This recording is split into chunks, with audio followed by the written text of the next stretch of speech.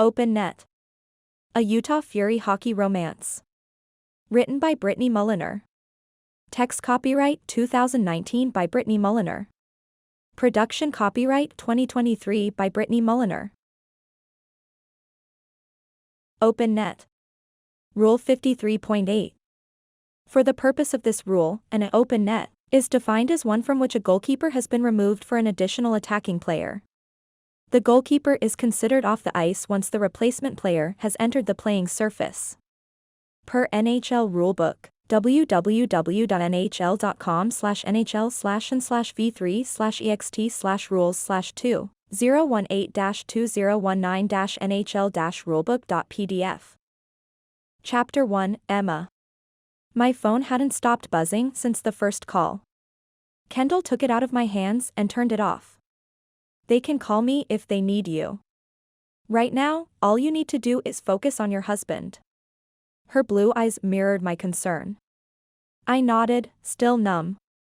Olli was supposed to drive home with me, but he went with Hartman to the arena. He wanted to check in with Coach before practice the next day. Neither of them should have been on Main Street. They should have been on the other side of town, not in a car accident. We all should have been at home right now, unpacking from our Mexico trip. I shook my head and scanned the waiting room.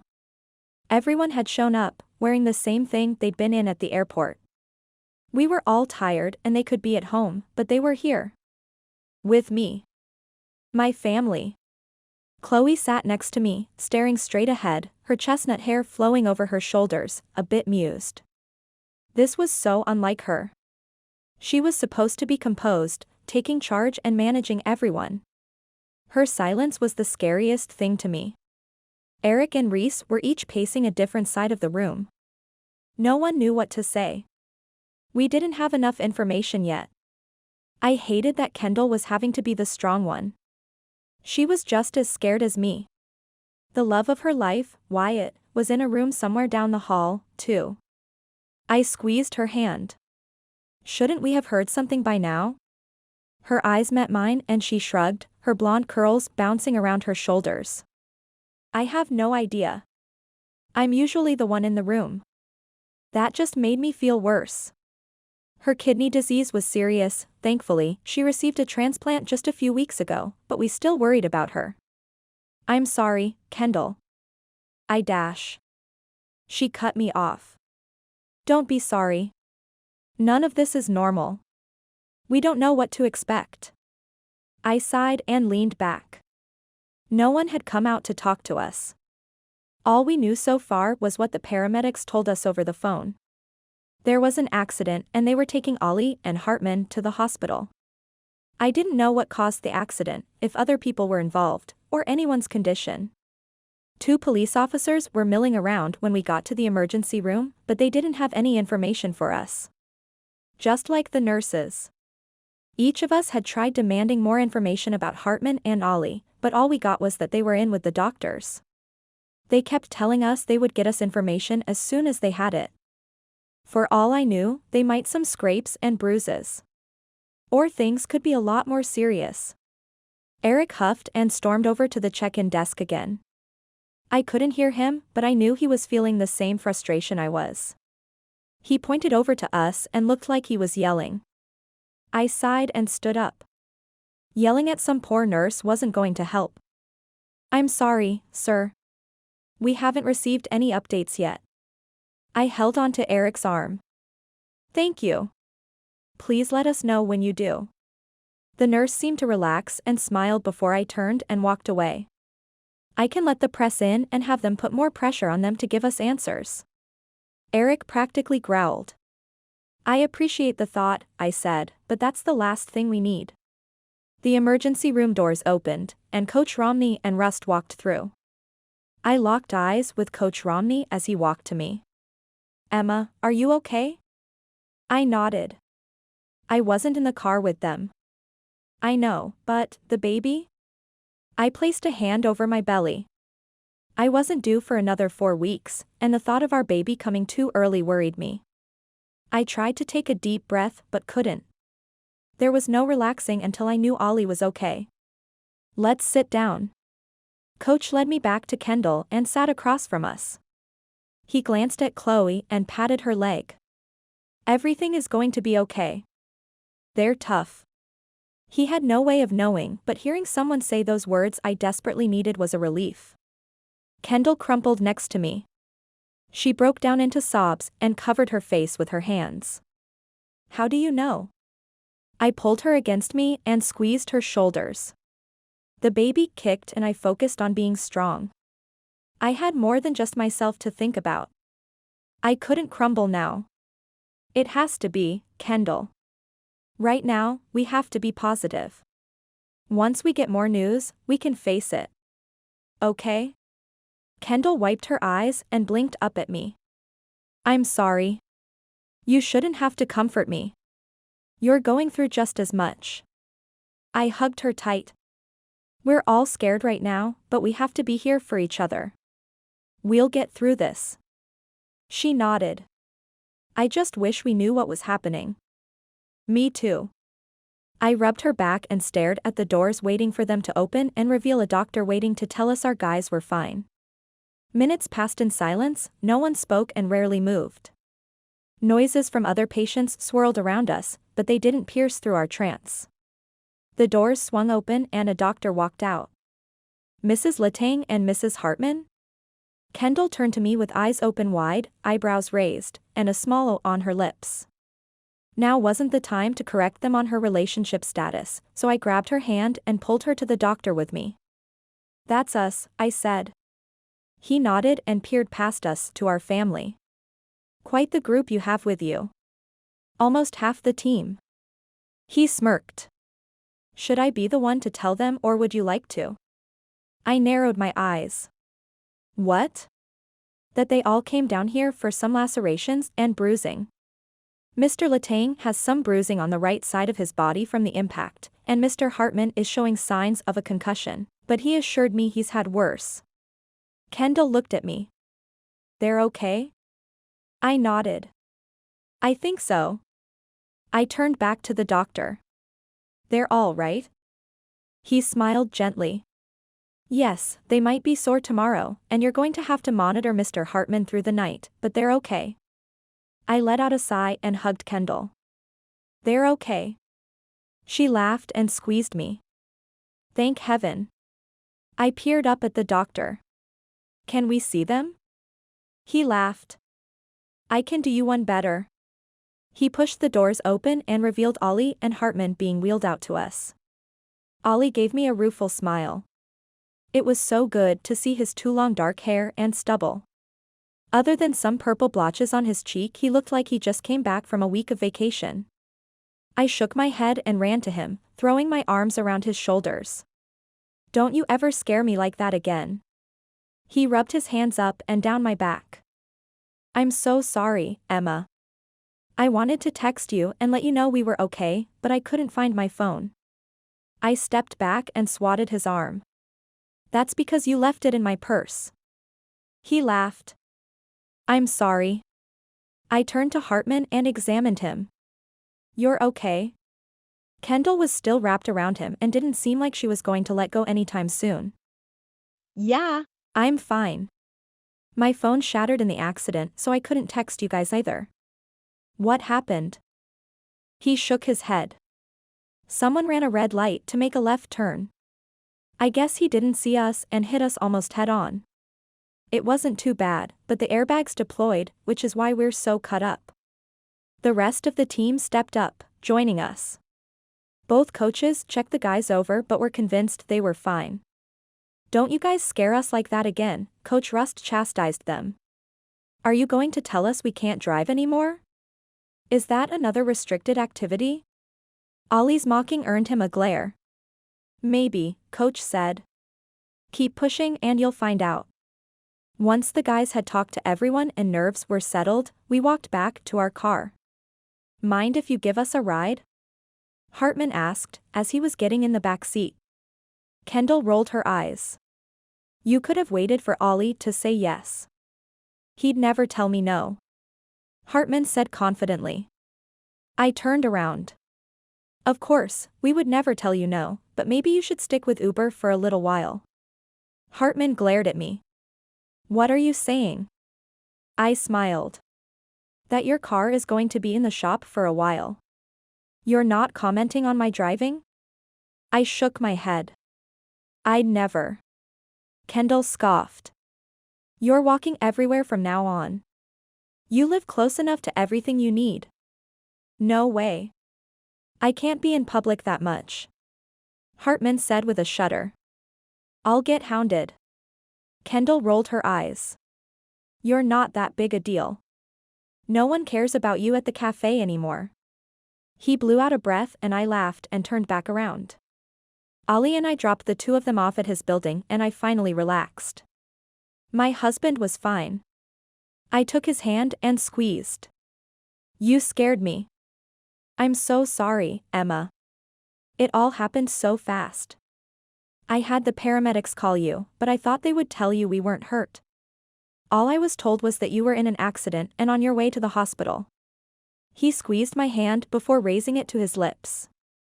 I'm sorry, honey. I leaned across the center console and rested my head on his shoulder. I was grateful it was late enough that there were only a few cars on the road. I wanted to get home and lock us in where nothing bad could happen. I couldn't let myself think about what would happen if the accident was more serious. I couldn't bear the thought of losing him. I was so grateful I didn't have to worry about that. When we pulled into our driveway, my stomach began to unclench. We were home. Safe. Together. Let's get you inside and put your feet up. He said as he turned off the car. I glanced down at my ankles, which were almost double their normal size. Yes, please. Flying and stress weren't exactly ideal while being pregnant, and my body was visibly protesting. I followed him into the house, letting him carry our bags upstairs while I collapsed on the couch. Here's some water, he said, handing me a glass and a pickle. I smiled up at him and accepted his offerings. Thank you. I inspected the pickle and bit my lip. Before I could ask, a jar of peanut butter and a spoon appeared. I laughed and took them. You're the best. He laughed and sat across from me. I thought these cravings were supposed to die down. I shrugged. Every pregnancy is different. Lucky you. He laid back and turned on the TV, immediately turning to SportsCenter.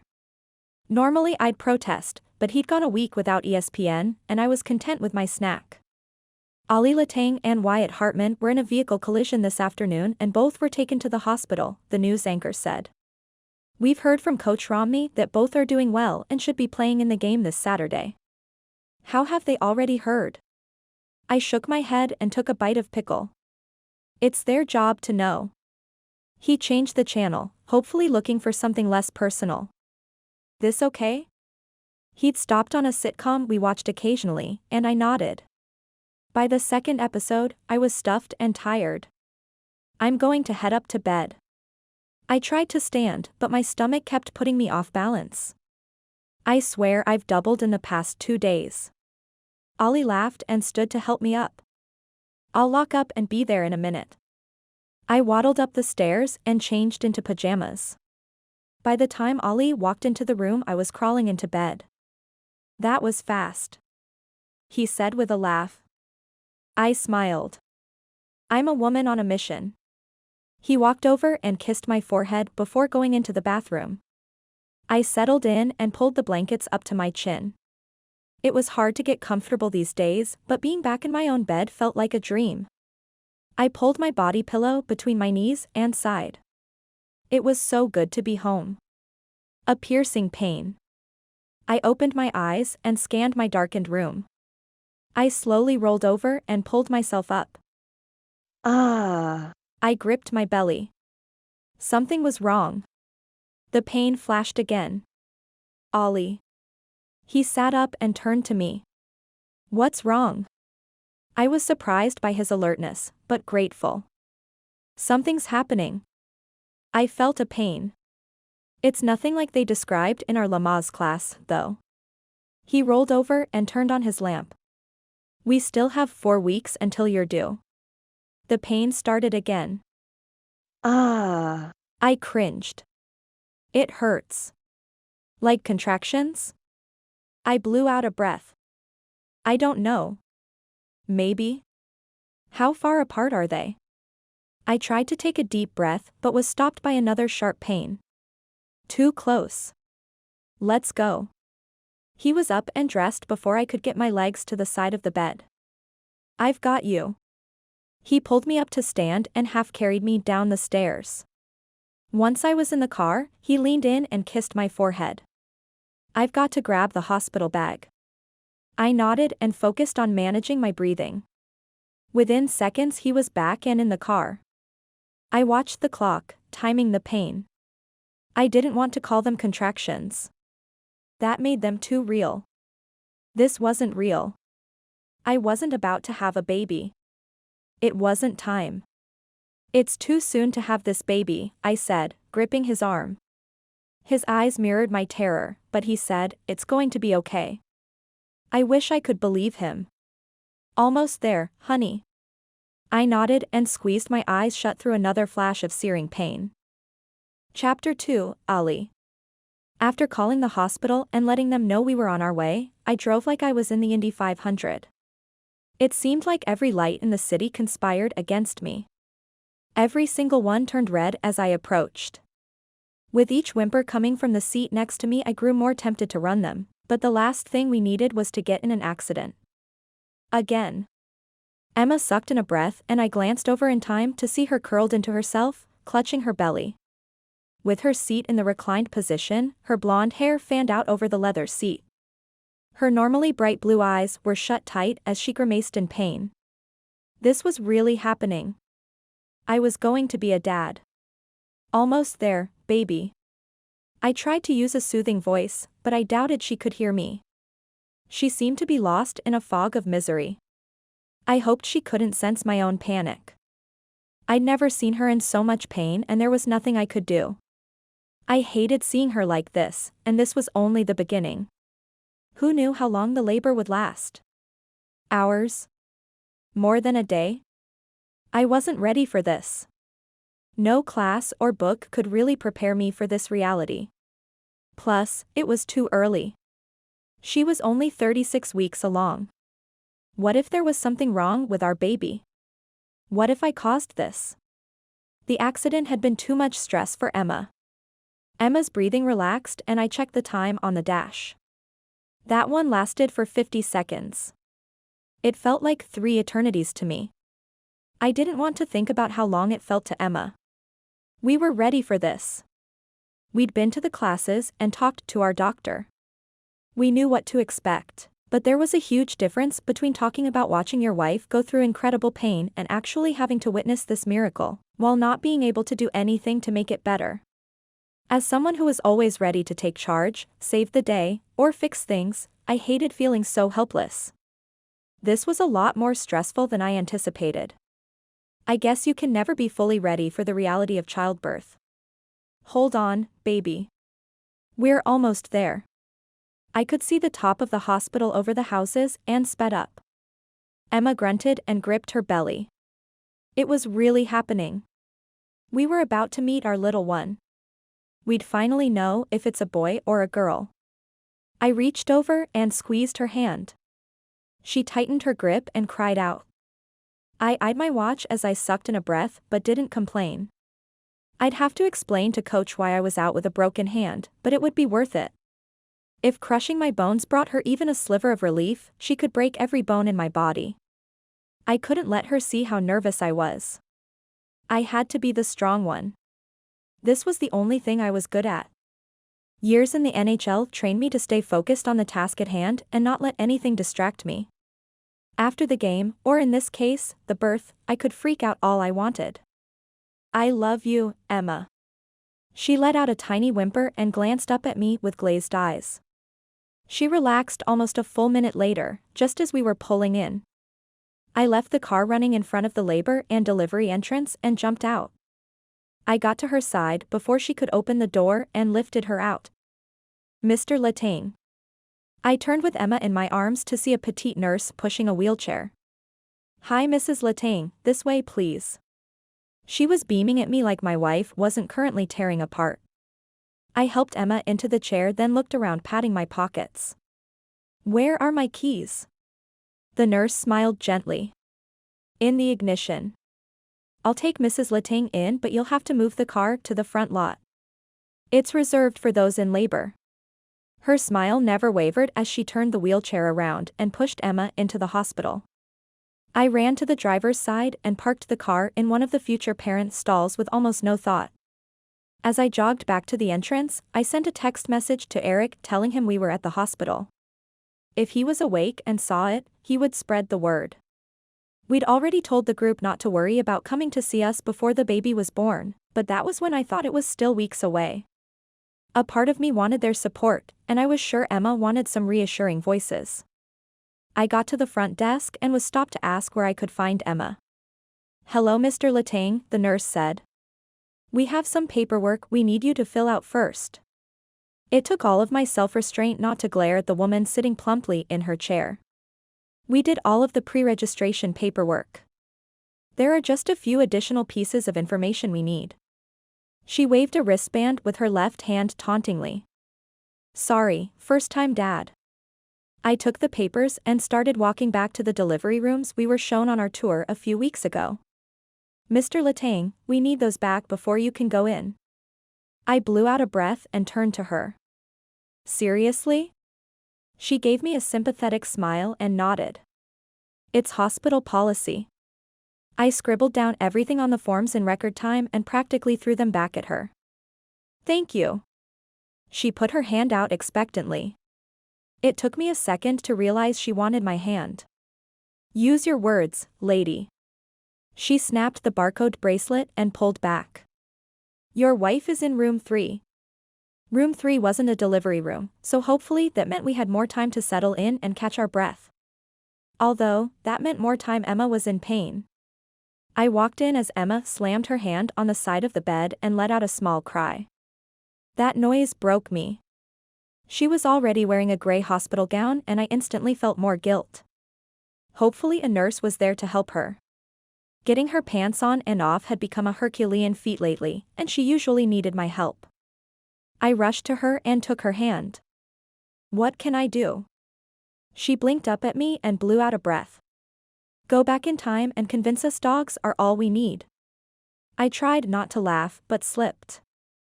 I'm sorry. It will all be worth it in a few hours. You won't remember any of this once our baby is here. Her eyes glazed over and she nodded. The nurse, that was hooking up more monitors, sensors, and tubes than I'd seen on any one person, smiled at me. I'm all done here. I'll be back in a few to check your progress. She smiled once at Emma before hurrying out. Did she tell you what you're dilated to? Emma reached for a small cup next to her and shook it against her lips, dropping a few pellets on ice in her mouth. 6. How long were you feeling contractions before you woke me up? There was only one. So, you slept through the first part? Good job, babe. She shook her head at my stupid joke. Or I was so exhausted from the trip and spending yesterday in the that I slept like the dead. I closed my eyes and let that sink in. The stress I'd put her under had caused her to go into labor. I knew it and so did she. Hopefully the baby was ready. If there were any problems because Emma was delivering early, I'd never forgive myself. I cringed. I'm sorry, honey. She smiled for a second before grimacing. The nurse said she was surprised I was already this far along. She said it's uncommon for first-time moms to deliver early. What about the baby? Is it too soon? She shrugged. She's going to do an ultrasound to check the baby's lungs. I might get a steroid shot. I nodded and examined the room. It was small, just the bed and a single chair. We were only in here until it was time to start pushing, so I guess they didn't need to make it too cozy. As long as she wasn't in labor for over 20 hours or anything crazy, we would be okay. Emma was sweating and twisting, trying to get more comfortable. How could I be thinking about my own comfort at a time like this? I could stand on pins on ice for hours if that's what it took. She was the one about to push out a tiny human. I shook my head and moved to the head of the bed and started to rub her shoulders. It didn't seem real. The whole pregnancy hadn't. I understood the concept. At the end we would have a baby of our own, but my brain still didn't comprehend what that really meant. Our lives were in the process of changing completely. I leaned down and placed a kiss on the top of her head. "You're going to rock this, babe." She let out a huff. "Is it bad that I already want the drugs?" "No. Of course not." "Why?" She shrugged. "All the moms I've talked to said how amazing natural birth was and how it's better for the baby. But, I can't. It's too much." I squeezed her shoulders. "Do whatever will get you through this. Don't worry what anyone else says." I felt her relax a bit under my hands and she nodded. The nurse came back in, offering us a bright smile. "Hi Dad, I'm Kelly. Let's check." She went directly to the monitors and checked the printouts and made a few ticks with a pen. I peered down at Emma who was studying the nurse expectantly. "How do things look?" The nurse turned to us. "Contractions are steady, as I'm sure you're aware." Emma grunted. "At this point we'd expect you to be progressing more. Let me check again." She went to the end of the bed and Emma lay back. I tried not to feel uncomfortable as the nurse sat on a stool, picked up my wife's gown. Emma flinched just before the nurse sat back. Still right at 6 centimeters and no progress in effacement. What should she be at? I asked as if I understood what was going on. There's no exact number. Every labor is different, but I was hoping she'd get to 10 a bit faster. She peered down at my wife. "Emma, would you like to try walking around?" I stared at the nurse. Was she serious? She expected Emma to get up and move right now? She would end up collapsing in the hall after a few steps. There was no way she was getting up. "Yeah, that would be good." Emma was already moving to the side of the bed, dropping her legs. I rushed to her side and offered my hands. "Are you sure?" She nodded and used me to pull herself up. "It's supposed to help speed things up." "You're the boss." Kelly watched us while backing out of the room. "Just walking along this hall back and forth. You can stop whenever you'd like, but try to do it a few times." Emma nodded, looking determined. I blew out a breath and pulled her arm around mine so she could lean on me. We made it a few steps before another contraction came. Emma froze, grabbing her stomach and leaning over. "Oh. That's it. We're going back." I leaned in to pick her up, but she stopped me. "Give me a second." She breathed out through her mouth, once, twice, 3, 4 times then nodded. "Okay, keep going." I couldn't understand. It felt like I was forcing her to complete a marathon. She didn't need to do this, but as I watched her face grow more focused, I knew there was no talking her out of it. Maybe some weird mom superpower was taking over. Soon she'd turn green and bust out of her clothes like the Hulk.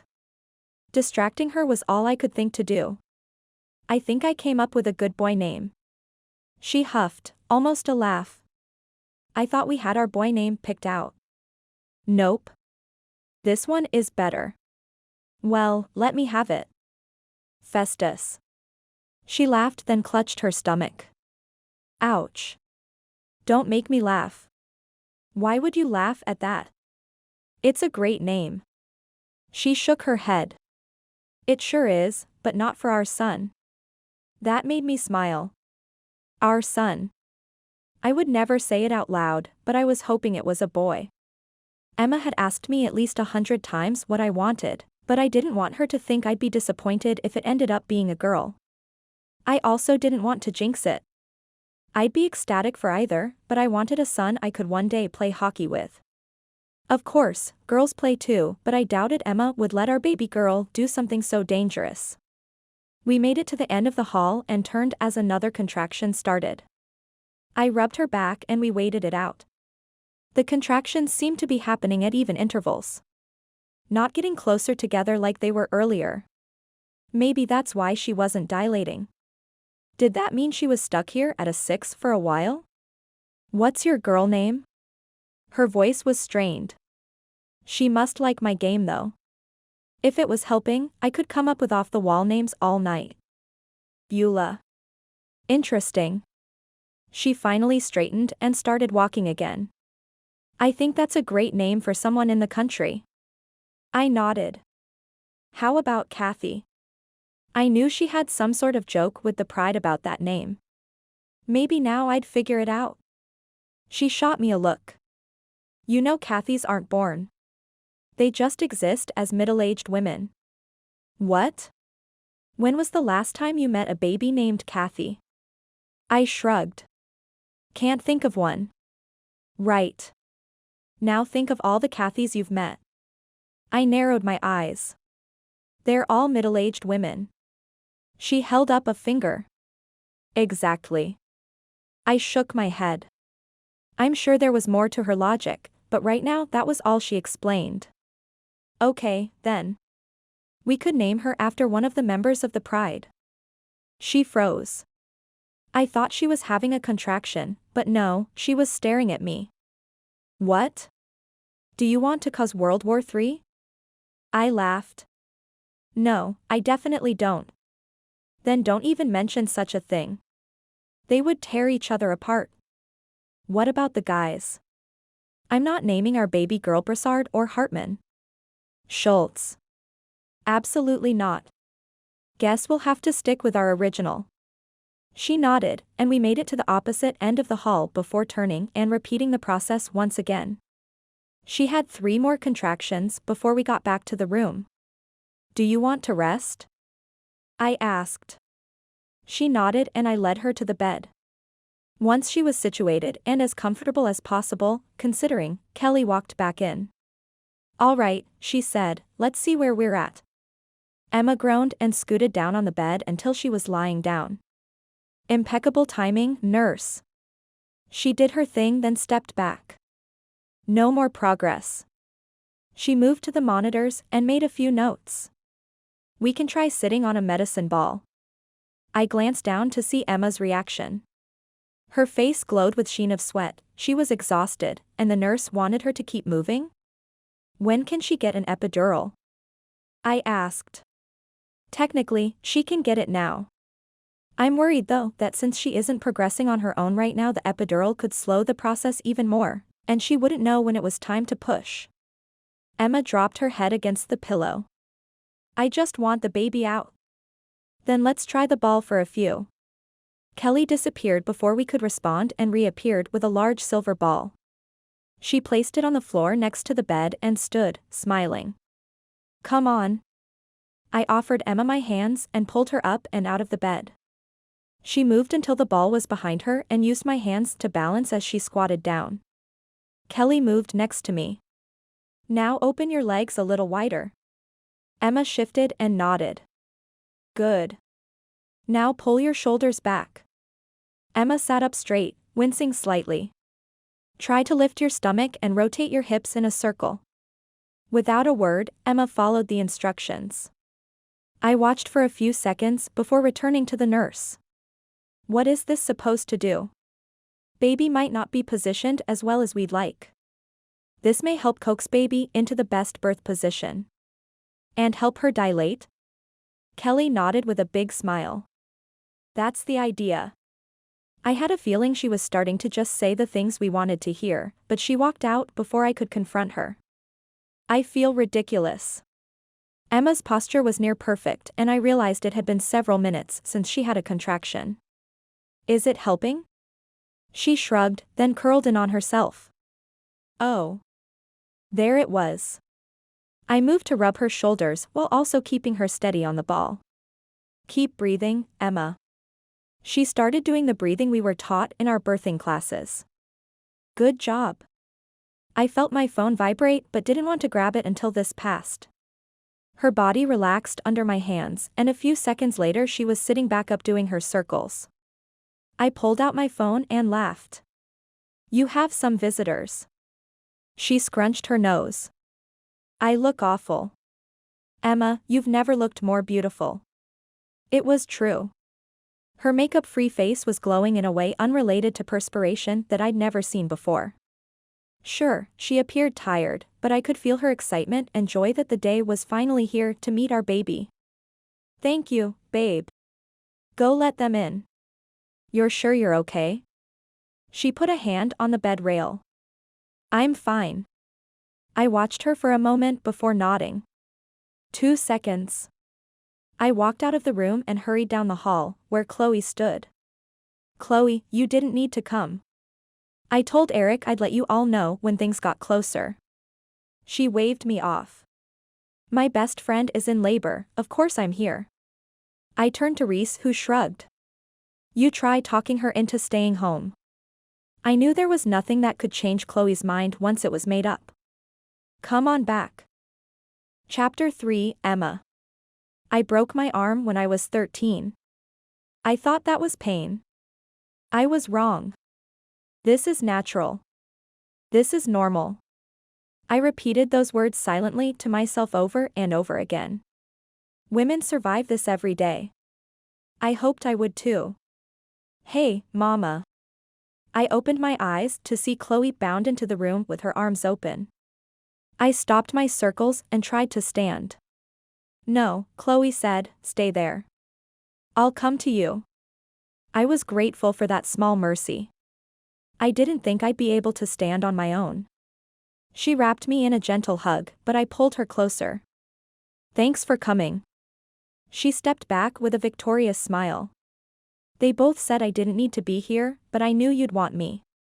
She winked and I laughed even though it felt like my stomach was currently splitting into multiple pieces. So, catch us up. Where are you at?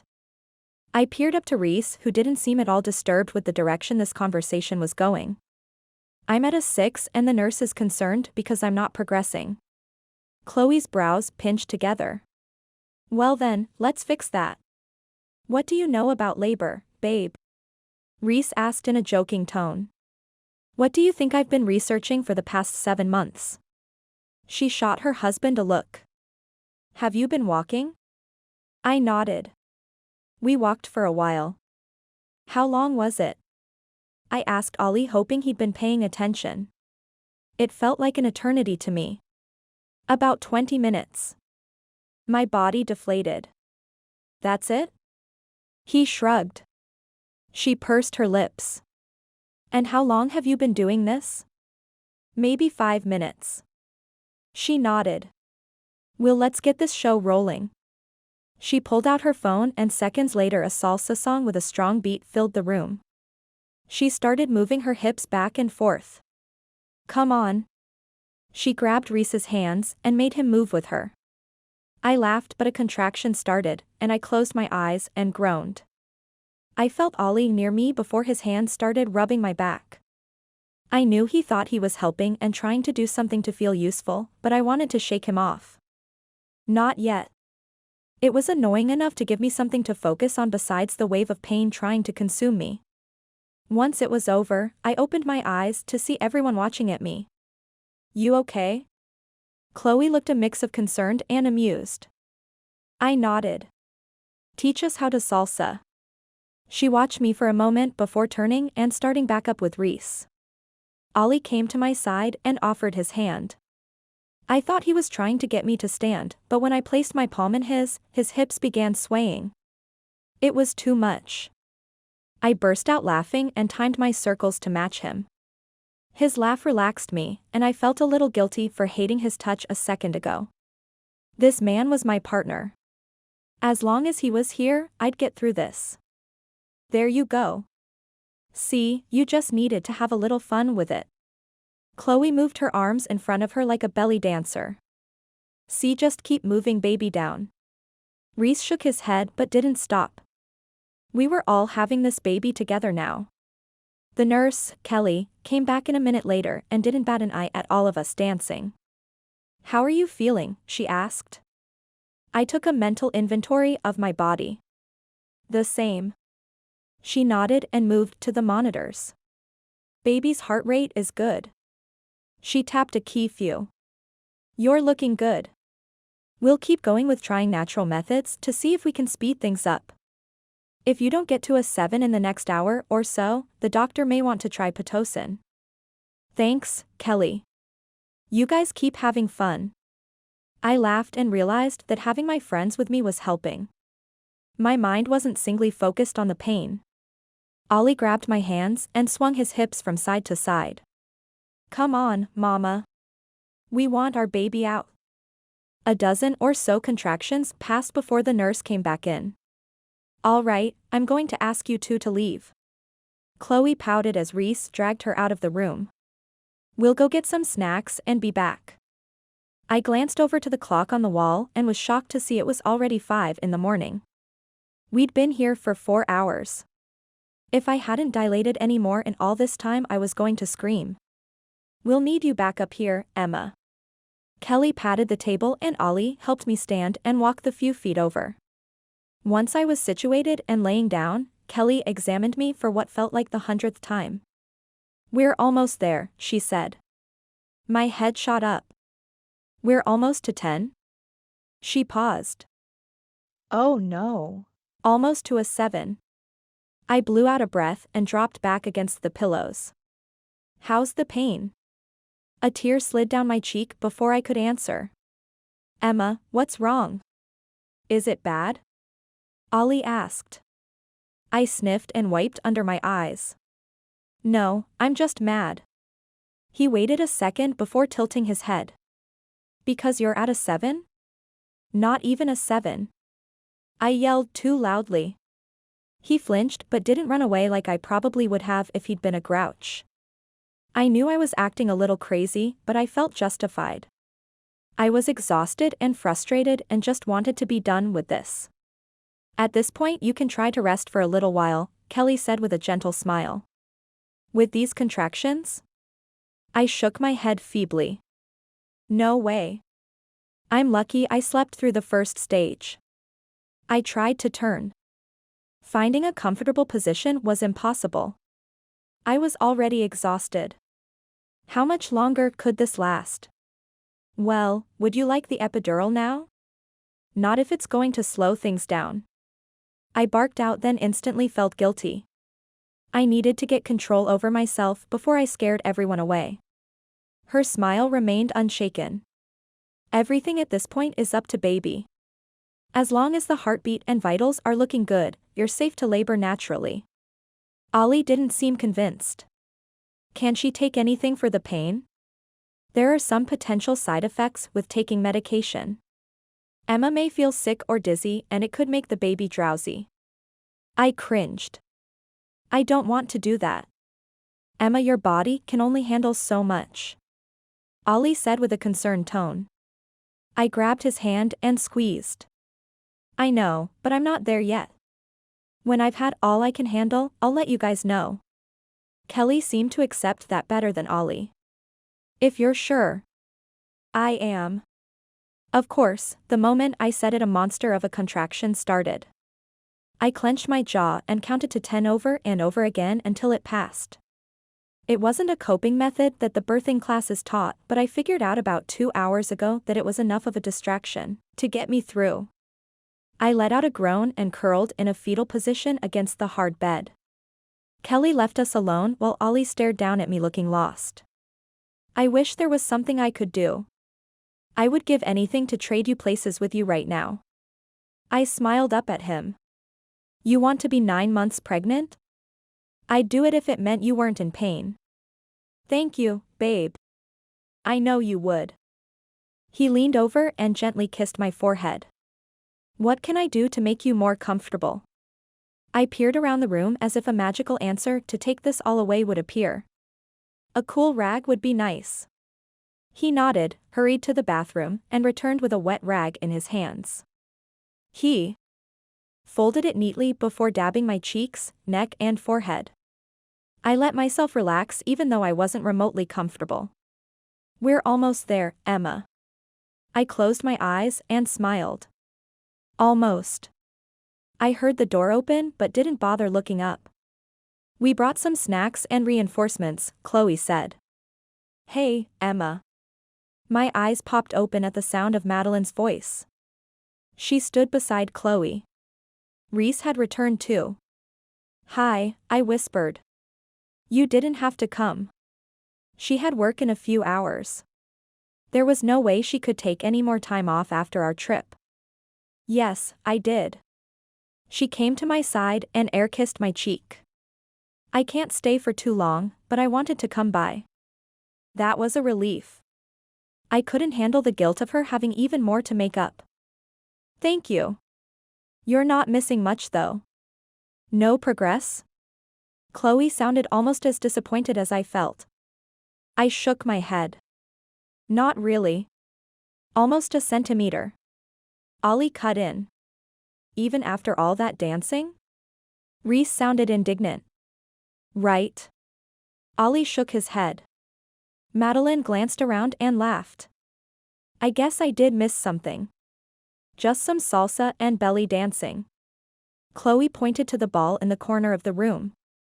"It's supposed to help baby get into the proper position." Madeline turned and winked at me. Who knew this would be so much fun? I would have rolled my eyes, but I was too tired to move a single facial muscle. "Not me," I said through parched lips. "Do you want to try walking again?" Olli asked. I shook my head. "Please, no." His expression turned concerned, but I waved him off. "Just too much dancing." His eyes darted to the monitors and his lips pursed. A second later another contraction hit. I closed my eyes and counted. When it was over, I watched the monitors. "How did you know one was coming?" He pointed at one of the lines. There was a spike. "I got nervous, but then you started, so I guess it's somehow monitoring those." I grimaced. "I don't want to know when they're coming." Reese laughed. "Then don't look." Chloe smacked his arm, but it made me laugh. "Fair enough."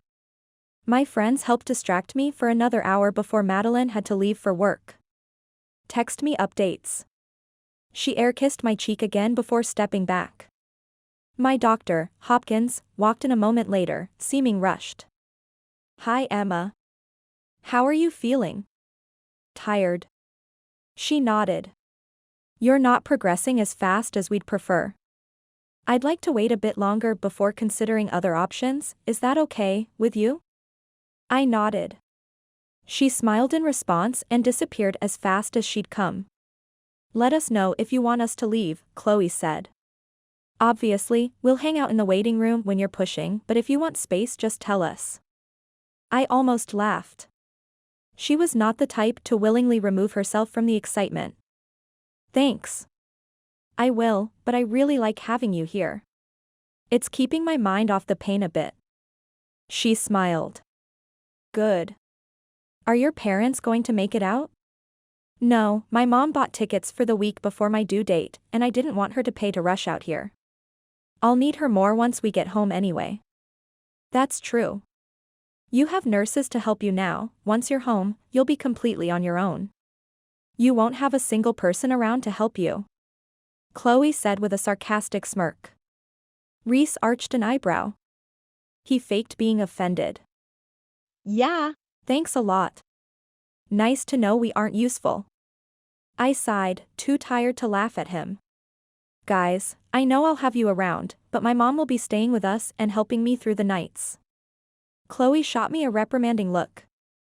"And I wouldn't do that for you?" I shrugged. "I don't know. It wasn't something I'd ask of her." She dropped her head back and gazed heavenward.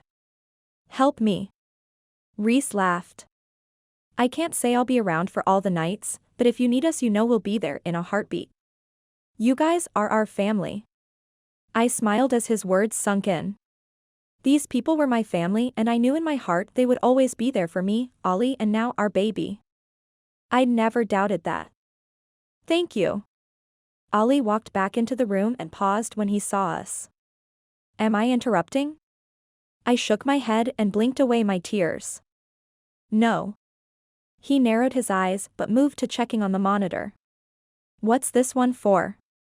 He moved forward and pointed at a line that had been bouncing up and down since we arrived, but now it was barely making a small wave pattern. "I'm not sure." Suddenly, an alarm rang out, filling the room with obnoxious beeping. I glanced down at all the sensors and IVs, but everything seemed to be in place. What was going on? Kelly rushed in and Olli stepped aside so she could see what was happening. Let's just take a look. She began clicking and typing, then turned to me with her stethoscope posed and ready. I thought she was going for my chest, so when she placed it on my stomach, silently listening, panic swept through me. What's going on? I asked. Is something wrong with the baby?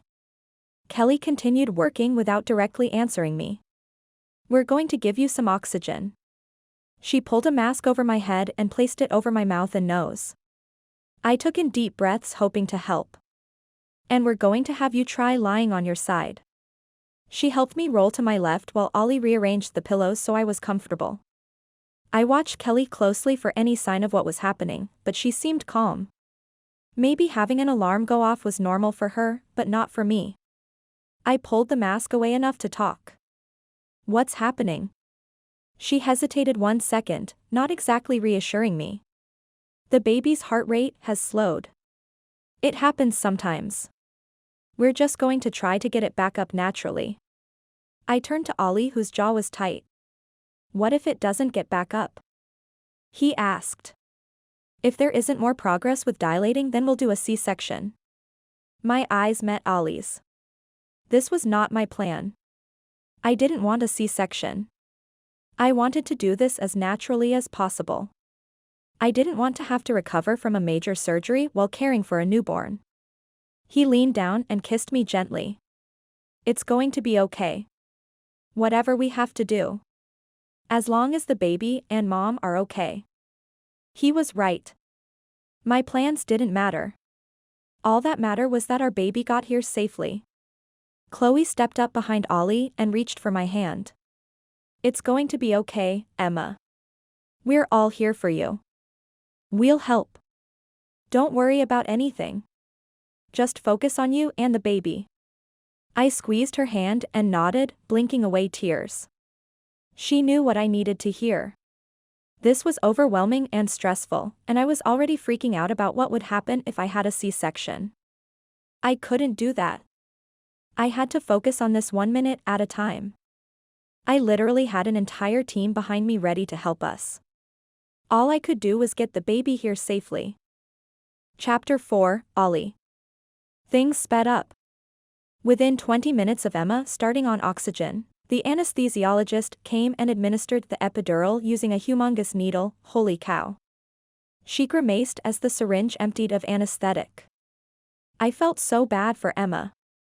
I thought I needed to progress more. Emma's wide eyes searched Kelly's face before turning to me. I wished more than anything I had answers for her.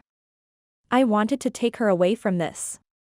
We're going to keep watching to see if you dilate, Kelly said, but if you don't in the next hour, we're going to have to do a C-section. She walked out, leaving us with questions. I tried not to panic, but I could see the impact her words were having on Emma.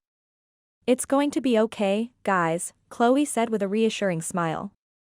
This happens all the time.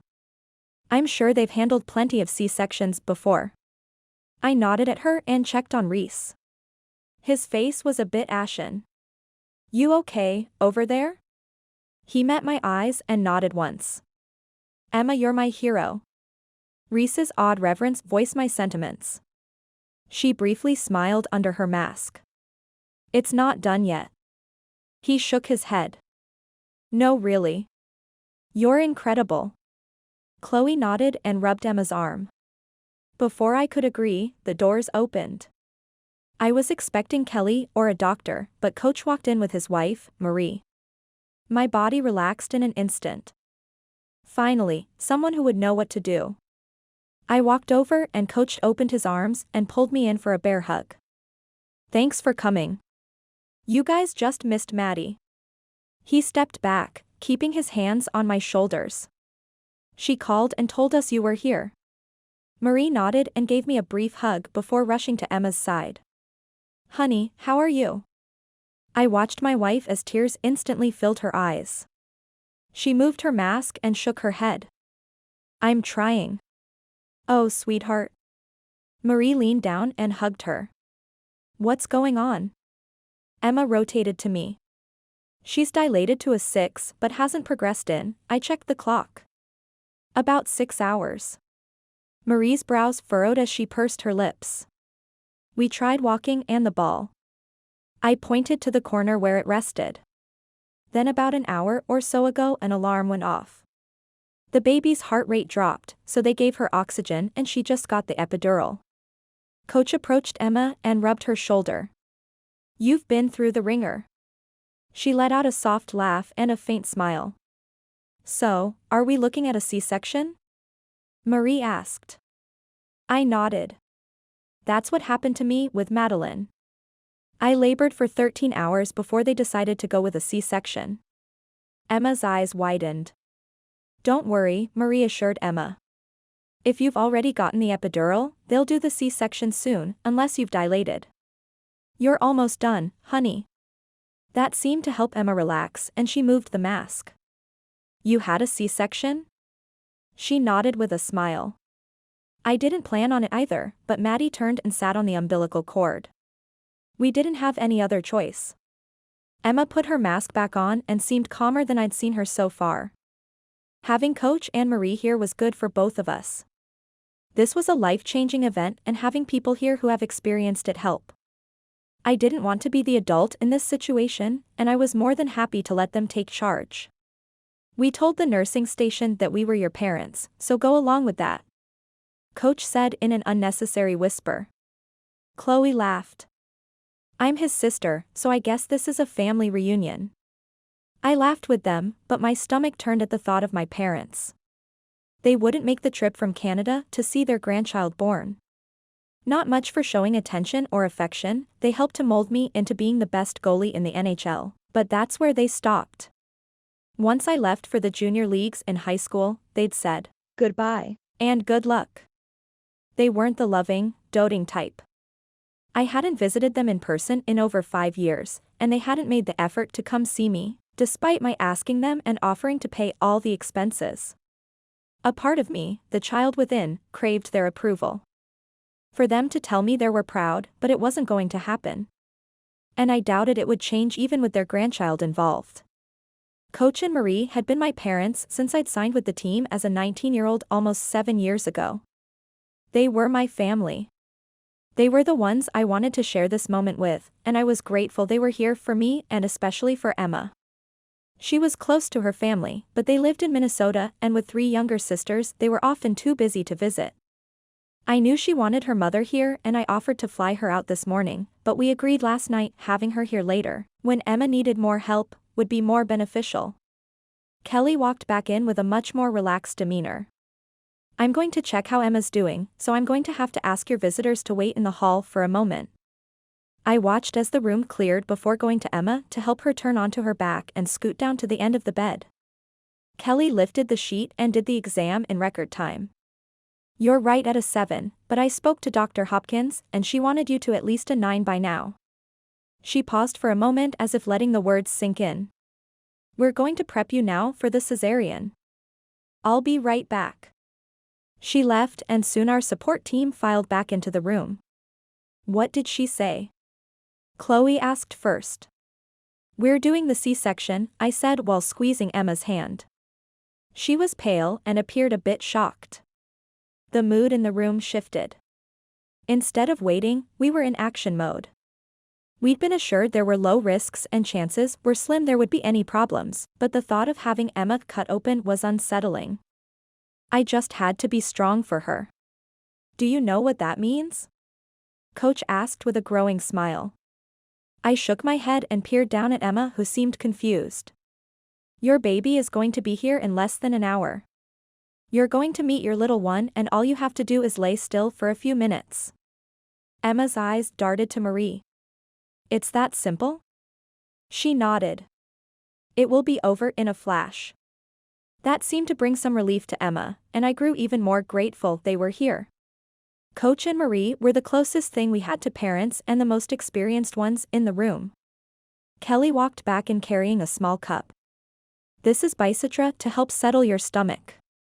The operating room is being prepped and we'll bring you in as soon as possible. Thank you. Emma's gave her a weary smile. Kelly disappeared and I watched Emma. She seemed to be doing better, but I wish I knew what was going on in her mind.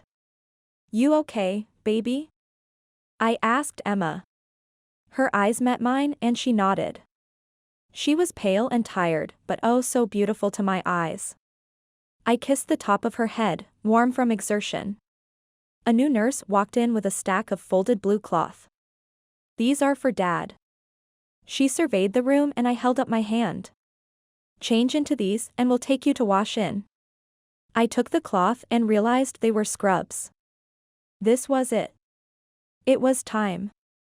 I looked up and saw Coach watching me with a smile. He nodded.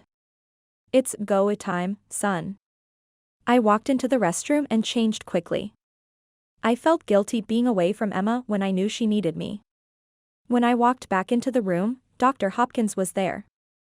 I dwarfed the doctor by 2 feet, but she seemed tall and hero-like to me at that moment. This tiny brunette was going to help us deliver our baby. Hey, there, Dad. You ready? I shrugged. I guess so. Emma held out her hand and I hurried to her side and took hers in both of mine. You ready? I asked. Her face contorted and a tear rolled down her cheek. Yeah, let's go meet our baby. Perfect. I will see you in the operating room. Dr. Hopkins excused herself and left. Let me take those. Chloe took my folded clothes from the bed where I'd set them and stuffed them in our hospital bag. Honey, do you have preemie clothes? Marie asked suddenly. Emma shook her head. No, I didn't think I'd need them. Marie and Chloe looked at each other. We have shopping to do. Marie sounded excited about this. Oh great. Reese groaned, but smiled and winked at me. We'll take care of that and be back by the time you're in the recovery room.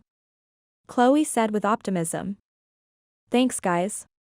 I was grateful someone else was able to think more than 10 seconds ahead. If you need anything just let us know, Marie said before leaning down and giving Emma a hug. We'll be here when you're done. Emma nodded. Thank you. After each of them hugged her then me, they walked out leaving us alone. I gazed down at my beautiful wife and couldn't resist the urge to kiss her. I placed a gentle kiss on her lips, cheeks, then forehead. I love you so much. Her glistening eyes held mine. I love you more. Kelly walked in followed by 2 new nurses. Ready? Yes. Emma sounded strong. I was so proud of her. Okay, Dad, follow me, and we'll see you soon, Emma. I squeezed her hand one more time before stepping away. I'll see you in a second. She nodded. I followed Kelly through a maze of halls until we entered a small room with several sinks. Wash your hands and any other exposed skin. She handed me a bright orange bar of soap and stood at the sink next to me. I followed her lead, scrubbing like it was life or death. What did I know? Maybe it was. After I toweled off, she led me into a white, sterile operating room. Emma was already in the center with a curtain over her middle. I went to her and she reached out for her hand. I'm here, baby. She nodded as the team of nurses got to work. I peeked over once to see Dr. Hopkins making an incision.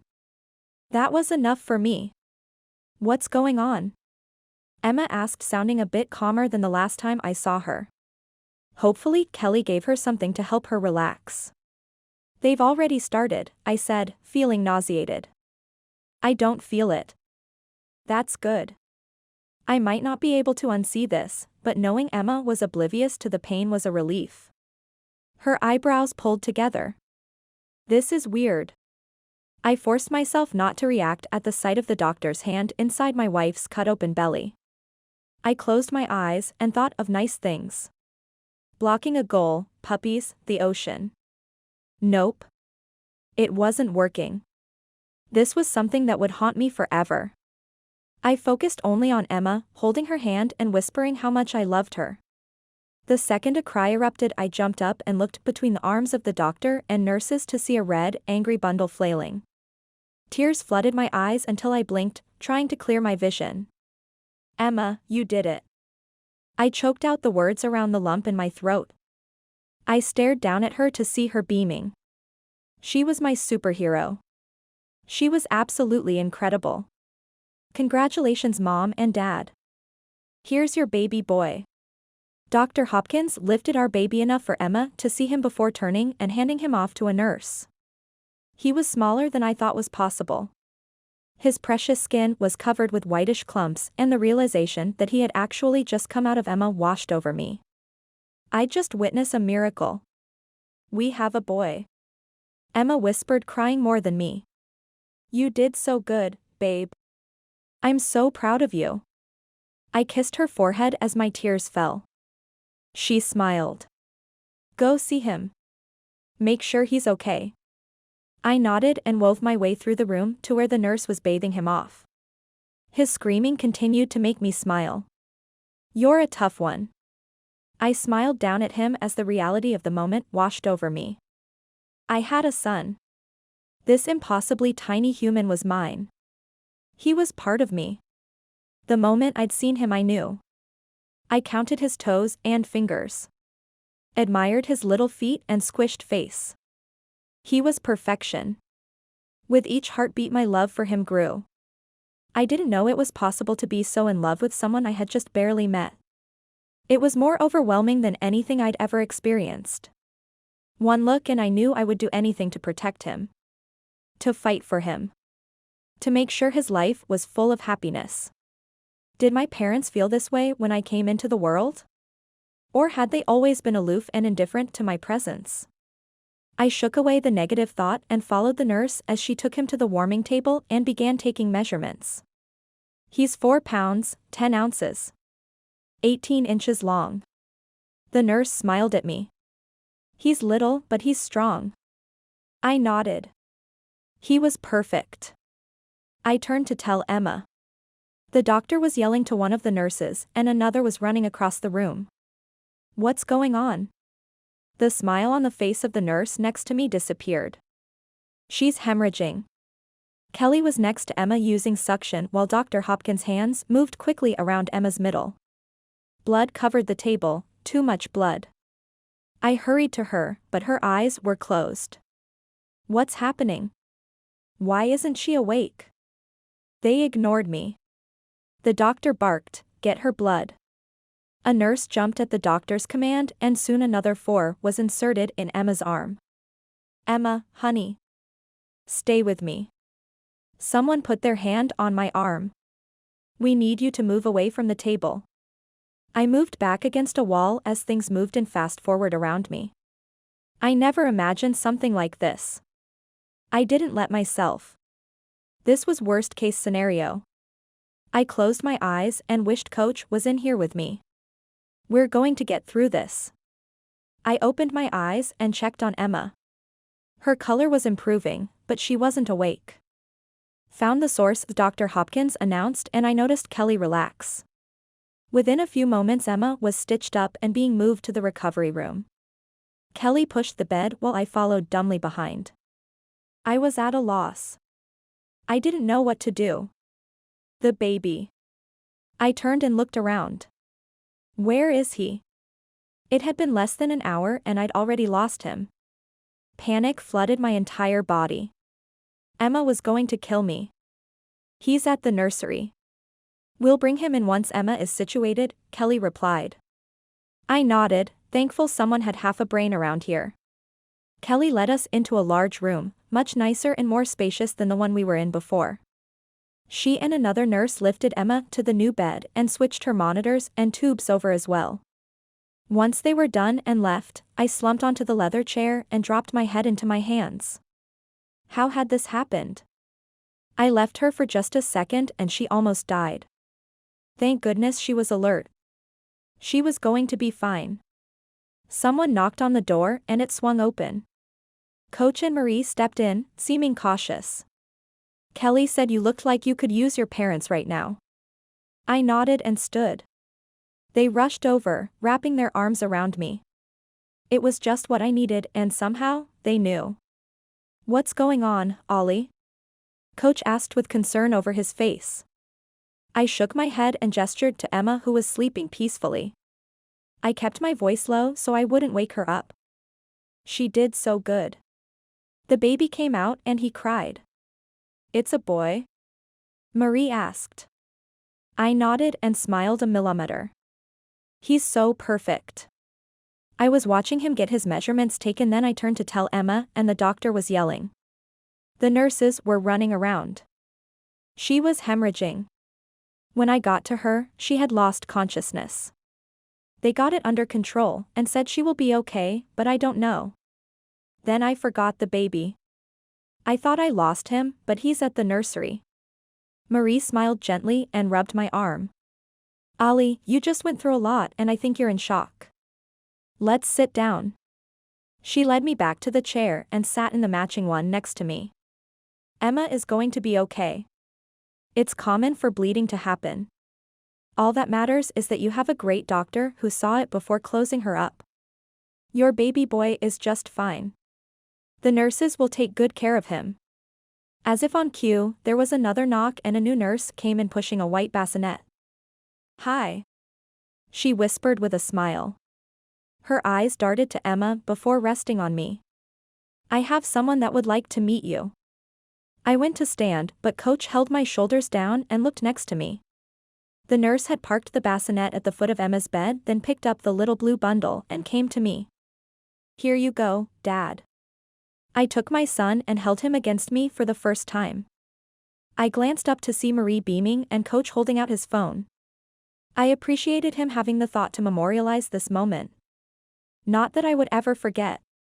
The nurse smiled and backed out of the room. I peered down at my little man. There was nothing that could have stopped the flood of tears. I'd never been much of a crier, but today was unlike anything I'd ever experienced. I'd felt more emotions in the past few hours than I normally did in a year. He's perfect, Olli. Marie whispered while leaning over to see him. I adjusted so she and Coach could admire our creation. Do you guys have a name picked out? I nodded. Jackson Oliver. They sighed in unison. I used one hand to wipe the tears off my face. Thank you, guys, for being here. It means more than you'll ever know. Coach patted my shoulder. There's no place else we'd be, son. I choked down the rock in my throat, then turned to Emma. I hoped she would wake up soon. I couldn't wait for her to meet our son. Chapter 5, Emma. Jackson was perfect. Everyone had said it at least 100 times. I smiled and nodded, but inside felt numb. Not because of any medications. Not from the epidural. Emotionally, there was nothing. I was just plain tired. I'd repeated that to myself a million times since I'd woken up. Coach and Marie were the only ones in the room and let me have time with Jackson alone before everyone, and I mean everyone, came into the room. I followed the nurse's instructions for skin-to-skin time. I worked with the lactation specialist to get him to latch. This part was going smoothly. Much better than the labor and delivery had. I almost died. I shivered at the memory. During the C-section, I heard Jackson's cries, then Olli left, then darkness. There was so much chaos, then nothing. I thought in that moment I had died. Maybe it was medication or my brain's self-defense, but something happened and then there was pure darkness and nothing else. I closed my eyes and forced those thoughts away. I'm already so in love with him, Emma. I opened my eyes and smiled up at Kendall, who was holding Jackson, her blonde curls bouncing as she did. Hartman stood behind her looking uneasy. I was glad his concussion wasn't too bad. He seemed like his normal self, though his brown hair was messier than normal. Makes you want one of your own, right? I teased. Hartman's expression morphed into panic. Kendall giggled. Maybe one day. Hartman shook his head and looked to the other guys for support. Reese and Eric seemed comfortable with the baby, but Brassard and Noah appeared nervous anytime Jackson was within a few feet of them. I understood how they felt. Babies were intimidating, but newborns were in a league of their own. So tiny and fragile and wholly dependent on others to survive. I'd felt that pressure blanket me the moment I opened my eyes and saw Olli holding our baby. A weight so heavy I was slow sinking. I wanted to be as excited as the rest of the pride, but I couldn't get over the responsibility. My turn. Colby extended her arms in front of Kendall, who pouted but passed him off. Colby pulled her long honey-colored hair over her shoulder and took him in with expert motion. Something I hadn't been able to do. I was clumsy and awkward and didn't feel like I was doing it right. Colby, do you have little siblings? My mind felt like it should know the answer, but it couldn't find it. No, I just did a lot of babysitting in high school. I nodded, but it didn't make me feel any better.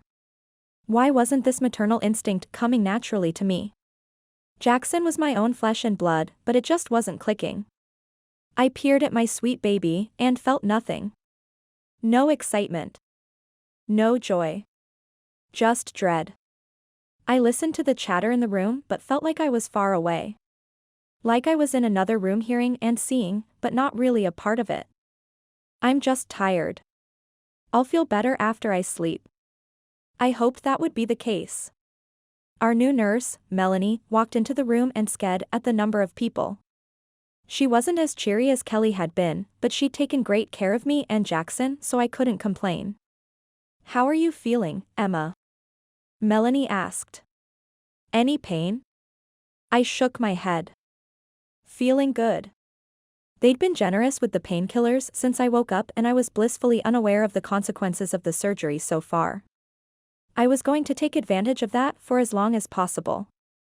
Anytime I felt a tinge of pain, I pressed my happy little button and within moments I felt better.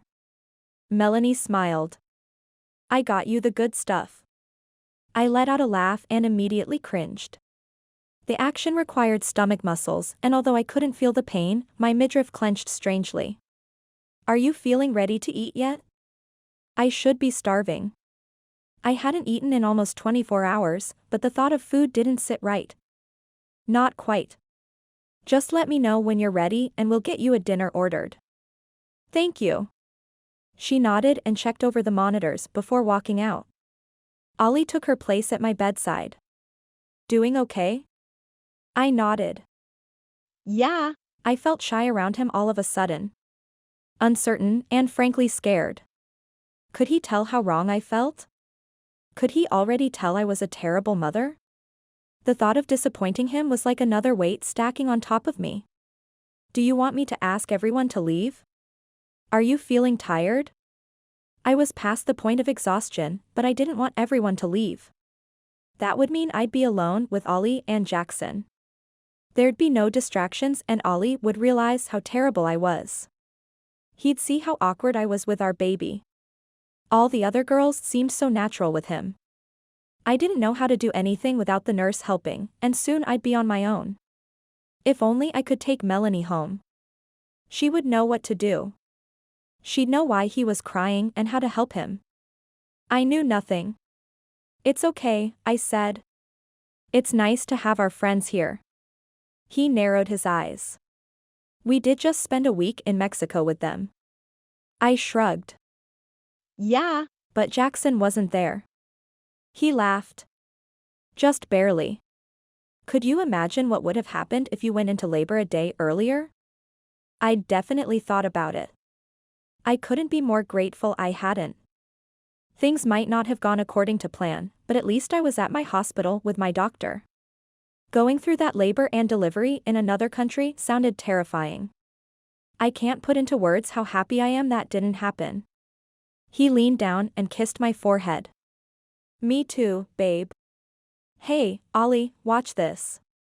Eric was holding Jackson now, stroking his cheek. He's smiling. Olli sounded happier than I'd ever seen him. He was so in love with Jackson. He'd bonded with him in just a few hours. It all seemed so easy for him. Why wasn't it happening for me? Pregnancy had been a breeze. A little morning sickness and that was it. I loved it. It was an amazing experience, so why didn't I love motherhood as much? This is what it was all about. All the work, pain, and stretch marks were for him. But he was a stranger. If it wasn't for the barcode on his tiny ankle, I'd wonder if he was even mine. If maybe he got switched in the nursery, but Olli saw the hospital staff put the bracelet on. Olli had recognized his little smushed face. He was ours. My hands ran over my still swollen belly. He was out. My little bean was here finally, and I felt nothing. Not even relief. I wished I had someone to ask why I felt this way. My mom always talked about how much she loved each of us the moment she saw us. How she had this magic connection with her babies. That's what I'd been expecting. I didn't have any other friends with babies. I could ask Marie, but what if she was more like my mother? What if it was just me? How humiliating would that be? She'd think I was crazy, or that something was wrong with me. Maybe there was. Things would get better. I just had to be patient. Coming home after 4 days in the hospital was the most glorious feeling. Having the nurses help was great, but I wouldn't miss them coming in at all hours of the night and day. Or when, right after Olli or I got Jackson to sleep, a nurse would poke and prod him until he cried. That was all behind me now. Chloe and Madeline made sure all the preemie clothes were washed and ready for Jackson when we got home. They also had lunch waiting for us. They were heaven sent. Welcome home, Mama. Maddie clapped when I slid into one of the chairs at the bar. Thank you, guys, so much. I slid the rice bowl toward me. Real food. I took a bite and moaned. The food wasn't too bad. Olli deflected as he took his bowl. One bite later, he shook his head. No, I'd just forgotten what food was after all that hospital junk. The girls laughed and moved to the car seat where Jackson was sleeping. He's so sweet. Chloe cooed. I pasted on the smile I'd been forcing for the past several days. He really is. Things hadn't gotten better for me. I thought it was obvious. How horrible I was with him. How he felt like someone else's baby. I loved him, but it felt like how I would love Chloe or Maddie's baby. He was precious and beautiful, but still didn't feel like mine. No one had said a word to me that a new mom could possibly feel this way. At least not to me. Maybe this was normal. Maybe it took some moms a few days to adjust. Once we found out he was a boy, Chloe said, we went out and got a few things for the nursery. I hope you don't mind. She glanced at me with uncertainty. I shook my head. Not at all. That's really sweet of you guys. It's one less thing for me to worry about. That was at least true. I decorated the room in white and gray so it would work for a boy or girl, but adding a few dinosaurs or hockey sticks wasn't even on my radar. I couldn't care less. I let out a sigh. I'd been obsessed with decorating and preparing just last week. What had happened to me? I was stranger to myself. Have you guys decided if you're going to get a nanny or anything? Maddie glanced between me and Olli. There was an idea. I could have someone else around. Someone with experience. Someone to do the things that we're already feeling insurmountable. We'll have to see, Olli said. Maybe give it a few days before we call in reinforcements. He winked at me. I doubted it would take a few days for him to realize I needed help. So far, I could handle changing Jackson's diapers and feeding him. That still wasn't feeling natural, but Jackson caught on quickly. He made it easy for me. Other than that, I didn't know what to do. Olli was constantly holding him, staring at him, loving on him. I only held him when I needed to. That felt wrong in my mind, but I couldn't change it. I knew I should want to snuggle with him and memorize every detail of his little face, but my baby didn't draw me in. So far, each girl in the Pride and even the guys had held Jackson more than I had. Chloe and Colby were baby hogs and I didn't mind at all. Olli kept checking to see if I wanted him back, but I never did. If that wasn't normal, Olli would have caught on. Right? The longer everyone else acted normal, the crazier I felt. My world was off its axis, but no one seemed to notice. Did that mean I was the only one that was off, or was it everyone else? I took another bite of food even though my stomach felt like stone. No. It was me. I stood and put the leftovers in the fridge. I'm going to lie down. Do you guys mind? I massaged my forehead. I fed him right before we left the hospital, so he should be okay, for a little bit. Chloe was the first to respond. Don't worry. We've got everything handled. I smiled as the girls nodded eagerly. Thanks. Olli helped me up the stairs.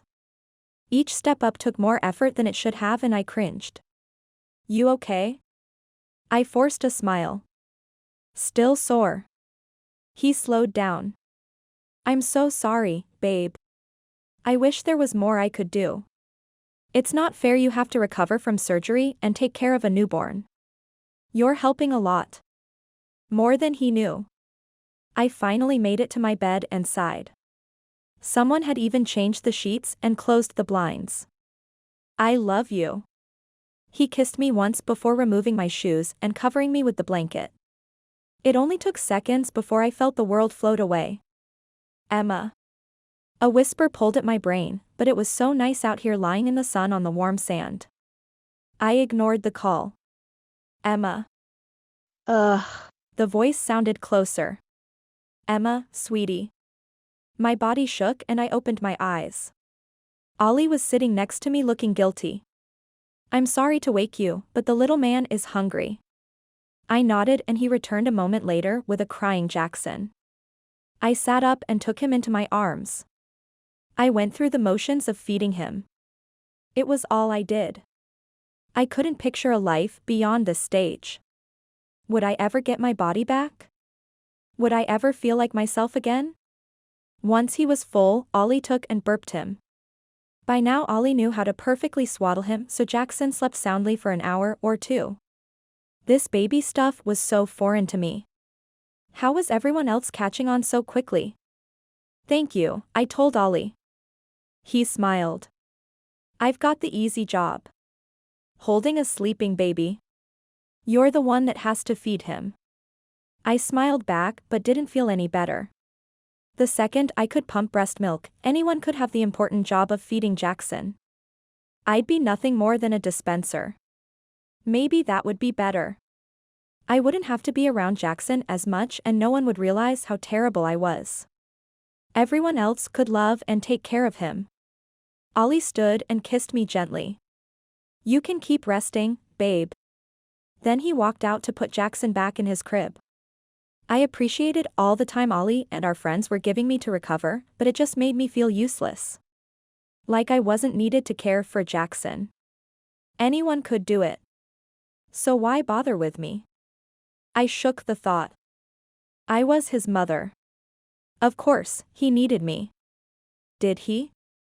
I burrowed my face against my pillow, hiding my face in shame. There was only one person I could ask, but I'd have to wait a few days for Jackson's checkup. Dr. Hopkins would know whether this was normal or not. I just had to survive until then. I closed my eyes and let that thought carry me away. Chapter 6, Olli. I felt horrible leaving Emma at home for practices, but at least the girls took turns staying with her. The Pride had been amazing at coordinating meals and help for Emma. They'd always been like family to us, but this just cemented that notion. Today was rough. Emma looked like a zombie walking through the house. It was like she was on autopilot. She went through the motions of feeding, changing, and putting Jackson to sleep, but I hadn't seen her smile in days. I knew she was still in pain from the C-section and I wished I could stay home with her more. Coach had been gracious about letting me skip a few practices while she was in the hospital, but tonight was the season opener so there was no missing that. Eric and Reese were skating in circles in front of me.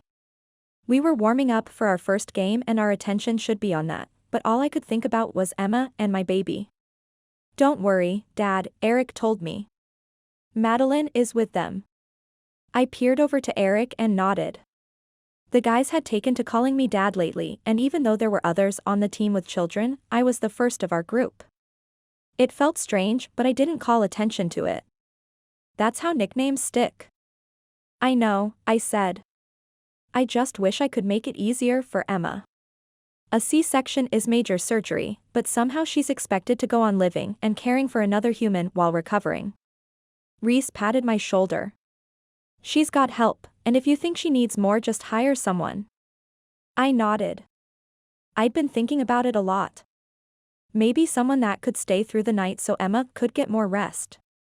She tried pumping a few times and was getting more used to it. Hopefully within a few days I'd be able to get up for the feedings and let her sleep. Not that I could afford to be sleep deprived. I had to be on my A game this season. We had back-to-back championships to defend. We had a huge target on our team, and I couldn't let exhaustion take over and make mistakes. Not only would it affect the team, but if I didn't perform well, there would be consequences. I'd be replaced by the insufferable 19-year-old Dwayne Smith. I'd just as soon quit than let that happen. It felt great being back on the ice after so long. The high of facing another opponent pulsed in my veins. Our game opener should be an easy one. We're playing the Arizona Rattlers, and they didn't have the best track record. As the guys skated laps around our half of the ice and ran a few drills, I went through my motions, stretching and cutting into the ice, then stretching again. I scanned where the Pride usually sat, searching for Emma's face, then remembered this was the first home game she would miss in years. I knew she and Jackson were in good hands with Kendall. Emma told me she'd be cheering me on from the couch. I'd have to pretend she was sitting in the third row up behind the penalty box between Chloe and Sasha, Portervaux's wife, like always. Part of me was excited to know that Jackson was watching his dad play for the first time, even if it was on a TV screen. Not that he would remember it, of course. I didn't think he could even see far enough to watch the TV yet. He probably wasn't even awake, but it meant something to me to know that he was there for his dad's first game. I watched the Rattlers step onto the ice, running each of their stats through my mind. Pearson was a right-hander. Jax liked to shoot from far in the corner. Jeffries always liked to wait at the last second to shoot, so I had to stay in the deep blue when he had the puck. I went through each player until I felt confident and started stretching again. Soon the refs called the captains to the center of the ice for the ceremonial puck drop with Salt Lake City's mayor. I went through the motions of the national anthem, then took my spot back as goalie. I turned off my brains, not letting anything distract me. My focus was only on that puck and making sure it didn't cross my line. The defense was looking good this season, but I wasn't going to let us lose our first game. The moment the clock started, my heart rate picked up. I moved left and right with ease, watching as Samuelsson broke away from our defense and came at me. I knew his move though. He went for the same strike every single time, top right corner. I caught the puck in my glove with a smile. He passed and gave me a friendly 4-letter word before going back to center for the next drop. The game continued like this, their players trying to trick me, but I stayed a step ahead of them. I watched the bench and slapped my stick on the ice. I wanted to get the attention of the rookie, to let him know how good I was. He could watch me until I retired for all I care, and I wasn't going to let him take my spot. During the second period, things started heating up. The Rattlers were getting angry and a little impatient with their inability to score so far. Their second line was on the ice, swearing and shoving harder than necessary. The refs weren't calling anything though. It was frustrating, but if coach thought it was getting out of hand, he'd call a timeout. A fight broke out on the other end of the ice. I watched and laughed as someone tried to take on Eric. What an idiot move. Eric was big, angry, and didn't like being challenged. The ref stepped in to help the poor soul, but I knew that that was the wrong move. Eric ended the fight with a solid right hook, sending his opponent to the ground. After that, the Rattlers started to play a little bit dirtier than I like, but I kept my head up and watched them closely. They started yelling out to each other and I heard someone say, "Get the net," so I knew they're coming after me. I made eye contact with Hartman, nodding to let him know I'd heard the enemy and was prepared. The first line guys had possession and took it into the Rattler zone, but their biggest one, Rodney, stole the puck and headed my direction at full speed. I watched and waited, getting into position until I realized he had no intention of slowing down. They're trying to take me out. They knew I wasn't going to let them score, so they wanted to take me out of the game and get the rookie in. That wasn't going to happen. I stood my ground and braced for impact, hoping the refs would catch this. Just as I predicted. Rodney shot the puck and seemingly forgot to stop, slamming all 290 pounds of force into me. I was ready though, and let myself fall, hoping to turn on him and have him take the brunt of it. As soon as I was down, I knew something was wrong. An explosion of pain came from my knee and an unnatural sound sent chills down my spine. I didn't move as Ronnie got up off me. He glared down with a sneer and skated away. Seconds passed before my teammates surrounded me. "You okay?" Hartman asked. I didn't move a muscle. I didn't want to make anything worse. I took a slow deep breath. "No man. Get coach." Noah took off first, heading for the bench and yelling for Coach Romney and Rust to get out on the ice. Our trainer, Nathan, came onto the ice with them. I thought of Emma at home and panicked. I didn't want to scare her. I needed to get up and make it seem like it wasn't as bad as it was. I tried to move, but Eric and Hartman held me down. "Don't make it worse," Eric said calmly. "Just wait for Nathan." Soon the other guys made room for Coach to get through. Coach Romney was on his knee next to me while Nathan and Coach Rust stood behind him. "What's going on, Letang?" Coach asked. "Tell me what happened." I pointed to my knee. "Coach, I don't think I can move it." He swore under his breath as Nathan replaced him next to me. "It's my left," I said. Nathan nodded. "Okay, we're going to move you. Can you sit up?" I closed my eyes and swore as Hartman and Eric pulled me into a sitting position. "We're going to get you up and take you off the ice. Try not to let the injury show." Coach patted my shoulder. I nodded. I knew what to do. Eric and Hartman lifted me, carrying the majority of my weight so I wouldn't have to put any pressure on my knee. They looked around, making sure that no one else could tell what was wrong. It was imperative in our profession not to let the other teams know our weaknesses. We couldn't let them know where my injury was. We would put a statement out I had a lower body injury, but letting the league and all its players know exactly what happened would make that body part an easy target in the future. I didn't want people going after my knee when I came back for the next game. As soon as we got off the ice, my teammates helped me into the training room where Nathan pulled off my gear. The guys had to get back out to the game, but they both hit my shoulder playfully before leaving. I swore again when I saw my knee. It was 3 times the normal size with unnatural colors. Nathan sucked in his breath. "I think it's the ACL." I shook my head. "No. It's not that bad. A bad ACL injury could end my career." That was the last thing I wanted to hear. His expression was serious. "We won't know for sure until we get scans done, but I've seen stuff like this before. My gut says it's a full-on ACL tear. We're going to go to the hospital." My stomach hit the floor. "I'm fine, Nathan." I needed to get back on the ice. The team needed me. Plus, Emma was probably freaking out right now. I wanted her to know everything was fine. Well, mostly fine. He frowned. "Don't try to be a hero, man. We've got to get to the hospital. This is serious." I blew out a tight breath and winced when I tried to move my leg. "Fine. Whatever." I knew Coach would want me to go to the hospital anyway, so I might as well make it easier on everyone. Nathan helped me out to the waiting ambulance and headed toward the hospital I'd spent the previous week at. This was the last place I wanted to be. Everything needed to be okay. I couldn't put Emma through anything else. I couldn't stress her out more than everything else already had.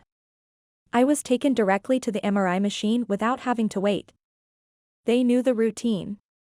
The hospital was always on standby when there was a game going on. It wasn't uncommon for one of us to end up in there.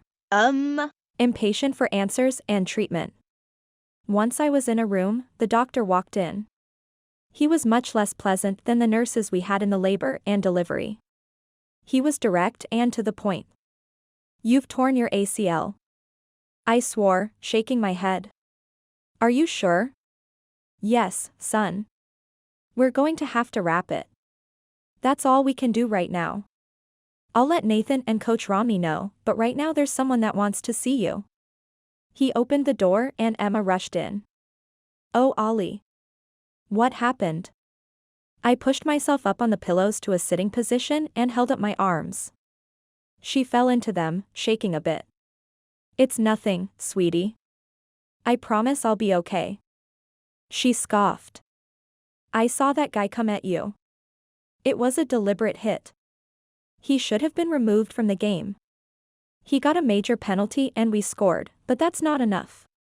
That wasn't what I was hoping for either, but I knew the guys would get justice for me. What's the score? She shook her head and sniffed while wiping her eyes. Of course, that's what you care about. I waited and she rolled her eyes. We won. Don't worry, the rookie didn't let anyone score. I sighed. I'll be back in there for the next game, just watch. She shook her head. I don't think so, Olli. The doctor told me it's a torn ACL. We both knew what that meant. I'll recover in a few days, Emma. I don't think it's going to be that easy. Her voice was a whisper. I wanted to run from that exam room. I wanted to scream. I didn't want anyone telling me that this is a major injury. I didn't want to think about what would happen next or what this meant for my career. If I was out for more than just a few games. I wasn't in the mindset to miss out on the season. I wasn't mentally or emotionally prepared to not play. I'd been gearing up for this and Emma knew that. It would be okay. I tried to believe that. Where's Jackson? I asked. Her expression went slack, then she brightened with a smile that seemed almost fake. Kendall is watching him. I took off for the car the second you got hurt. I knew exactly what was going to happen. You knew I was going to end up in the, She nodded. They were out for blood. I'm sorry this happened. The last thing I wanted was to have you worry about me. She smiled sadly. It's part of the job description of being a hockey player's wife. We're going to get you better and you'll be back on the ice before you know it. I wanted to believe her, I really did. I wasn't going to let myself succumb to the darkness. Too many players let themselves get depressed when they get injured. Eric had recovered quickly and I would just get Maddie, coach's daughter, to be my physical therapist. She'd have me back in shape before anyone realized I was gone. When can you head home? She sounded tired and I felt a new wave of guilt for adding to her stress. The doctors are just finishing some paperwork and then we can go. Do you think the team is coming? She shook her head. I sent them a text that I would take you home. If they want to see you, they'll meet us there. Thanks for that. The last thing I want is another team reunion in a hospital room. My chest tightened. This is the last place either of us wanted to be, especially her. I couldn't believe that this happened. At the game, I should have moved. I should have gotten out of the way. I should have just let them score. Watching Emma, seeing how tired and drained she was, put a lump in my throat. A stupid point would have been worth keeping her happy and out of this miserable place. Soon a nurse walked in with discharge papers. You guys are good to go. Emma held them out for me while I signed. Thank you so much, the nurse said before she left. A moment later she was back with a wheelchair and I begrudgingly let her and Emma slide me into it. It was humiliating but unfortunately necessary. I couldn't walk by myself, but hopefully the wheelchair wouldn't be necessary for long. Hopefully I'll be on crutches soon or by some miracle I'd recover without needing either of those. I just wanted to get home. I wanted to see my son, but I felt like a failure. Injured during his first game. It's a good thing he wouldn't remember. Chapter 7, Emma. This was worse than when Eric injured his MCL last season. He'd been hit and landed wrong on his knee, like Olli, but I knew at the moment Olli hit the ice this was different. From what I could see on TV, he didn't move. He knew not to when there was a chance of a major injury. The way Hartman and Eric hoovered over him. Blocking him from the cameras and other team. When the coaches and Nathan walked out onto the ice, I knew. They played it off like it wasn't too bad. The guys helped Olli off the ice, but I could feel in my bones that his injury was serious. I'd stood and walked to the kitchen for my keys before the commentators could debate about what happened.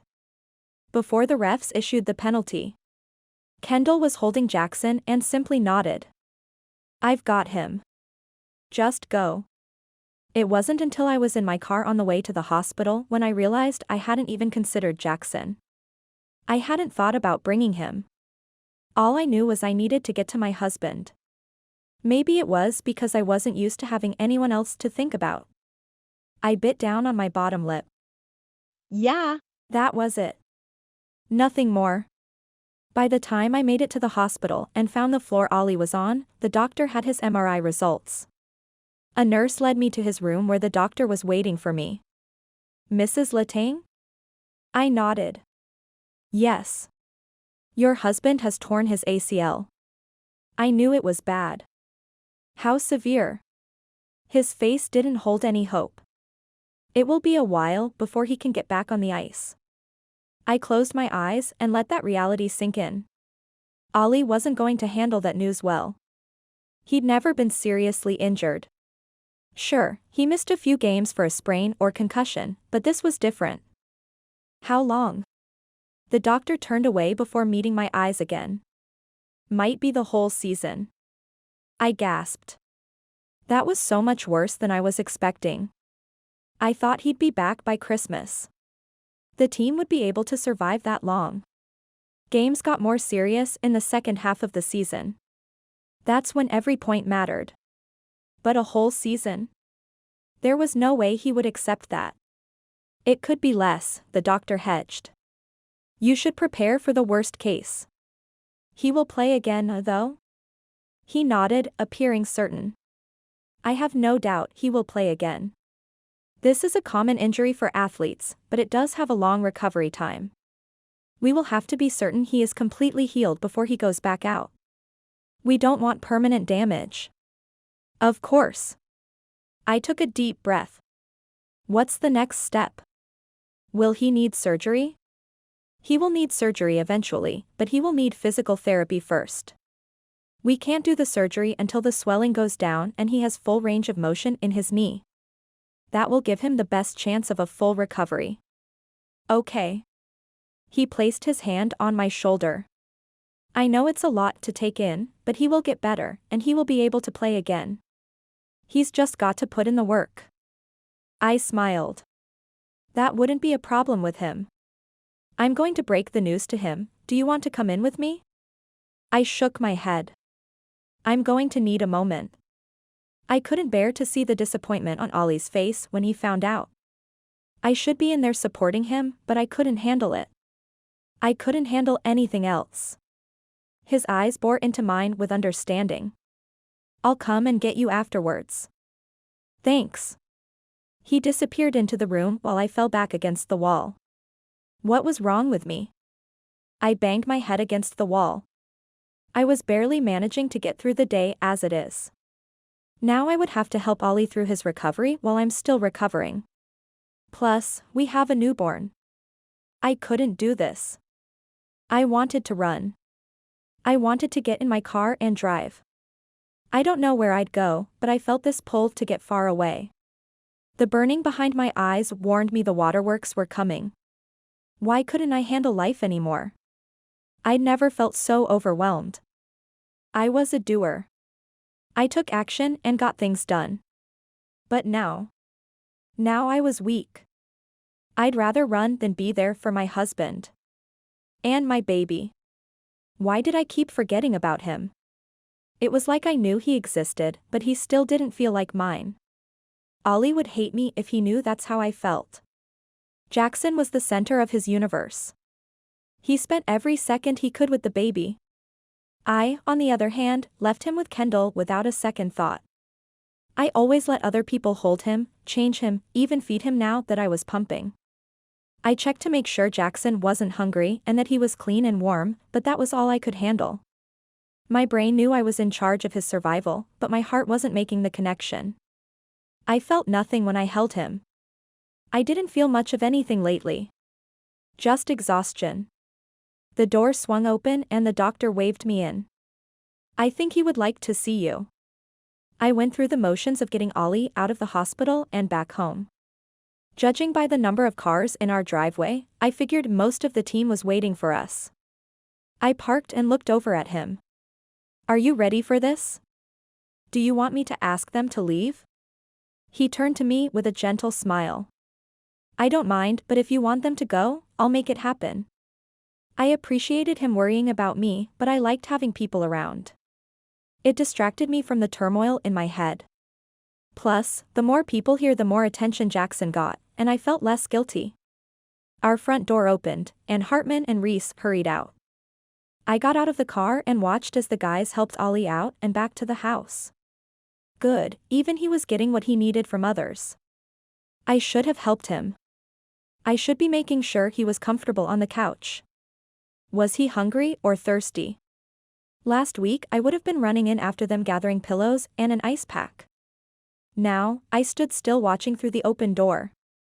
Would anyone notice if I just stayed out here? Let the world go on without me? I eyed the chairs on the porch and headed to them. I slid down and sighed, closing my eyes. Quiet. Peace. Calm. Out here, completely alone, was the best I'd felt in days. I fell asleep for several minutes until the front door opened. I peered over to see Marie walking out. Without speaking, she filled the seat next to me. We sat in the silence for several minutes before she turned. It's going to be okay, Marie said. You know that, right? I shrugged.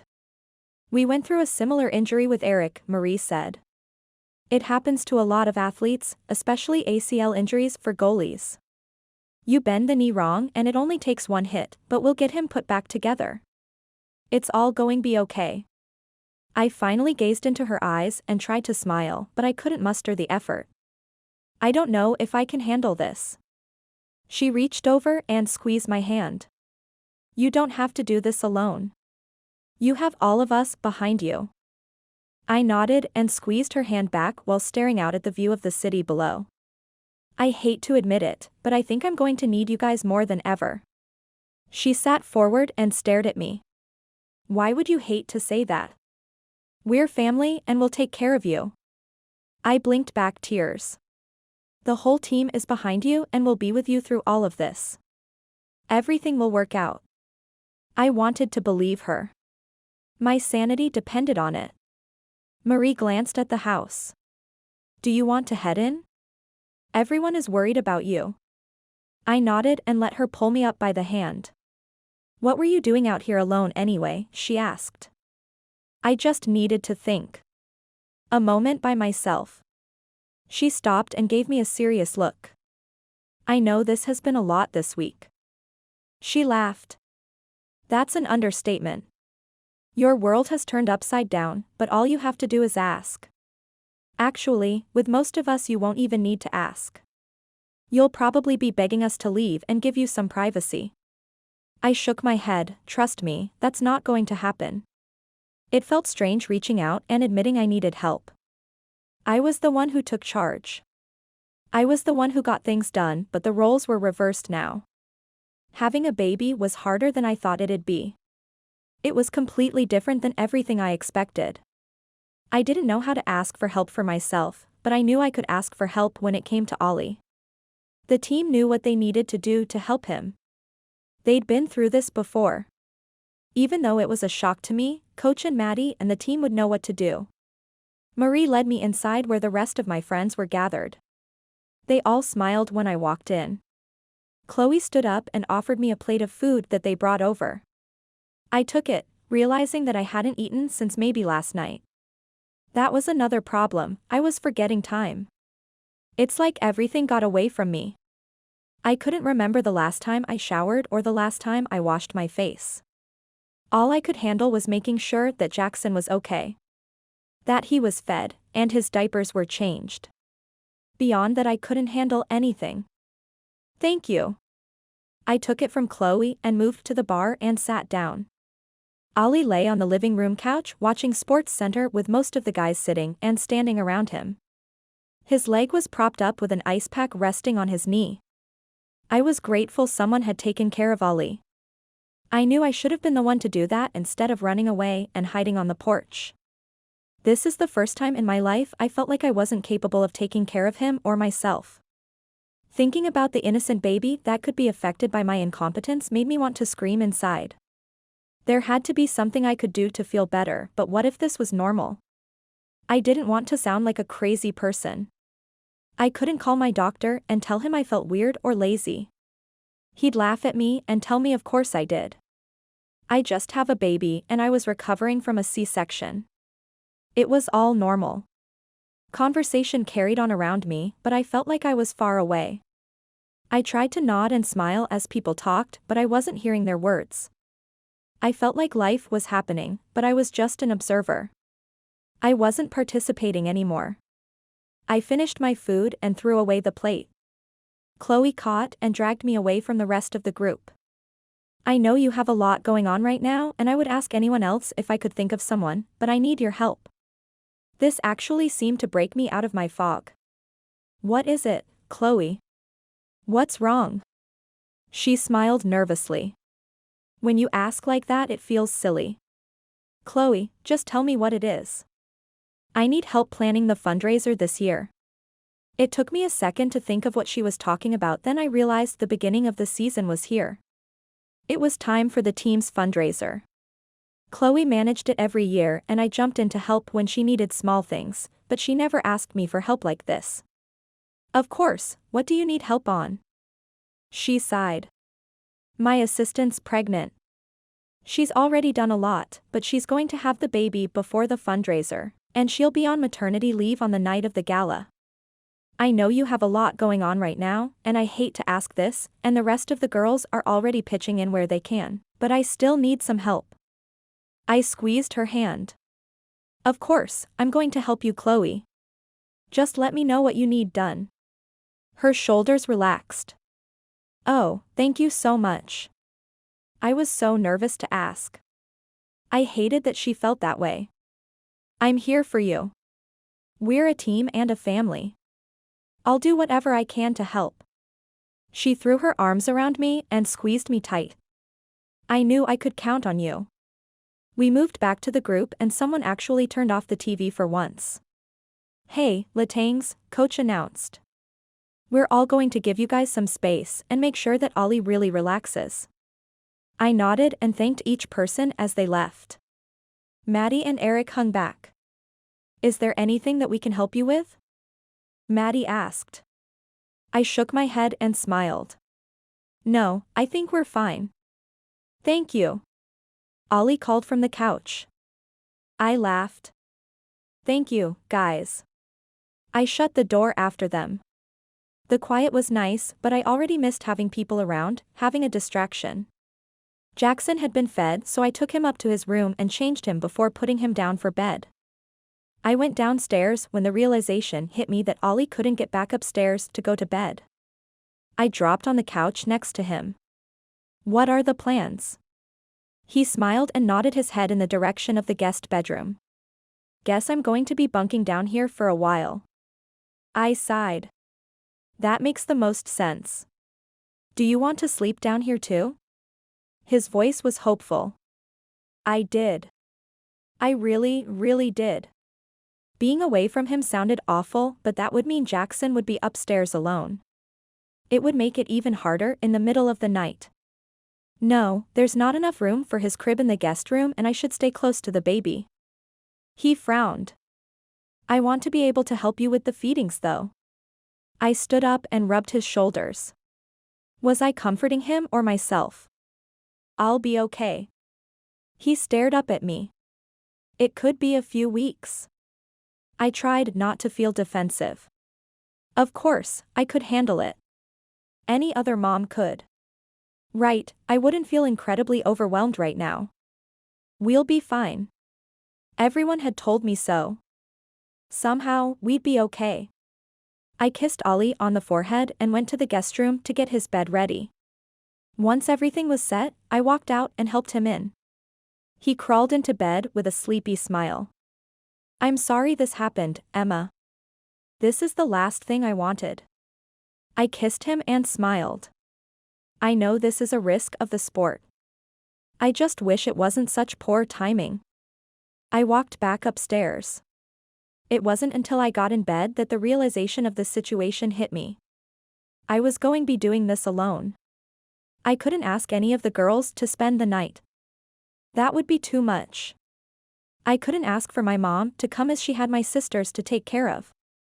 I was going to have to do this on my own somehow. I didn't have any other choice but to figure it out. Chapter 8, Olli.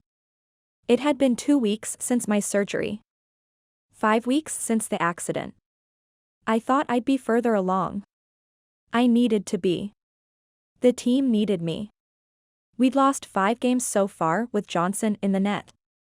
At this rate we could kiss our chances of the championship goodbye. Even though it wasn't my fault I got taken down by an almost 300-pound torpedo, the guilt was almost too much to bear each time a shot got in. A shot I would have blocked. I shook my head and got onto the 4-inch step again. Physical therapy wasn't where I wanted to be, not when I should be out practicing with the team. Good job, Olli, Maddie said in an overly encouraging tone. I wanted to roll my eyes, but I knew Eric wouldn't refrain from roughing me up if I gave Maddie attitude. Not that he was the perfect patient with her either. We've got to take it slow, she said. I know you're frustrated. Understatement, I mumbled. She circled me with her clipboard, making notes every so often. I wanted to rip it away from her and read what she was writing about me, but I refrained. You've got to be patient with yourself. You suffered a major injury and you're not going to get any better without rest and small steps. I wanted to squat and jump to prove how wrong she was, but just the thought made my knee ache. I hated that she was right. It wasn't her fault. I had to repeat it to myself 100 times during each of our sessions, but I was frustrated. My body was betraying me. I was stronger than this, wasn't I? I'd made sure I was in peak condition. I ate clean and stayed away from alcohol. All that work and I was still being punished? It didn't feel right. Remember how bad Eric was? Maddie asked. I nodded. Watching him fall to the ice from the other side of rink during that game made me sick. There was nothing I could do to warn or help him. Time had slowed down as he fell and didn't get up. Once he got to the hospital and we knew what had happened, there was a sense of relief. He was out for a few weeks and recovered fully.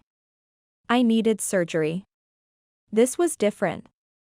Neither Maddie nor my doctors had told me how bad it was. I think coach had something to do with it, but I had a feeling I wouldn't be returning before Thanksgiving. I had to be fine by the time Christmas came though. I'd be back for the second half of the season. I had to. How's Emma? Maddie asked and took another note. I haven't had a chance to come over for a while. I feel terrible. She led me to the wall and gestured for me to sit. I got to the floor by half falling and half leaning against the wall. Don't worry, I said. There's always someone around. I situated myself and started with the heel slides she'd shown me last time. I'd been doing them at home since I wanted to improve my mobility faster than her slow and steady plan. Her mom will be here soon too. Her little sister broke her leg, so she had to delay her trip, but with all the help you guys have given, Emma's survived. My answer seemed to satisfy Maddie. That's good to hear. I'll try to get over this weekend. I nodded and concentrated on not ripping off my knee brace and throwing it out of the room. It was better than the beast I'd had strapped to my legs after surgery, but it was still annoying. I was even down to one crutch, which Maddie said was a big accomplishment. The brace made it awkward and a little uncomfortable to do the exercises I needed to, but Maddie swore it was necessary. Next time, she said, I'm going to start you on calf raises. I fake cheered and watched out the glass windows as the team walked past, headed to the ice for practice. My stomach clenched at the thought of another missed day. A few of the guys waved as they passed and I nodded back, but I craved being out there with them. How much longer? I asked. 15 minutes. I shook my head as I slid my heel back, bending my knee as far as I could take it. No, how long before I can go back? Maddie was suddenly enraptured by her clipboard. Maddie, what is it? I asked. She finally met my eyes. Olli. I didn't like her tone, or the way her expression turned sympathetic. It was like she was trying to console a child who had just found out the zoo had closed early and there would be no lions today. What is it, Maddie? I repeated. She brushed her hair behind her ear, then sat on a bench across from me. It's not going to be anytime soon. So like Christmas? She shook her head. Dread seeped into my bones. February? Her eyes dropped. No, Olli. I closed my eyes, repressing the desire to grab the closest weight and throwing it through a wall. March? She sighed. Please tell me it's before playoffs. Olli. No, I started to stand, using the wall as reinforcement. No, Maddie. She stood and reached out for me, but I pulled away. No. Olli, I'm so sorry, but with the severity of your injury, it's going to take a while to build up your strength. We can't risk you going back too soon and permanently damaging your knee.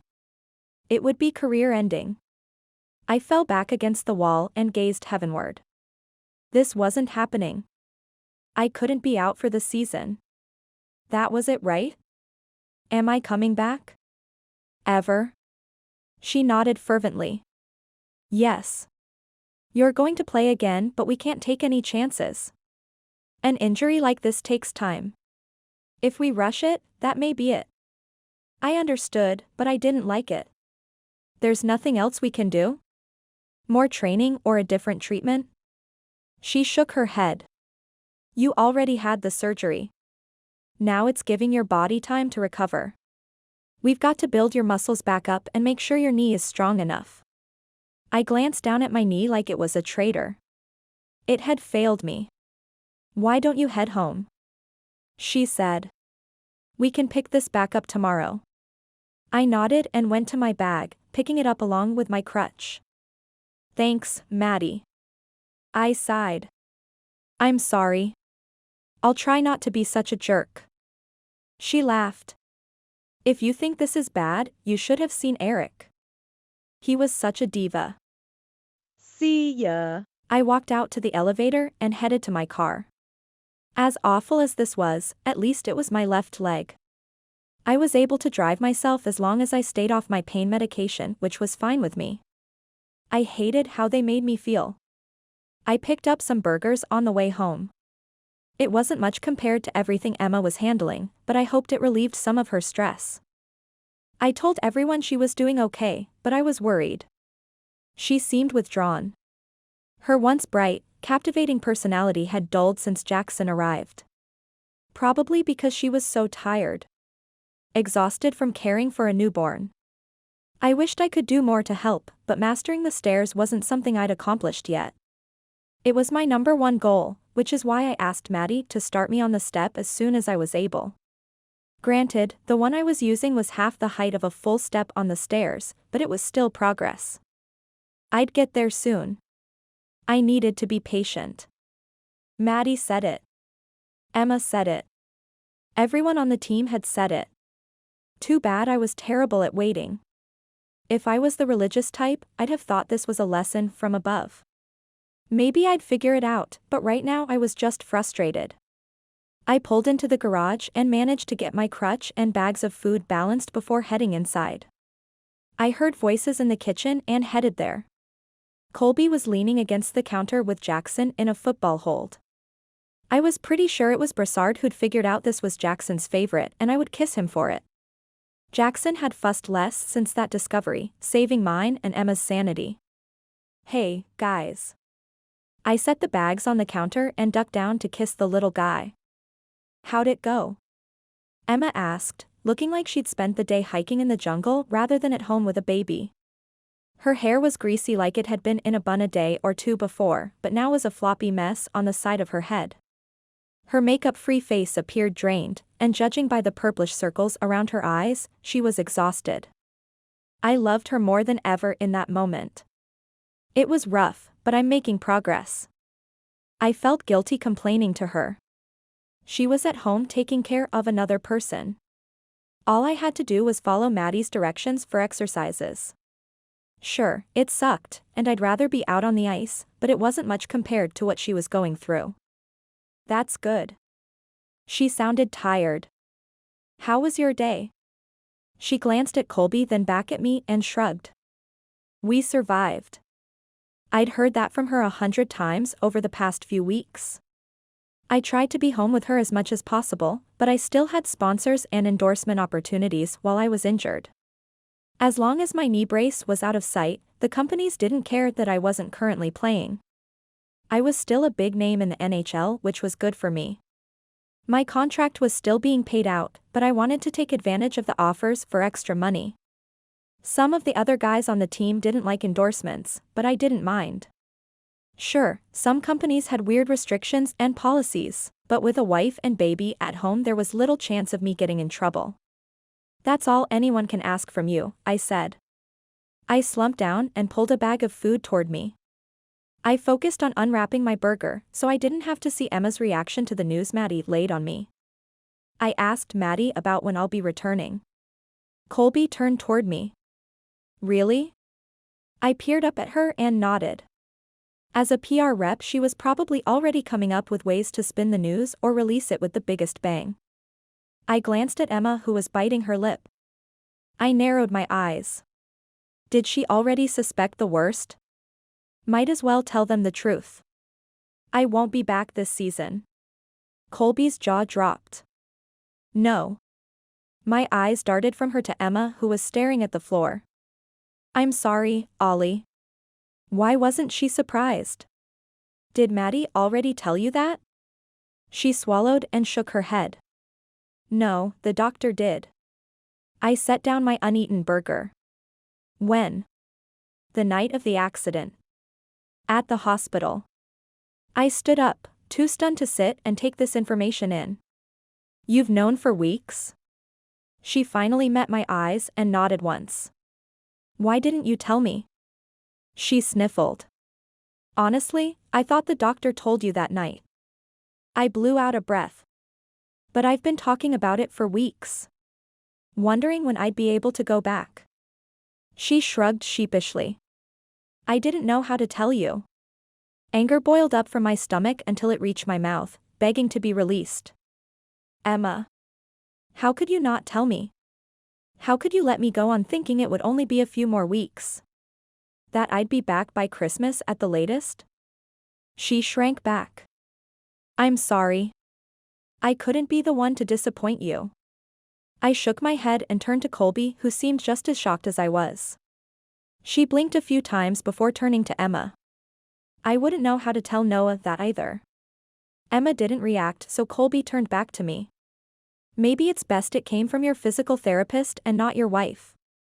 I couldn't believe she was taking Emma's side. Since when do we keep secrets from each other, Emma? I took a step toward her and she flinched. I stopped and stared at her. Was she actually afraid of me? I shook my head and walked out of the kitchen. I needed to blow off steam, but I was limited by my stupid crutch and brace. It wasn't like I could go running like I normally did when I was upset. I went to the home gym and got on a bench with the intention of doing some bicep and shoulder workouts, but I just sat there. Emma had changed. Ever since the baby, there's something off about her. Now she was hiding things from me? If she could keep this to herself, what else?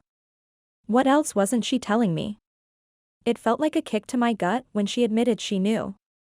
I couldn't believe it. The door to the hall swung open and Colby walked in, still carrying Jackson.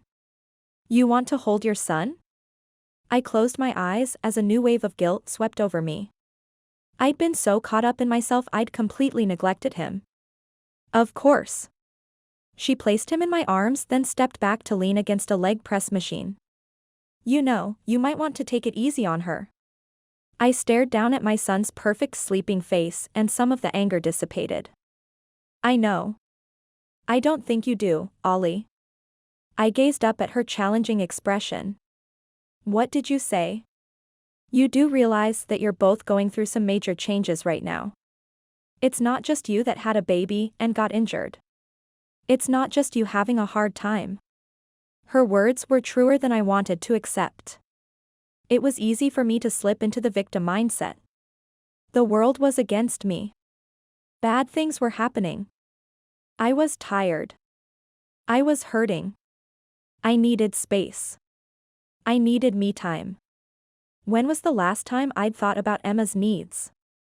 Not since the accident. That realization felt like a burning shock to my heart. I'd completely neglected her. Brushed her off since she seemed to be holding it together. Sometimes it seemed like she was barely hanging on, but Emma was strong. There was nothing she couldn't handle. I knew I didn't have to worry about her, so lately I hadn't. I sighed and let my shoulders sag. You're right. She nodded. I know. I'm not trying to make you feel bad, but sometimes we all need a reminder that we're not alone. Thanks, Colby. I kissed Jackson's cheeks and he started fussing. Colby stepped forward with outstretched hands. Looks like it's dinner time. Let's go find Mommy. I watched them walk out before lifting the weights at my feet.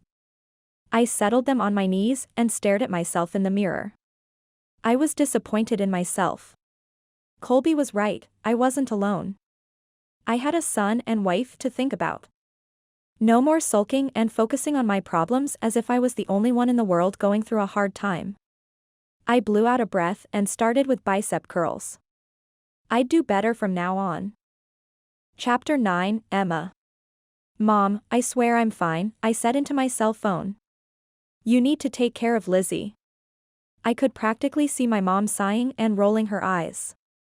Your dad can take care of her. I'm dying to get to you. I peered down at Jackson, finally asleep in his crib. I doubt it's me you're dying to see. She laughed. Okay, I might want to see Olli too. I snorted. Okay, fine. I need to see my grandson. He'll be here when you come. There's no point in rushing when you're still needed at home. She huffed. I swear your sister did this on purpose. I'm pretty sure Lizzie didn't fall off the top of a formation on purpose, Mom. You said her back base dropped her. She did. I know it was an accident, but Lizzie knows better. She knows how to recover from a fall without getting hurt. Cheerleading is dangerous. Yeah. I just think she's jealous. We told her she can't come see you until Thanksgiving break, so she's making it so I can't leave. My little sister was a drama queen, but I seriously doubted she willfully sabotaged my mother's trip. Really? Then why did she call me crying because she couldn't figure out how to make a cast look cute with her homecoming dress? Mom sighed. Okay. Maybe it wasn't her fault, but I'm pretty sure the universe is against me. Huh. How many times had I thought that lately? How many times had Olli grumbled that under his breath? It feels that way sometimes. I stared down at my sleeping baby and wondered if it was the universe's fault or my own that I felt nothing but detachment when I turned to him. Mom. My confidence waned quickly. I wanted to ask her if how I felt was normal. If she experienced the numbness, but I stopped myself. What if it wasn't? What if there was something wrong with me? What if I needed help and my treatment required me leaving? Jackson needed me. I knew that in my bones. He was my son and he needed me to survive. I could provide that at the very least. While I didn't have that connection with him other moms raved about, I did feel an enormous sense of responsibility. He was mine to take care of. What is it, Emma? Nothing. It can wait until you're here. Okay, sweetie. Let me know how the appointment goes. I'll see you next week. I will. Love you. I love you too. A week felt like forever. But Jackson was already 5 weeks. I'd survived this long. That gave me the strength to keep pushing forward. Olli was gone, physical therapy probably, and none of the girls had come over this morning, so I was on my own for Jackson's appointment. I could handle this. It was my first time going out on my own with him, but it was just to the doctor's office and back. No big deal. Right. I watched Jackson sleep and checked the time on my phone. We had a half-hour left before we needed to leave. That was enough time for a quick shower, and I might even get to brush my hair today. I walked out of his nursery but turned back. Would he be okay? What if he choked? What if he rolled and was stuck on his stomach? What if he stopped breathing? I was frozen in the doorway. I'd grown too accustomed to having someone else here with me. Someone to watch him while I attempted to take care of myself. It was tempting to call my mom and ask for her advice, but I didn't want her to think I was clueless and get on the next plane here. I was an adult. I could figure this out. I pulled up the internet on my phone and did a quick search. There were too many opinions out there for me to decide what the right thing to do was. I needed to shower. It had been at least 2 days, but Jackson needed to sleep. I closed my eyes and wished I had a clue what I was doing. Baby monitor. The thought occurred to me like a flash of lightning. I checked on him one more time before rushing into my room.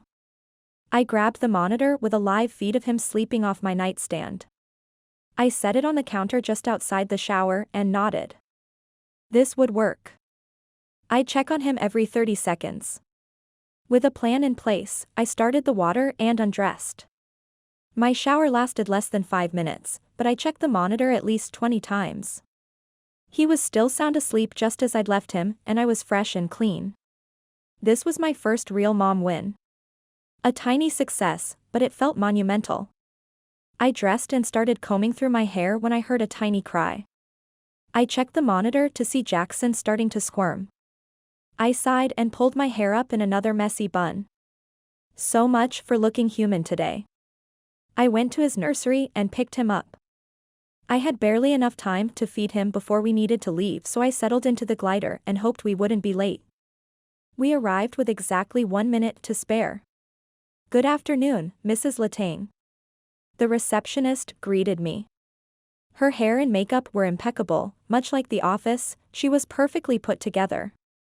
It didn't help me feel any better about my own appearance. Hi. I forced a smile and signed in before sitting down in the nearly empty waiting room. Getting here wasn't as bad as I was expecting until Jackson started howling a few blocks shy of the office. I kept driving as there wasn't anything else I could think to do.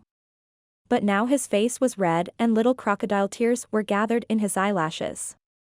He calmed down the moment I parked, which was a blessing, but I still felt awful. He'd been so upset, and I didn't know what to do for him.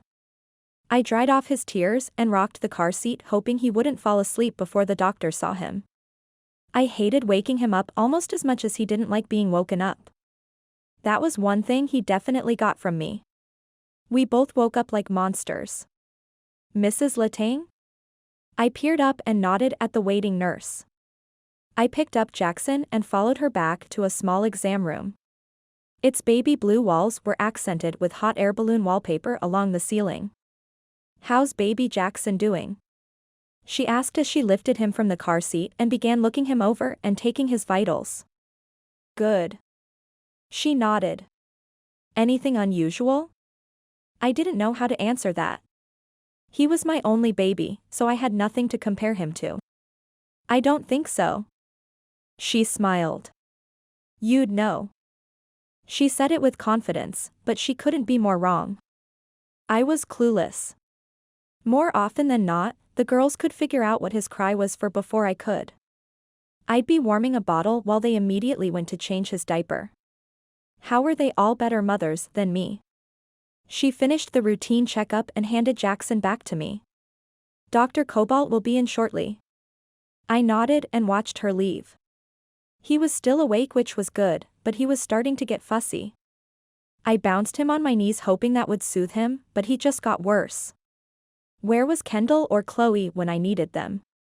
They were the baby whisperers. I turned him toward me and tried to get the football hold right, but he started screaming. I was starting to get flustered and a bit frustrated when there was a small knock and Dr. Cobalt walked in. He was a nice older man, a grandpa type, which was why I picked him to be our pediatrician. Sophia, from the Pride, recommended him and I felt comfortable around him the first time I met him, before Jackson was born. Plus, he had more years of experience with babies than I did at being alive. Hello again, Emma. He took in my current, frazzled state and swept Jackson up in his arms. A few magical bounces and the crying stopped completely. Part of me wanted to bang my head against the wall and the other wanted to hold Dr. Cobalt hostage until he revealed his methods. There you go, the doctor said, just a little gas to move around.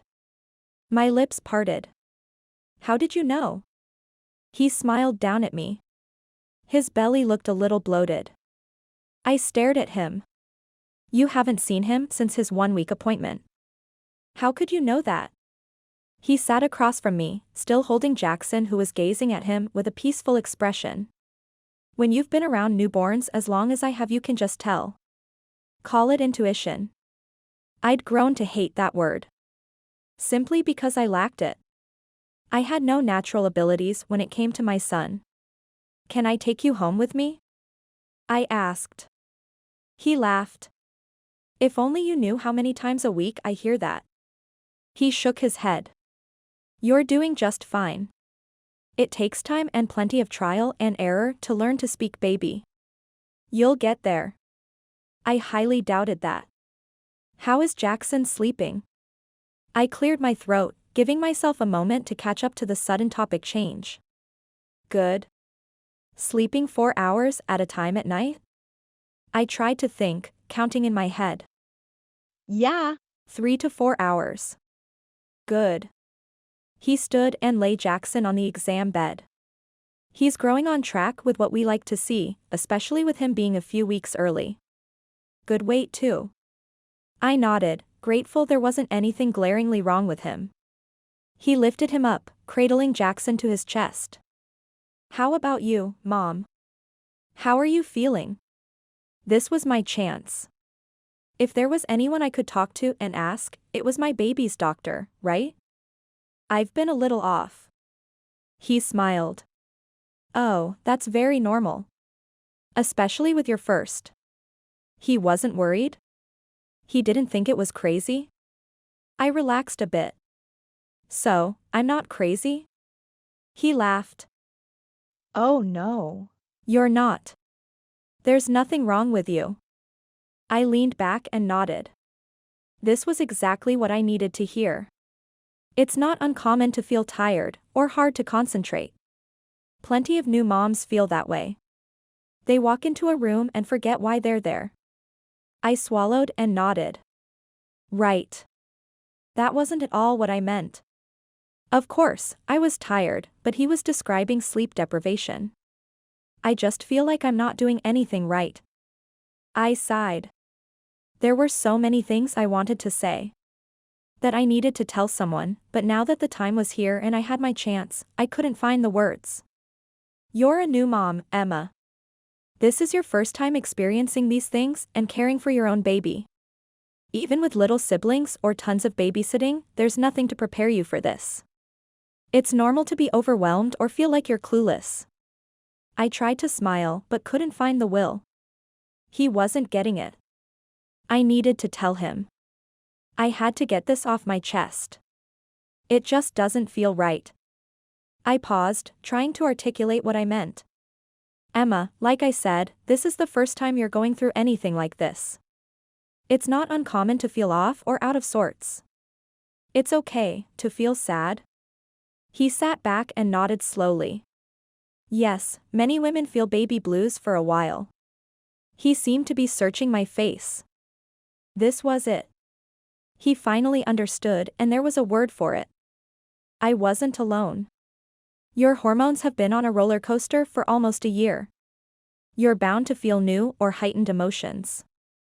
For many, that means feeling sad or low for the first few weeks or months. I nodded. Baby blues. That sounded so innocent. Nothing major. Is there anything I do? Of course, I'd recommend walks outside. Try to get alone time without the baby when you can. Do you have a strong support system? Yes, my friends have been taking turns coming over. And your husband? I tucked my hair behind my ear. He got injured and so he's recovering from surgery. He's going through physical therapy now, so he hasn't been able to help as much with Jackson. Dr. Cobalt nodded. But you have your friends. Any family? Not close. My mom is coming next week. That will be good for you. I'm sure by then you'll be feeling better. I let out a breath I felt like I'd been holding since the day Jackson was born. That's great to hear. Thank you. He smiled and stood, offering my son back to me. I took Jackson and put him in his car seat. He'd fallen asleep during our conversation and I prayed he would stay asleep until we got home. Call me if anything changes, but you're doing a great job. I nearly started crying right then. I had no idea how much I'd craved someone saying that. Thank you. Have a good day, Emma. I walked out of the office feeling better than I had in over a month. Nothing was really fixed or changed, but I had hoped things would get better. Just a little bit of baby blues. It was completely normal. I got Jackson situated, then got behind the wheel. Things were going to be okay. Chapter 10, Olli.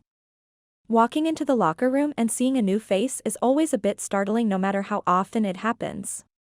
Since the season just started I knew there would likely be a few trades through the league, but I hadn't heard we had one. Guess that's what happens when you're on the injured list. Olli, hey. Hartman clapped me on the back. What's going on? I scanned the room for the missing face, but since not everyone was in the room there was no way to know. Jamie Oleski was traded yesterday for Nikolai Kozlov from the Kansas City Scouts. I eyed the new guy.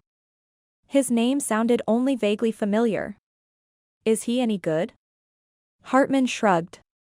He's only been in the NHL since last season. He was in Russia before that. I smirked. We haven't had a Russian on the team in a few years, but they were pretty entertaining, especially when you got them mad. Hopefully, Nikolai would be too. One of the younger guys, Tyler, was introducing Nikolai to the rest of the team. When he got to Derek, my replacement, I watched and waited. Nikolai, this is Derek Aston. He's our goalie. If I could have run, I would have and punched him square in the face. Derek, the cocky idiot he was, just smiled. Nice to meet you, man. Nikolai nodded. They continued around the room, finally getting to me. Olli, this is Nikolai, he's on defense. He turned to the new guy. This is Olli, he was our goalie, but he's injured right now. I glared at Tyler, hoping he felt the pain I was trying to inflict upon him with my mind. I'm still goalie, Tyler. Or do you instantly lose your position if you're not on the ice? Hartman cleared his throat next to me while Tyler opened and closed his mouth. 'Cause if that were the case, I said, you'd be the water boy. Nikolai turned from me to Tyler. Laughing, he jabbed a finger on Tyler's chest. You the water boy? I started laughing too as Tyler's face reddened. I glared at him once more before turning and hobbling over to the training room. I might have laughed, but there was nothing funny about being replaced. I'd been on the team since Tyler was in high school. I shouldn't let the dumb kid's words get to me, but it was my breaking point for the day. Jackson wasn't sleeping and I knew Emma needed my help, but the stairs were still off limits for me. I wanted to be there for both of them, but I was failing. Each time he cried out, it felt like a punch to the gut. A reminder of how I was failing him and Emma. I tried to convince her to use the portable crib and move them both downstairs, but she told me he slept better in his room. She was already working on a sleep schedule with him and worried a change in his environment would undo any progress. Losing sleep and living with the burden of letting my family down was more than enough for me to lose it. Then on top of that there was the pressures of the team. Knowing I was letting the guys down made life unbearable. Each game that passed with Derek Aston in the net instead of me killed me just a little bit more. Coming into news of a trade, being completely out of the loop, wasn't something I was used to, and it wasn't something I wanted to ever get used to. It stung. I hated feeling like I was this easily replaced. Maddie walked into the training room looking as cheerful as always. Hi Olli, how are you doing today? I tried not to glare but fell short. Yikes, she said, what's wrong? I let out a sigh and sat on a bench. What isn't wrong? She dropped her bag and put her hands on her hips. Geez, I wish you had warned me today was going to be a woe-is-me day. I would have come prepared with chocolate or ice cream. I glared at her, which made her smile. What's going on? She asked. Emma's exhausted and I can't help. Jackson is crying more and more than ever. I thought he was supposed to get better as he got older, but it's getting worse. I know it's wearing Emma down, but she's just barely getting through it. I shook my head. All without me. She sat across from me and leaned forward. We're all here to help, Olli. If you guys need more help, you just need to ask. I can't ask any of you to spend the night and lose sleep with us. You all have your own lives. She sighed. You'd be surprised what we'd be willing to do for you guys. I know we've each tried talking to Emma to see what else we can do to help, but she tells us she's fine. We can't help if we don't know. I studied her face, trying to figure out if she was being honest or just saying these things to be nice. I closed my eyes and groaned inwardly. Maddie had never been one to say things she didn't mean. I knew her offer was valid. I opened my eyes. Thanks, but I'll have to convince Emma it's okay to ask. I know she feels like she's a burden to you guys, so getting her to admit to needing more help will be a stretch. Maddie nodded. We have to respect her wishes. She's a new mom figuring things out. I'm sure she wants to be able to do things on her own. She probably expects herself to, but it's not required. That's what family is for. I smiled but stopped when I remembered the locker room. Some of the family is already forgetting about us. Her eyebrows pulled together. What? Tyler introduced the new guy, Nikolai, to the team. He told him Derek is the goalie. She shook her head. He's a kid, Olli. Don't hold on to some stupid thing he said. I'm sure he wasn't saying it to be mean. Derek is just the current goalie. I knew she was right, but it didn't make me feel any better. I still felt annoyed. No, not annoyed. Enraged. How could I be replaced by some new kid who had only played his first NHL game because I was injured? It was ridiculous and infuriating. Olli, I have something else I want to talk to you about. I glanced back at her. I know we've told you it's not likely that you're going to play this season.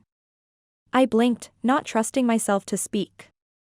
Coach and I spoke, and it was decided to officially pull you this season. What? I didn't think this day could get any worse, but it did. Coach was willing to hold off for a few days, just to see how things with your knee were progressing. If some miracle were to happen and we realized the doctors and tests were wrong, that's great, but we all need to be honest with ourselves.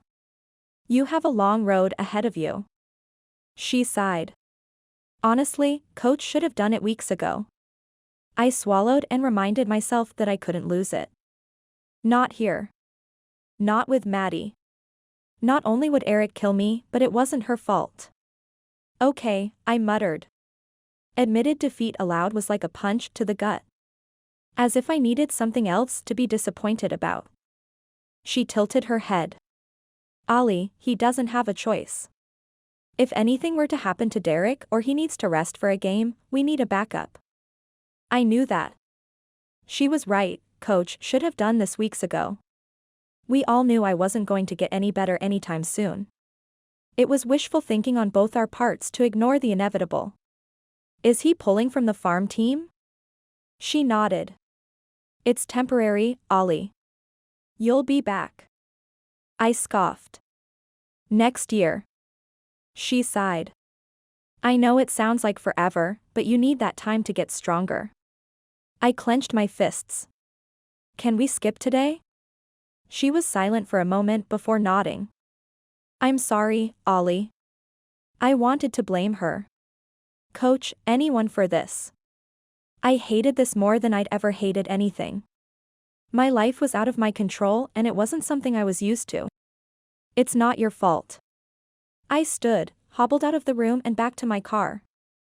I struggled to get my stupid crutch into the back seat before sliding behind the wheel. Nothing about this felt right.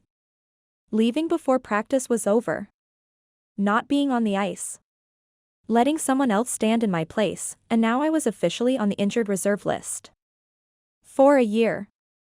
An entire season at the peak of my career. I slammed my fist against the wheel. This was a year I'd never get back. A year spent watching instead of playing. A year of letting my sponsors forget about me. How much would this cost me? Not just money. That didn't matter at this point. It was all the opportunities that I'd miss out on. I hated it. I wanted to blame the player that hit me. I wanted to cuss him out. Drive to his home and take out his knee. I wanted him to suffer for what he'd done, but that wasn't how this worked. Yes, it was an intentional hit, and he got a major penalty, but it wasn't enough. I burned, seeking revenge. By the time I got home, my rage was just below my boiling point. I wanted to head to my gym and get on the bike for a few hours. Burn off the anger in the healthiest possible way. Too bad I couldn't. Not with my brace.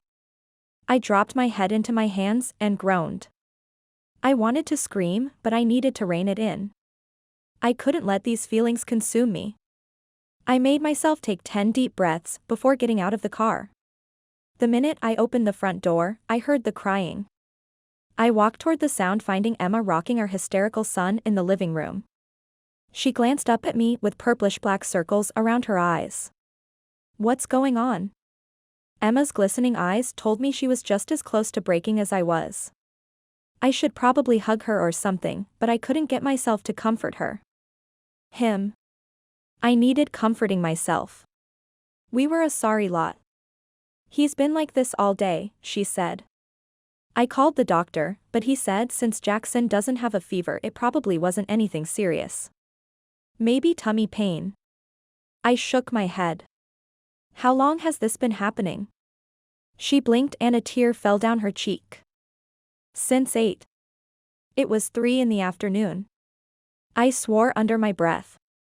Why didn't you call me? Or someone to come help you? Her shoulders dropped. I don't want anyone else to have to deal with this. I ran my hands through my hair. You have to ask for help, Emma. You have a dozen people ready and waiting to help, but they can't unless you ask.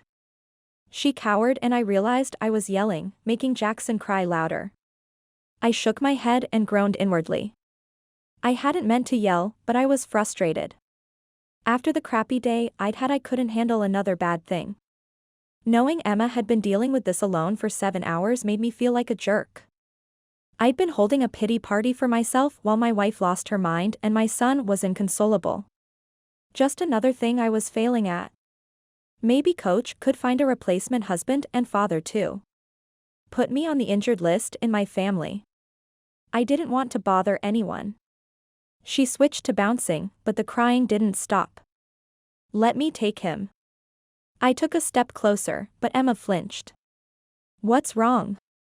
Maybe you should take a shower or go sit in the hot tub. Why? She paused. You seem a little tense. I sighed. I'm fine. Let me help you. She shook her head. No, go relax. How can I relax when I know you're in here alone? Her lip quivered. Olli, you need to calm down. I took a step back, shaking my head. No, I need people to stop trying to control me. I felt useless. And angry. And tired. I wanted to run on the treadmill or outside, but I couldn't. I went to my office and sat behind my desk. An envelope sat waiting for me. I picked it up and turned it over.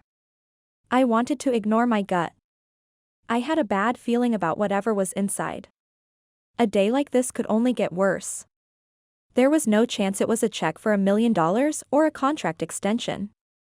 I slid my finger under the seal and opened it.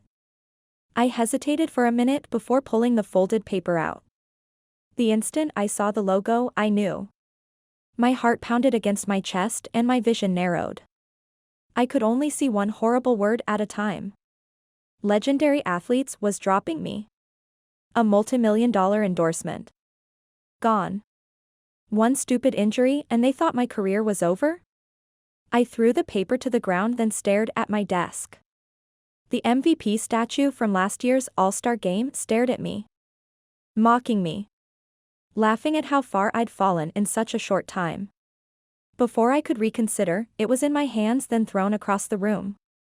It hit the bookshelf, taking it down with it. Priceless memorabilia clattered to the ground. I didn't care. It felt too good to feel bad about it. Olli? Emma's voice sounded a world away. I picked up my first game puck from the edge of my desk and stood. I stared at the framed pictures decorating the wall. Moments of my career. I threw the puck as hard as I could, aiming for my first NHL game. The glass exploded in a million pieces. I felt like I could breathe again. The door to the office swung open and Emma entered with Jackson in her arms. Still howling. Olli, what's going on? She sounded desperate. I glanced at her, but it wasn't enough to break the spell. I hobbled to my trophy case and picked up an old college award. The weight in my hands was so much more gratifying than a game-winning save.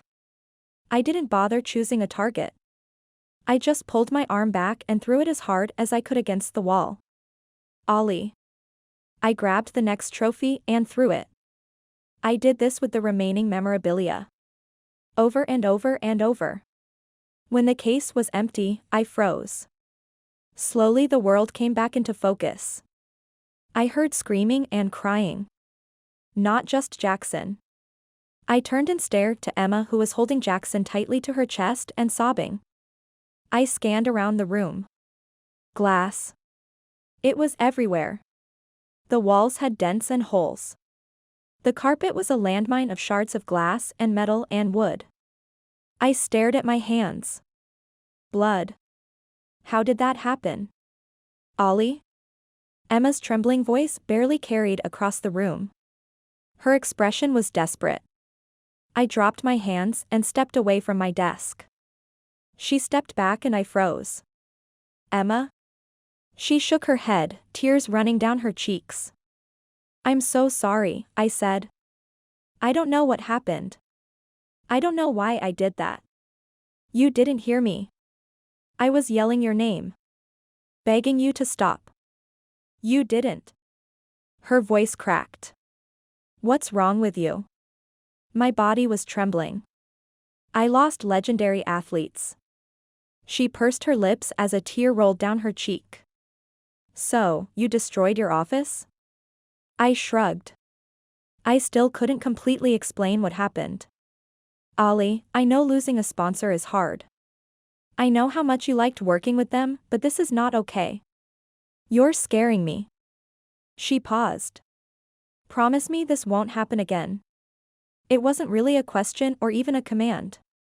It was a fact. I wouldn't let it and she wouldn't tolerate it. I'm sorry, Emma. I'm so sorry. I'll clean this up. Her shoulders sagged and her eyes dropped to the ground before she turned. I listened as Jackson's cries muffled as the bedroom door shut upstairs. Seeing my wife walk off with my baby felt like a knife in my heart. What had I done? The destruction surrounding me didn't make sense. I couldn't believe I'd done it. I'd never felt such rage before. It scared me. Chapter 11, Emma. I had no idea what to do next. I sat on my bed and cradled Jackson to me. He was still crying. I couldn't remember what silence sounded like anymore. I picked up my phone and debated on what to do. Should I call Chloe, Eric, or Coach? I don't know what was going on with Olli, but that violence, him thrashing his office, wasn't okay, and it couldn't happen again. He'd scared me. It was like he wasn't even in the room with me. He seemed lost. I hit Chloe's name and held the phone up to my ear, praying she would answer before I lost the courage. She picked up after the first ring. Hey, girl. What's going on? The sound of her voice made me cry. It's Olli. I choked out the two words and her voice turned serious. What's going on? What happened? He came home completely different. Coach is putting him on the injured reserve list and he's not taking it well. I fought back tears. She sighed. Well, what did he expect? He won't be back for a year. I know, Madeline told me. I just didn't expect him take it this hard, but I just watched him destroy his office. He picked up every trophy he had and threw them at the wall. There's glass everywhere. I don't know what to do or how to calm him down. There was silence for a beat. Are you okay? I shook my head and groaned. Chloe, I'm not. I don't know what's going on and I'm kind of freaking out.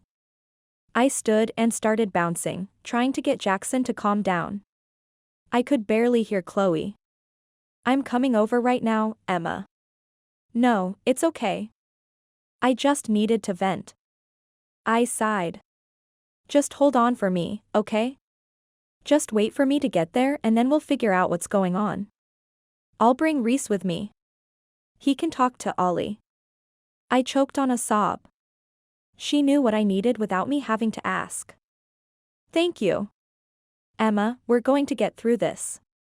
She hung up and less than 15 minutes later she texted me when they arrived. I hurried downstairs as if they had all the answers and solutions. The second I opened the door I was wrapped up in Chloe's arms. We're here. She whispered in my ear then stepped back. Now give me my little boy. I handed Jackson over, grateful for the reprieve. Reese patted my shoulder and walked down the hall to Olli's office. He swore and then slammed the door shut. What's the matter with you, Letang? Reese's voice boomed through the wall. I cringed at his tone, but maybe tough love was what Olli needed right now. All I knew was that it was out of my control. My job was to protect Jackson and for the first time since meeting him, I didn't trust my husband. He wasn't himself. I couldn't predict what he would do next, and it terrified me. Chloe and I went back upstairs to Jackson's room. I sat in the glider while she bounced him. Within a few minutes she had him calmed down and almost asleep. I wanted to laugh and cry at the same time. Babies can sense your stress, Chloe whispered. I watched her, gently swaying Jackson. It's hard to calm down a baby when you're not calm, Chloe added. I wanted to pull my hair out. How was I supposed to remain calm when he cried for hours on end? I closed my eyes and dropped my head. I should be able to handle this. I read the books. I met with the specialist. It was like everything I'd ever learned melted out of my brain weeks ago. I was on autopilot with all ability to think and reason taken away. I'm just so tired, Chloe. I know. I opened my eyes and watched her lay Jackson down in his crib. He didn't stir. It was a miracle. Chloe waved toward the door and I followed her to my room. She pointed to the bed. Sit. I followed without commenting that she was treating me like a dog. When it gets this bad you need to call one of us, Emma, she said. It's not good for you or the baby. I nodded. I know today has been unusually challenging, but I need you to know we're all here for you. Everyone on the team and in the Pride would drop anything and come if you asked. Don't be stubborn and think that not asking is the best option. Not with so many people available. I knew she was right. If the rest of the girls were to catch wind of what happened today, they'd be annoyed I hadn't called them earlier. But I needed to prove to myself I could do this mom gig. Just one day without help. But I couldn't. I'd failed. I will, I said. She narrowed her eyes. Promise me. I sighed. I promise. She nodded once and sat next to me. So, tell me what happened? I trembled at the memory. He came home upset and I tried to talk him down, but it was like everything I said or did made it worse. He went to his office and a few minutes later I heard a bang, then another. I opened the door and he was picking up trophies and throwing them at the walls, at pictures, at jerseys. He'd lost an endorsement and he lost his mind, I guess. I tried to get him to stop but it was like he wasn't there. At least not mentally. He had this blank expression, and when he finally ran out of trophies he stopped and stared at me like he was just realizing I was there, like he didn't know what he was doing. Chloe shook her head. There's something wrong with him. Maybe it's PTSD or stress or depression. I'm not sure, but he's been different since the accident. I nodded. Maddie said he's short-tempered during training. He gets frustrated if any little thing doesn't go right. That's not Olli. She reached over and squeezed my hand. I know. Couldn't just one, piece of my life be normal right now? Couldn't one thing go right? Do you think, she didn't finish her thought. What? Do you think he would be better at a rehab center? I turned toward her. He's not an addict. She shook her head. No, I mean like a center that specializes in recovering from injuries and surgeries. My shoulders fell. I can't take care of Jackson alone, Chloe. I practically am already, but not having him around at all? I don't know if I could do it. She nodded. I get that, but you're not alone. I will move in if I have to. I smirked, but she remained serious. I will, she vowed. Olli needs to get better. Mentally and physically. He'd never agree to it. She was quiet for a moment. He would if coach suggested it. You mean required it? She shrugged. I'm not saying he has to leave tomorrow, but if something like this happens again, I wouldn't hesitate to call in the big guns, if I were you. I didn't want it to come to that. If it happened again, which I prayed it wouldn't, I hoped Olli would realize for himself that something needed to change. It was wishful thinking, but I didn't feel right sending him off. We needed each other. We'd always been a team. A pair. Incomplete without the other. What happened to us? I lay back on the bed and closed my eyes. Thoughts of our trip to Mexico before his car accident flashed through my mind. Walking on the beach at sunset, cuddling in bed as the morning sun woke us up, and laughing. We were always laughing together. When was the last time either of us laughed? We were supposed to be the stable couple in the group. The old married couple. The ones that had it figured out. Now we were lost. Each day taking a step farther away from each other. I wanted to run back to him, to close the distance, but I didn't know how. I'm cracking, Chloe, I admitted. I felt movement and peeked open one eye to see her lying next to me, watching me. I'm her for you, Emma. We all are, she said. I closed my eyes and nodded.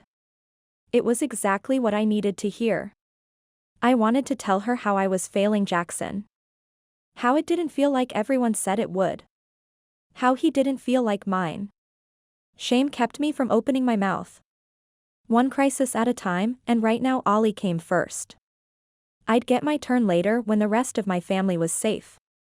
I heard footsteps coming up the stairs, too quick to be Olli. I sat up and Chloe did too.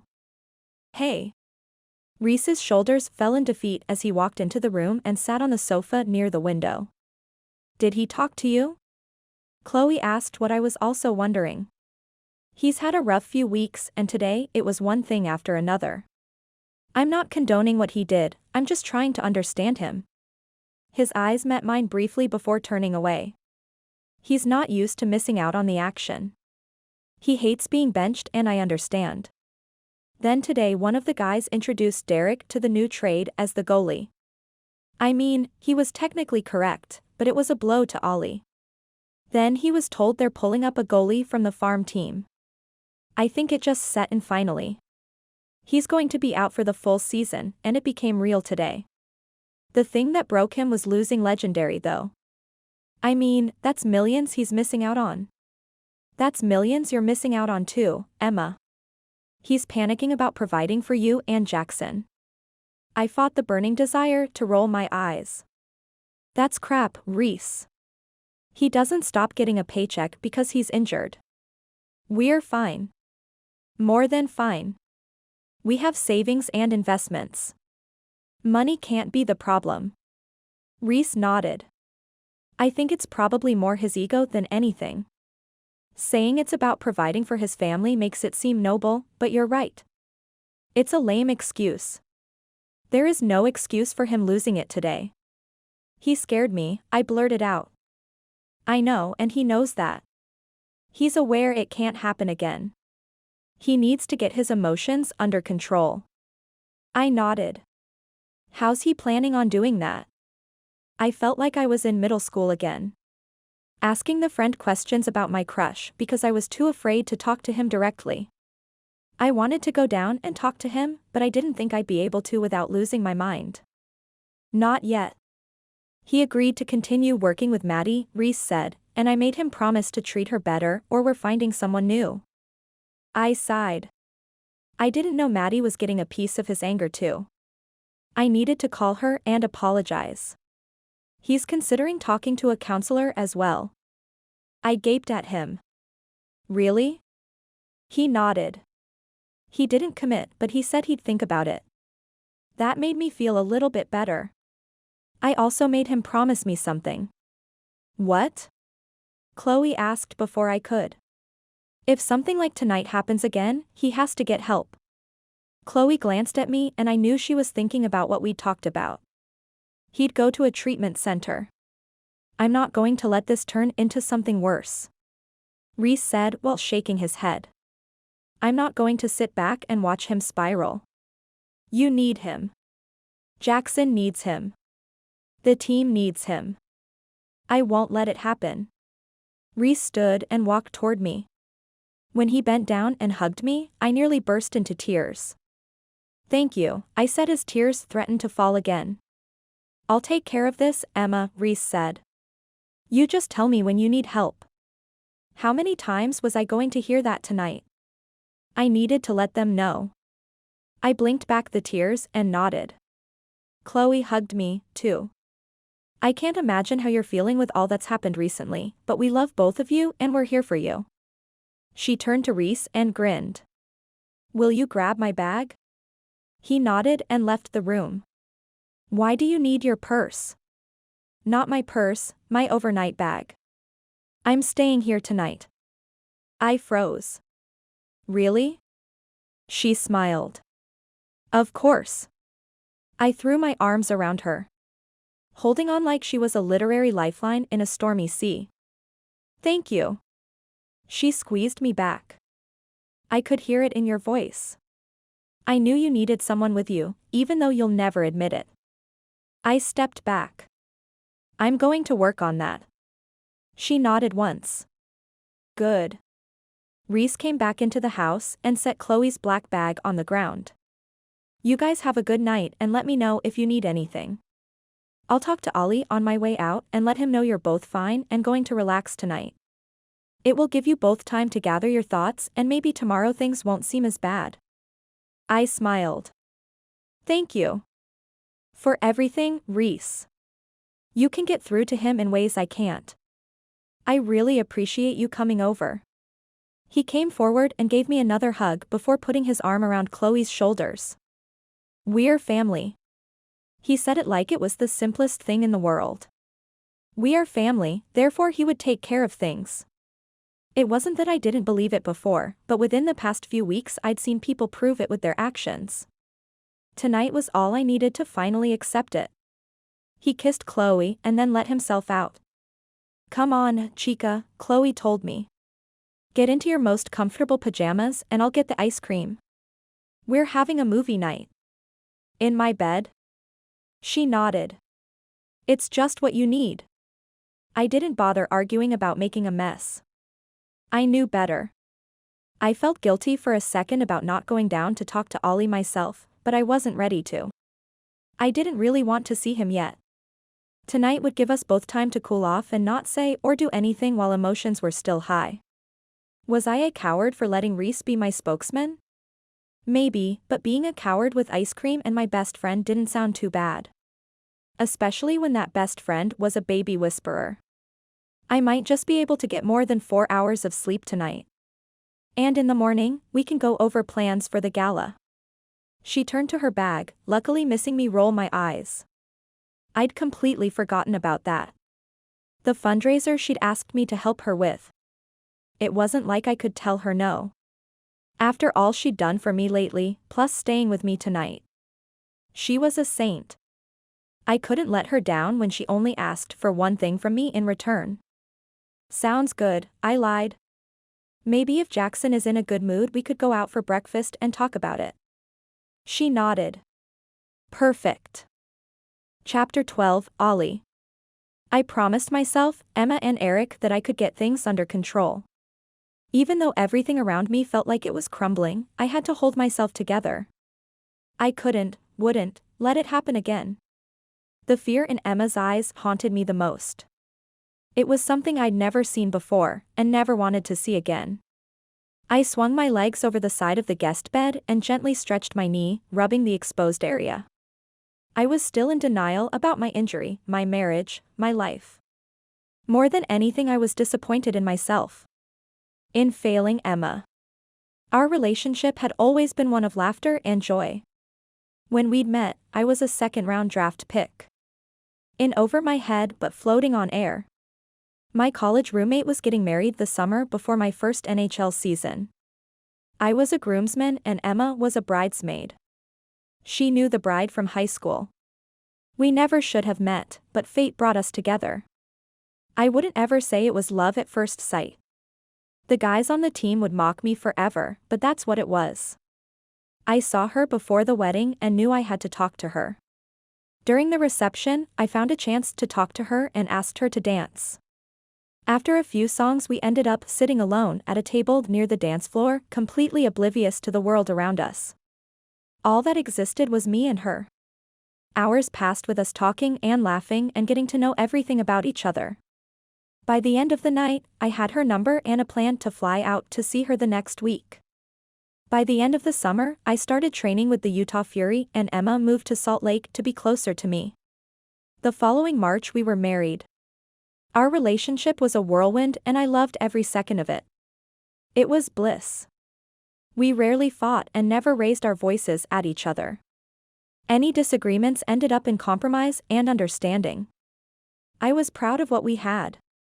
I wanted to be an example of a good husband to the rest of the guys. I wanted our marriage to be a standard of what they should reach for. But now, I was ashamed. Emma and I had never felt like strangers, until now. We were more like roommates than husband and wife. We lived in the same house, but rarely saw each other. I tried to be gone as much as possible, training and meeting with coach and my agent to work on new deals.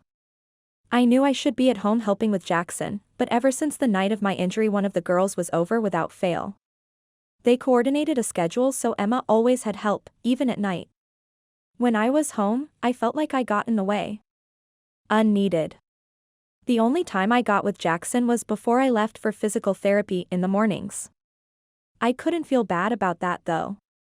I'd have as much time with him as I wanted if I asked. If I made any effort. I slowly stood from the bed and pulled on a shirt before heading to the kitchen. I didn't need the crutch anymore, but it was still a struggle getting upstairs and jumping or skating. Walking was about the only thing I could do with only minor pain. Good morning. Emma sounded cautious. Her blonde hair, that I loved running my fingers through, was damp and the smell of her floral shampoo filled the room. This was her new tone speaking to me. It broke my heart. I smiled and moved to give her a hug. When I put my arms around her, she tensed, just slightly. It was enough for me to notice. It would take time to repair the damage I'd caused, but I was willing to fight to get us there. Hey, Olli. I flinched at Kendall speaking my name. I still wasn't used to having people in the house at all hours. I released Emma and turned to see Kendall smiling at me. Hey. What's on your schedule today? Emma asked. Just the same. I limped across the kitchen to get a mug for coffee. I needed something in my system before dealing with the small talk. I reached up to the top shelf where my mugs were stashed. Let me get that for you. Kendall took a step forward. I've got it. I reached up and found one before turning to the coffee maker. Something went wrong. I twisted in a way that my knee didn't like, and pain shot up and down my leg in an instant. I swore and grabbed my knee, dropping the mug on the counter. Olli, what's wrong? Emma hurried over, but I held up my hand to stop her. I just moved wrong. She stopped a few feet from me with a worried expression. Okay. I'll bring over a stool. Try not to move it anymore. I ignored her and tried to fully extend my knee. Oh. This was bad. Something happened. Something bad. I'm here. I knew she was trying to be helpful. I knew she was doing what she thought was helpful, but I just needed a minute to breathe. Sit down, Olli. Kendall said in a soft tone. I shook my head, turned to face the counter, gripping the edge for balance as I tried to bend and straighten my leg. Olli, please. Stop, Emma. I bit out the words and knew I'd have to apologize later for my tone. I don't want you to hurt yourself. Her arm reached for me, but I picked up the mug and spun. It hit the wall and shattered into thousands of pieces. Emma's gasp is what pulled me out of the tunnel vision, staring at the broken ceramic covering the floor. I turned around and heard Jackson screaming. I'd missed him by a foot, maybe two. I hadn't looked at where I was throwing, and I wasn't used to his bouncer being in the kitchen. Emma's eyes welled with tears. Her face reddened, and her lips pursed like she was holding everything back. Kendall moved toward Jackson and picked him up. She rubbed his back and soon he was calm again. She shot me a filthy look, one that should have scorched me to ashes. You need to figure this out, Olli. She hurried out of the room and I heard her footsteps up the stairs. Emma hadn't moved. She was watching me with such disappointment and fear. Emma. I reached out an arm, but she stepped back. Emma, I'm sorry. She shook her head. No. No? What did she mean? It was an accident. Tears started rolling down her cheeks. No, that wasn't an accident. I looked around, searching for an answer or explanation. I couldn't help when those moments of rage hit. It was as if something took over in my body. Something I couldn't control. I focused on the spot I'd hit. A crack. The remains of the mug on the floor. I did this. I'd almost hit our baby. I'd lost control again. Even though I promised I wouldn't. I let Emma down. I closed my eyes and sucked in a breath. I wasn't okay. I wasn't in a good frame of mind. I wasn't me. This couldn't happen again. Not here. I couldn't guarantee that. I had to leave. It was the only solution. Emma and Jackson deserved better.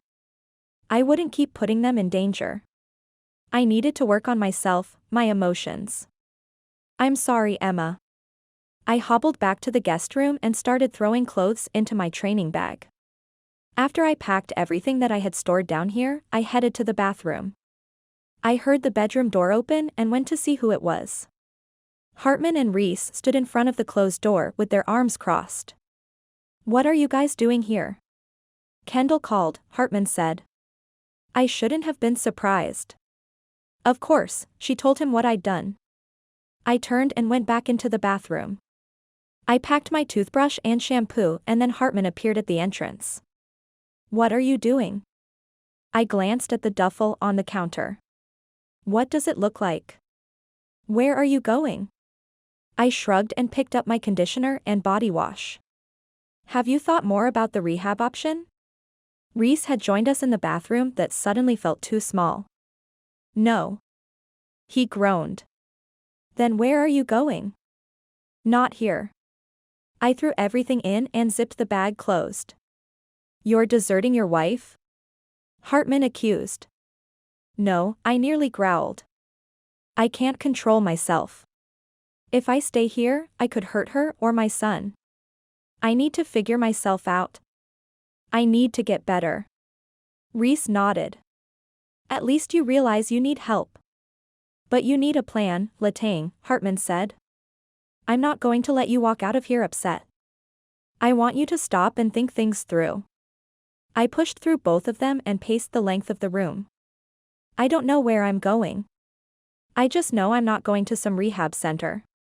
I can get the physical therapy I need with Maddie. I'll find someone to help with the other part. They shared a look. You can't stay with me, Reese announced. Chloe made that clear. Me either.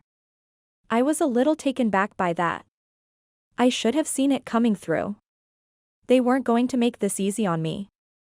I'd crossed a line. I'm assuming the same goes for the rest of the team? Their silence was my answer. So that's it? You guys are all turning your backs on me? Hartman shrugged. It's more like the pride has made a decision. Well, that made a lot more sense. The girls had chosen sides, and they chose Emma. As they should. I was honestly grateful they were supporting her so fiercely. She needed it. But that meant half the team was shutting me out. I couldn't go to coach. He'd help me, but he wouldn't take me in, plus I didn't need him to know how bad things had gotten. That left me with only a few options. Some of the younger guys. The rookies. I cringed. I could get a hotel, obviously, but that would lead to questions. I knew the media would find out and go crazy with stories and theories, and I couldn't put Emma through all of that. There was only one real option, and I doubted he would be excited. Chapter 13, Emma. He didn't say goodbye. When the guys led him out, carrying a duffel and his training bag with them, he turned and gave me one sad smile before walking out the door. I was beyond grateful Chloe was holding Jackson. The moment the door shut behind them, I fell to the floor, clutching my chest. The tears in my eyes had dried overnight. I had nothing left to give. I'd sobbed and grieved alone in my bed all night. Chloe slept in a pullout in Jackson's room and told me to sleep. She fed him and changed his diapers throughout the night. I could hear each time they were up. I didn't sleep, but I didn't have the will to get out of bed. Another way I'd let my baby down. Chloe sat down on the floor next to me. He's going to get better, Emma. I shook my head. What if he doesn't? What if this is it? She sighed. I doubt it is, but if that's what happens, then we will get you through that. I doubted anything they could do would help me survive our breakup. She reached over and rubbed my back. Olli loves you so much. He adores you and Jackson. He's probably embarrassed and ashamed right now. Don't for 1 second think his actions are a reflection of you or his feelings for you. You have done nothing wrong. Things have been rough on both of you. There's been so much change in such a short amount of time. She paused. Right now, Olli is taking care of himself. I want you to do the same. I peered down at my baby, sleeping in her arms. He just left. He walked right out without a thought about Jackson. Chloe shook her head. You're right. He did. You can't. Not just because you're his mother, but because you're his mother. You would never leave Jackson. I know things have been hard on you and this has been a huge adjustment, but you've made it through. I don't think there's anything you can't do, Emma. I closed my eyes. I can't do this. Her arm moved up to my shoulders and she pulled me toward her. Of course, you can. I shook my head. No, Chloe. I can't do this. I pulled away and lifted my eyes to hers. I don't think I'm cut out for this. No one is cut out for doing this alone, but you're not alone. You have all of us. She didn't get it. I knew I needed to say it clearer, but I couldn't. I couldn't say those words out loud. Okay. She stared at me. Like she was searching my soul. After a moment she nodded. You go shower and change. I'm going to put Jackson in his crib and make some calls. I didn't bother asking her who she was calling. Between her job, the fundraisers she orchestrated, and managing Reese, she was seldom not on or near her phone. I stood and dragged myself back to my room. I wanted to plop down on my bed and forget the world existed, but I knew that would only last for a few minutes before Chloe came looking for me. I walked into my bathroom and started the shower. I turned and peeked in the mirror at the stranger facing me. Her skin was dull and dark purple surrounded her eyes. I took off my shirt and frowned. She was too thin, except around her waist.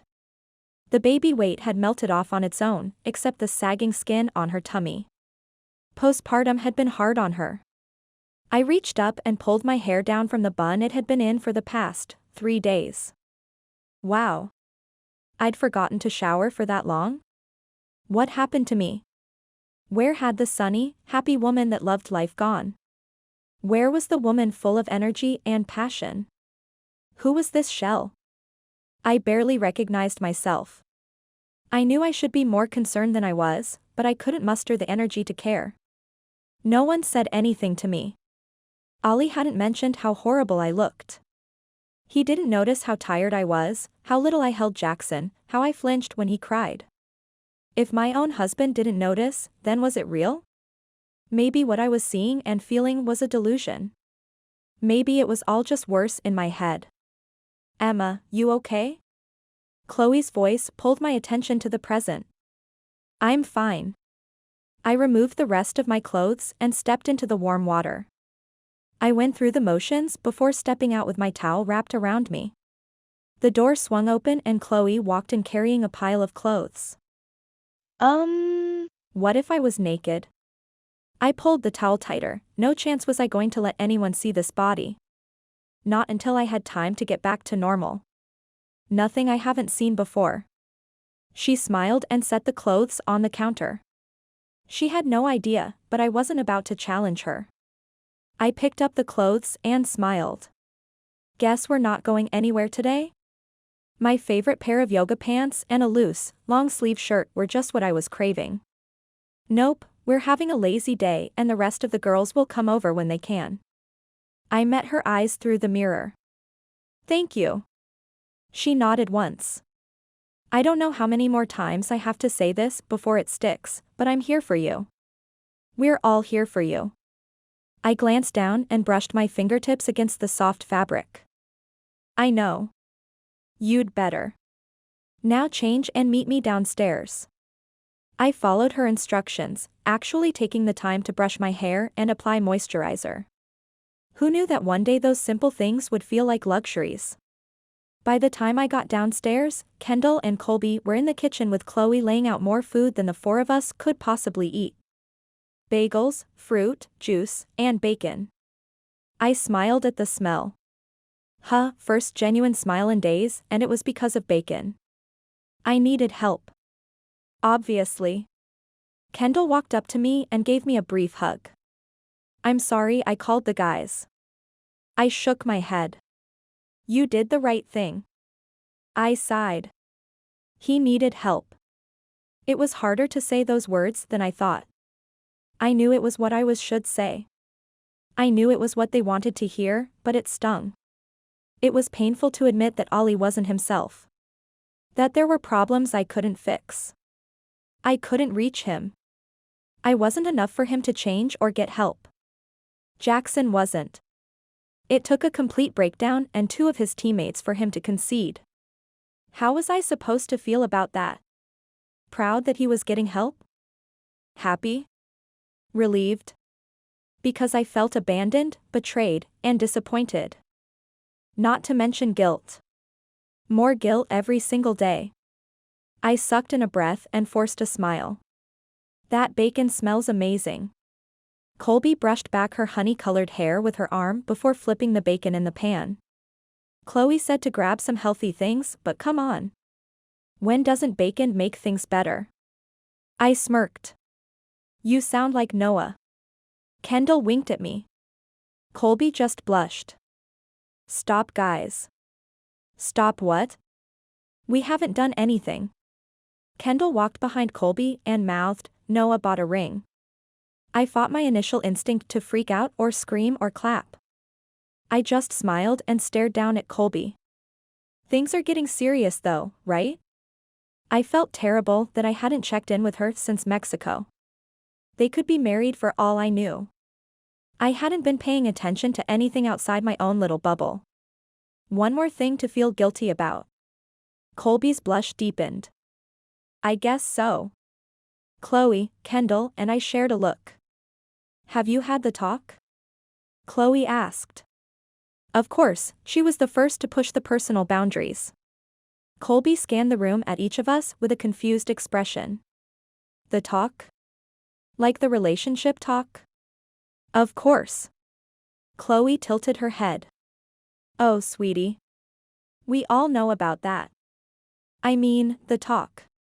Colby glanced at me, and I pointed to my ring finger. Her mouth formed a perfect O. I studied her face for any hints, but she was good. She didn't reveal anything, just shrugged. Tell us. Kendall jumped up and sat on the counter next to where Colby stood. Come on.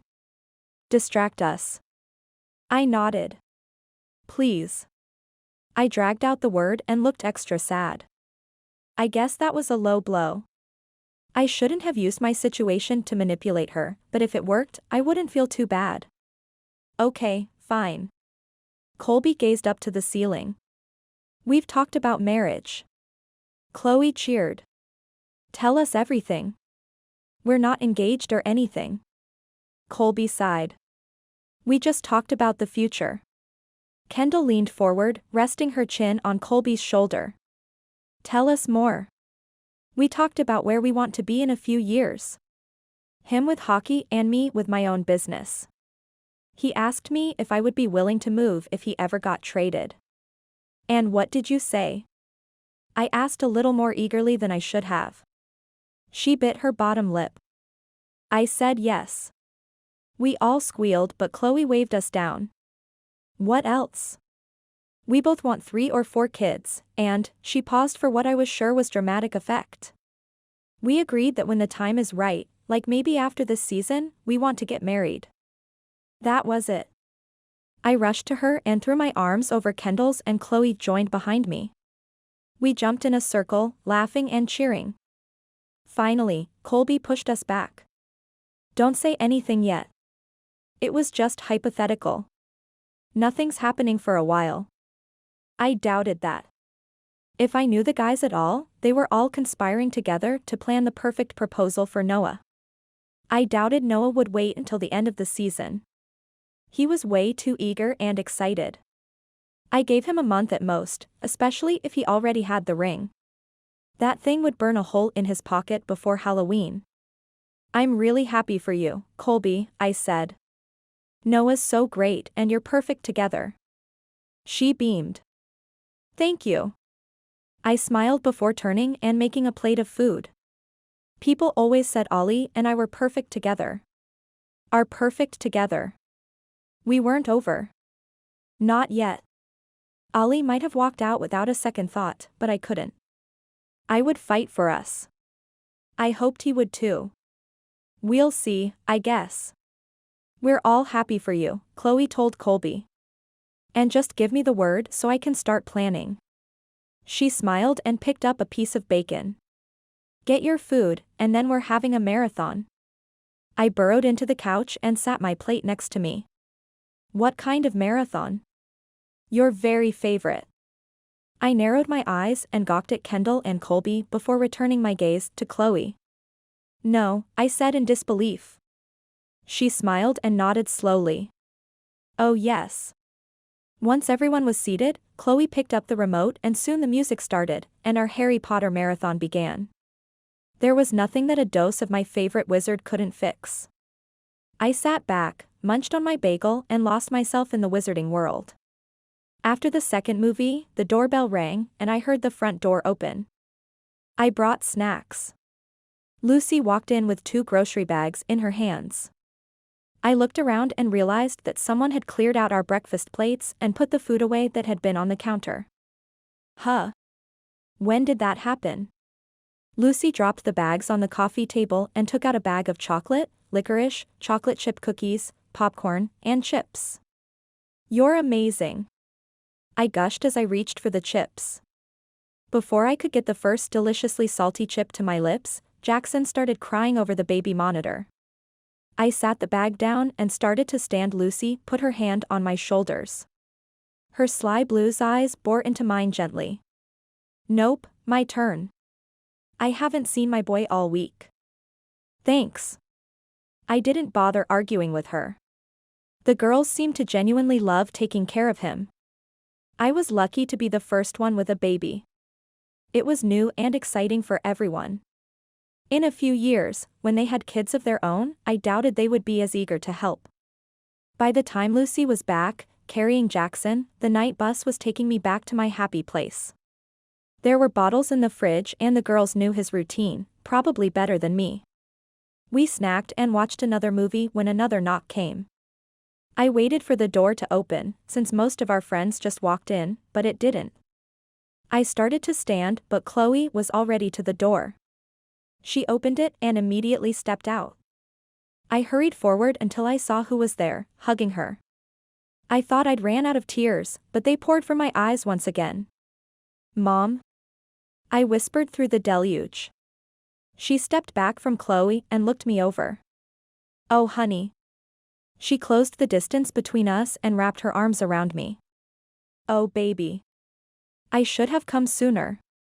She held me, and I soaked her in. Her faint vanilla scent. Her warmth. When she released me, I held her hands. How are you here? I thought you weren't coming for a few more weeks. She glanced at Chloe, who just shrugged. I got a call that my baby girl needed me. I wiped my tears with the back of my hand and nodded. I do. I'm here now. I'll take care of things. I nodded again. I knew she would. This was the first time in my life I'd needed to rely on others. It wasn't easy, but I'd had to forfeit control. Now, where's my baby boy? She said. Lucy appeared behind me and made a big show of passing Jackson to my mom. Here's Grandma, Jackson. Seeing my mom hold my baby took a boulder off my shoulders. Things clicked. This was just what I needed. I hooked my arm through Chloe's and rested my head on her shoulder. Thank you. She kissed my forehead. Anytime, babe. Chapter 14, Olli. I opened my eyes to see Grant glaring down at me. His curly hair falling in front of his eyes. Ugh. What do you want? I threw my arm over my eyes and tried to go back to sleep. The bed shook. Get up, man. I told you I'd only let you stay here if you worked on getting better. I am. How? I liked him better when we were on vacation. In Mexico he was the laid-back one. What happened to that version? I haven't thrown or broken anything in 3 days. Yeah. And you've been here for 4. You owe me for that senior class trophy. I'll have my people pay your people. I rolled over, hoping he'd get the hint. No way, Olli. The bed shook again. Get you lazy but out of bed, man. You have physical therapy and an appointment with the team shrink. Coach told me if you missed one more day, he'd trade you to the lowest bidder. I scoffed. Go for it. The thin blanket covering me was ripped away. I shot up. What's your problem? He glared at me with more intensity than before. You are. I'm doing you a favor by letting you stay here. I know I'm the only one that would let you in. But just because I'm letting you sleep in my guest room doesn't mean I'm going to tolerate you being an idiot. You're on thin ice, man. We're all rooting for you to get better, but there's nothing we can do to make it happen. Only you can. Cute speech. Have you been practicing? His fists clenched and I almost smiled. He might be a few inches taller than me, but his curls and dimples made me think of a little boy. Not so intimidating. What was he going to do? Hit me? I'd like to see him try to fight me. Grant folded his beefy arms across his chest. Go to the appointments today, Letang, or you're out. He finally walked out of the room and I fell back against the strange bed. I knew I was being a jerk. I knew I was driving everyone crazy. I was making them miserable. Like me. I didn't want to bring them down to my level, but I wasn't exactly in the right frame of mind. All I wanted was to be left alone. I wanted to stay in bed and let the world go on without me. It was better off that way. All I'd done for weeks was cause stress and pain. The team was doing well. The kid was handled himself better than I expected. They didn't need me. I hadn't been around to help Emma with Jackson. He was already 7 weeks old and I'd missed so much by being in my darkness. Emma was doing it well on her own with the help of the pride. Those girls were the ones she needed. Not me. I made her cry. I left her alone. I failed her. I deserved the pain and darkness. I welcomed it. Why couldn't the guys let me sink away? Why couldn't they leave me alone? I deserved it all. I pushed them away and they came back with twice as much force. I just wanted it to stop. How was I supposed to get through this? How was I going to take a year off and get back into shape for next season? How was I going to overcome my anger? I stared up at the white ceiling as if answers would appear. It felt impossible. I picked my phone up from the nightstand and frowned at the screen. No missed notifications. No texts or calls. Emma hadn't spoken to me in 4 days. It was the longest we'd gone since we met.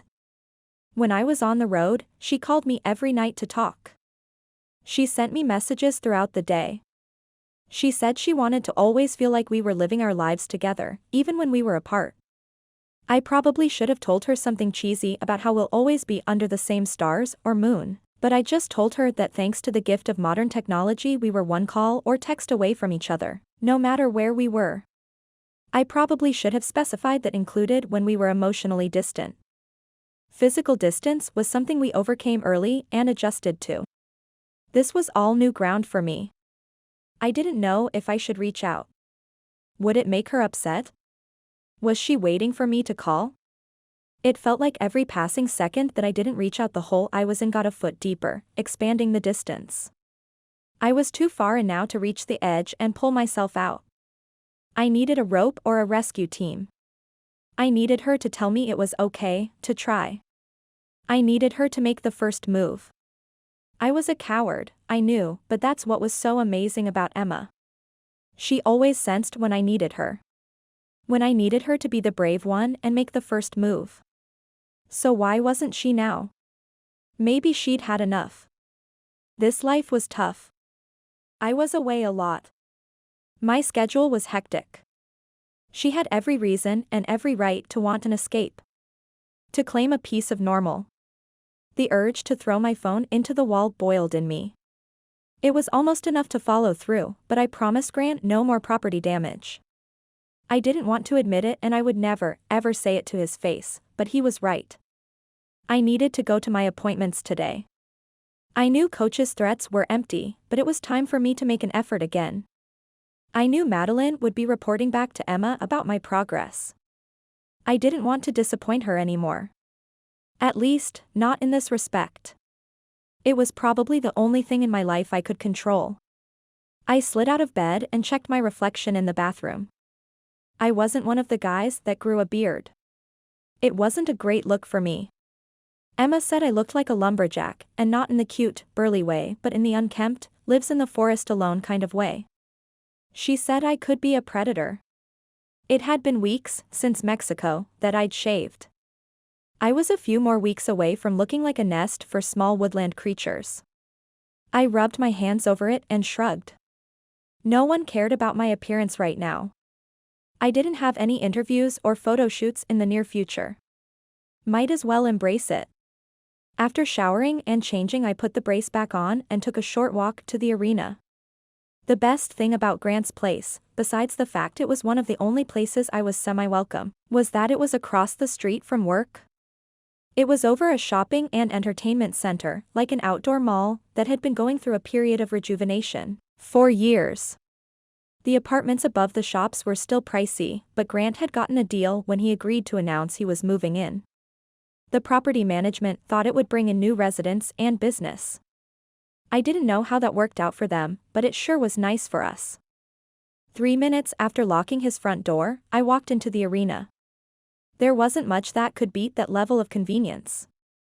I loved our home and knew it was the right move for our family, but sometimes I resented the 30-minute drive through downtown to get here.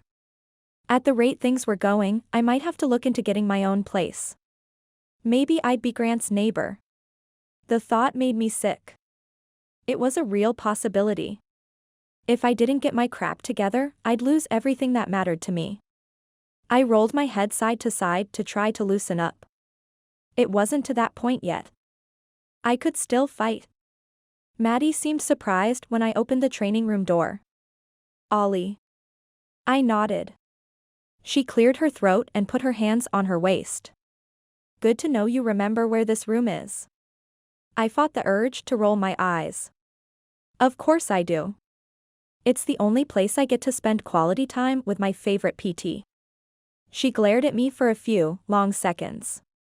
I have a different client at this time. I scanned the empty room. Where is he?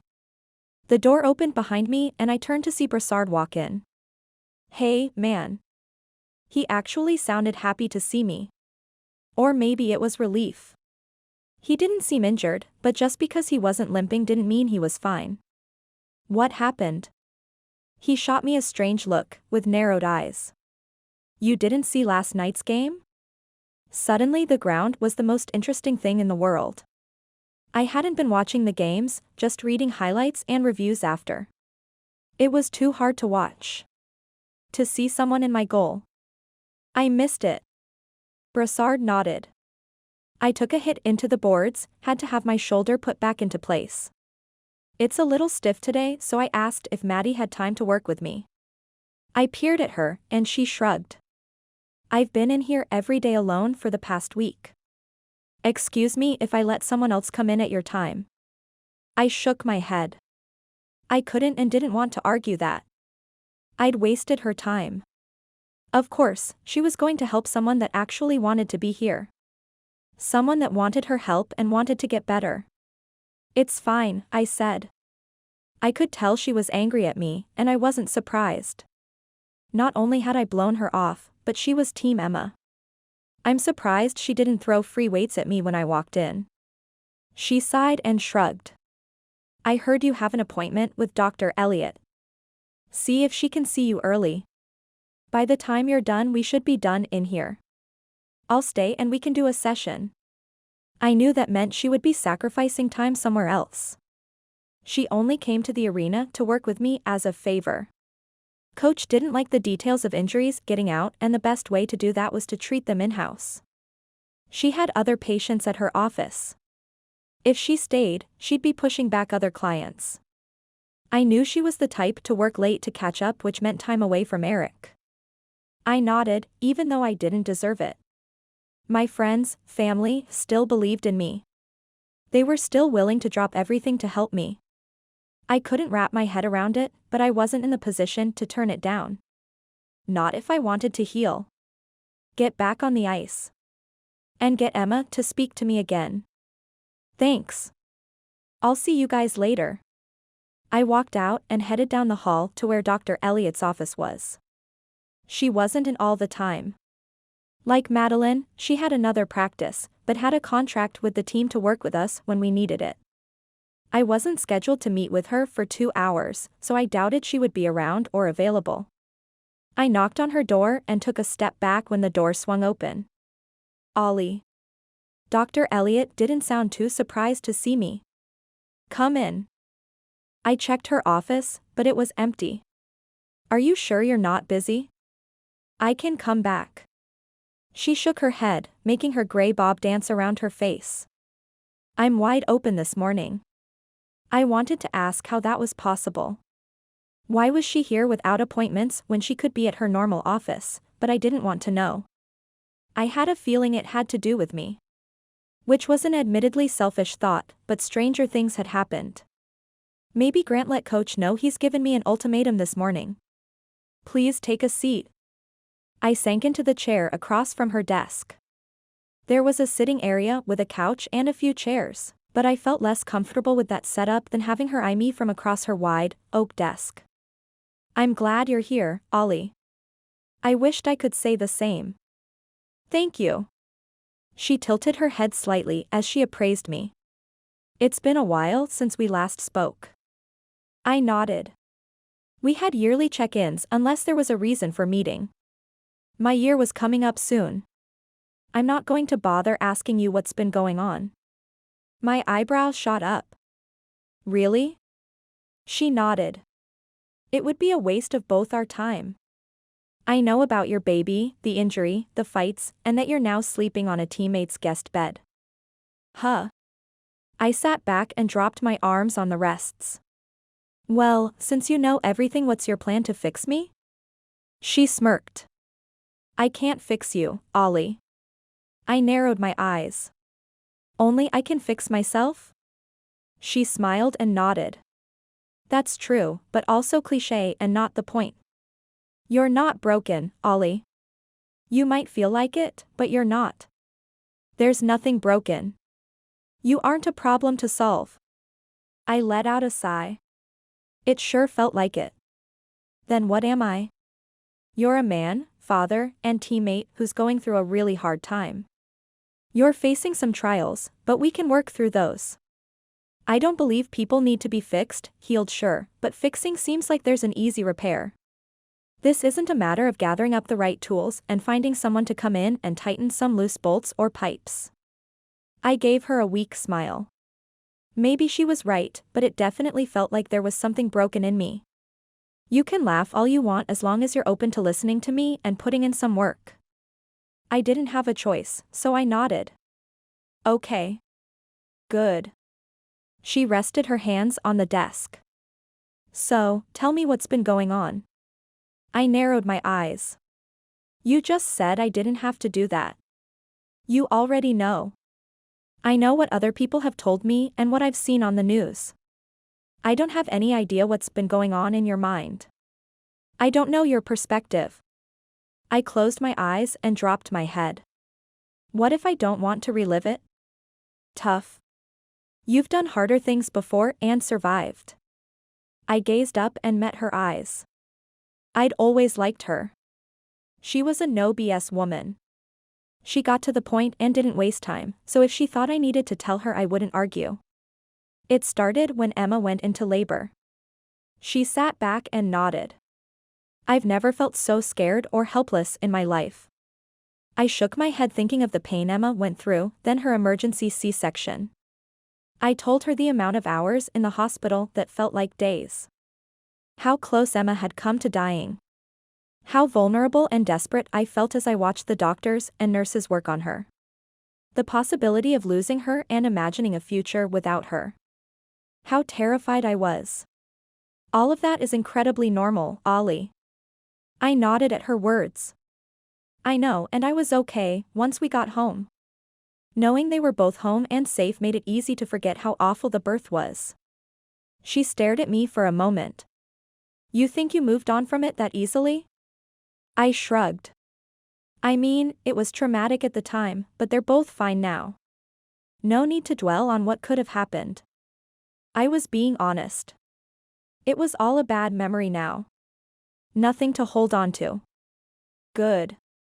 I'm glad you were able to move on from it. She paused. What about the injury? How do you feel about that? I clenched my jaw. That was the subject I didn't want to discuss, but I knew it was the reason we were both here. I'm frustrated. She nodded. Of course, you are. It derailed your plans. Yeah, and took me out for the entire season. I had to remind myself to stay calm even though my blood pressure was higher than when I skated wind sprints. Are you angry at the player that hit you? For a few minutes.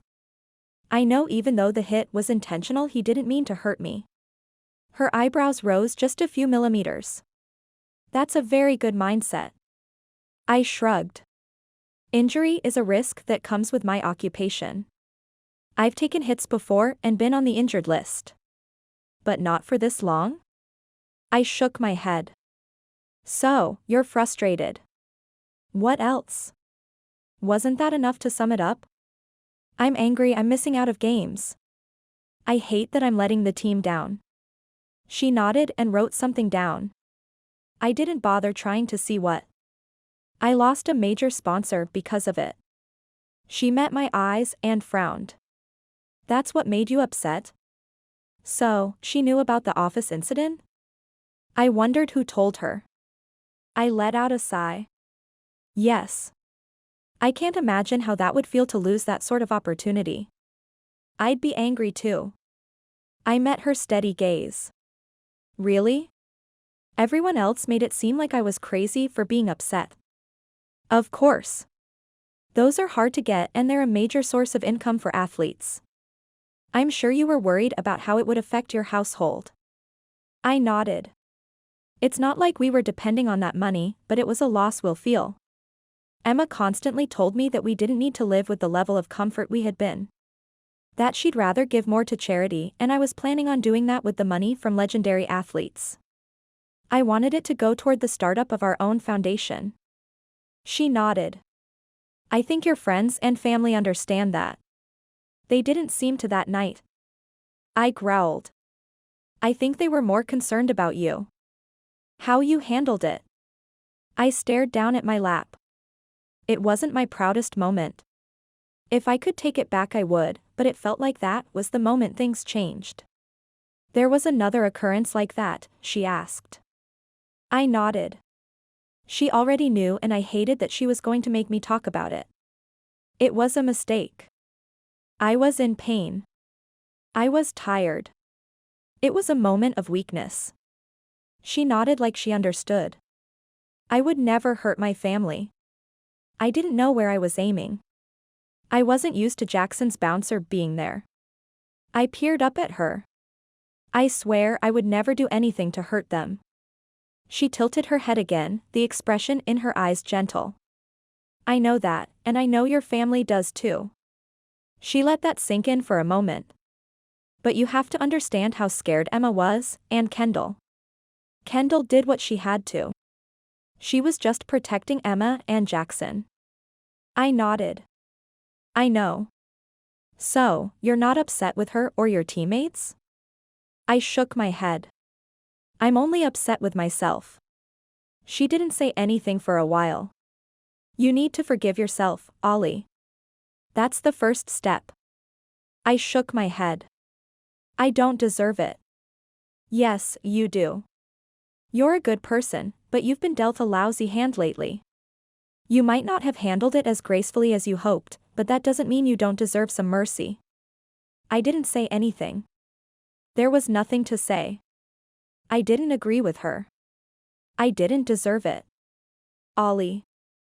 I want you to think about something. I peered up and nodded. I want you to think about whether or not you being out of Emma and your son's life is really the best thing for them. Do you honestly think they are better off without a husband and father? I thought of Emma's tired eyes and how hard it was to get Jackson to stop crying sometimes. I might not have been able to get up the stairs at night to help, but there were things I could do.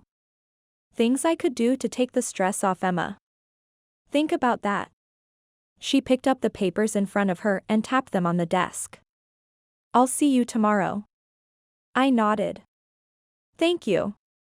I walked back to the training room and Maddie nodded at me from where she was working with Brassard. I moved to the open area and grabbed a mat. I started stretching and considered what Dr. Elliott said. Was it better for Emma and Jackson that I was gone? The devil on my shoulder said yes. I wanted to believe him. It was easy to give in to the sadness and self-pity, but I also knew I couldn't survive without them. I hoped Emma felt that same. Chapter 15, Emma. He seemed different after his appointment with Dr. Elliott. I nodded at Maddie. She'd been telling me how surprised she was that Olli showed up today. I was just as shocked, but I was more relieved. It was the first time all week he'd left the room, from what Grant had passed along. It hurt to know Olli was in such a dark place. I fought the instinct every second of every day to run to him and try to make it all better. I couldn't. He needed to find his way back on his own. He asked if I thought he should call you. I froze with my hand wavering over the chips Sasha dropped off. She even brought her homemade salsa. I was in heaven. Well, as close as I could get these days.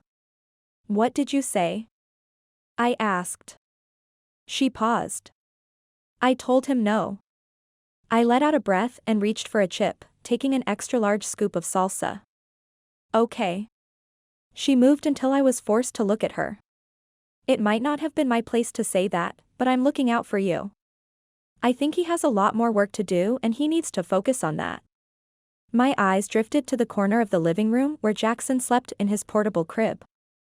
She was right. I was ready to crack and tell him to come home, but I had someone else to think about now.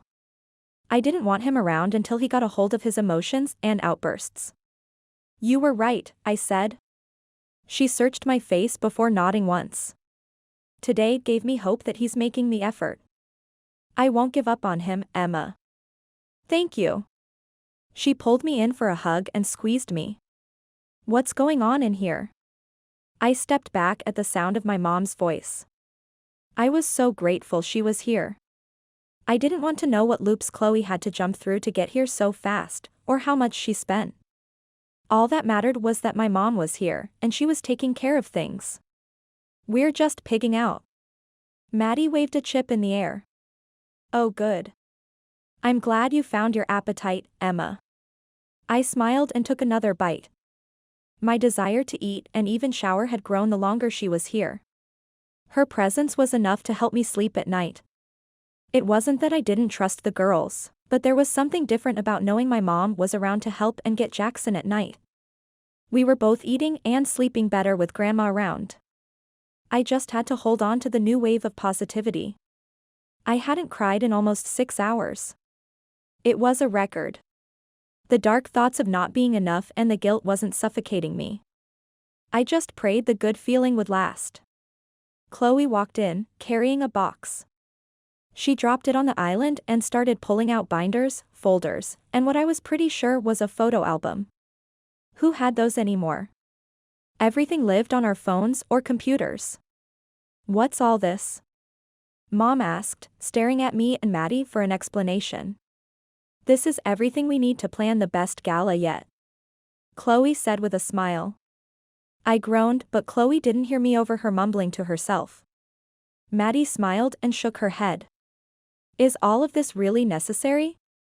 You've planned this fundraiser 5 times already. Chloe narrowed her eyes.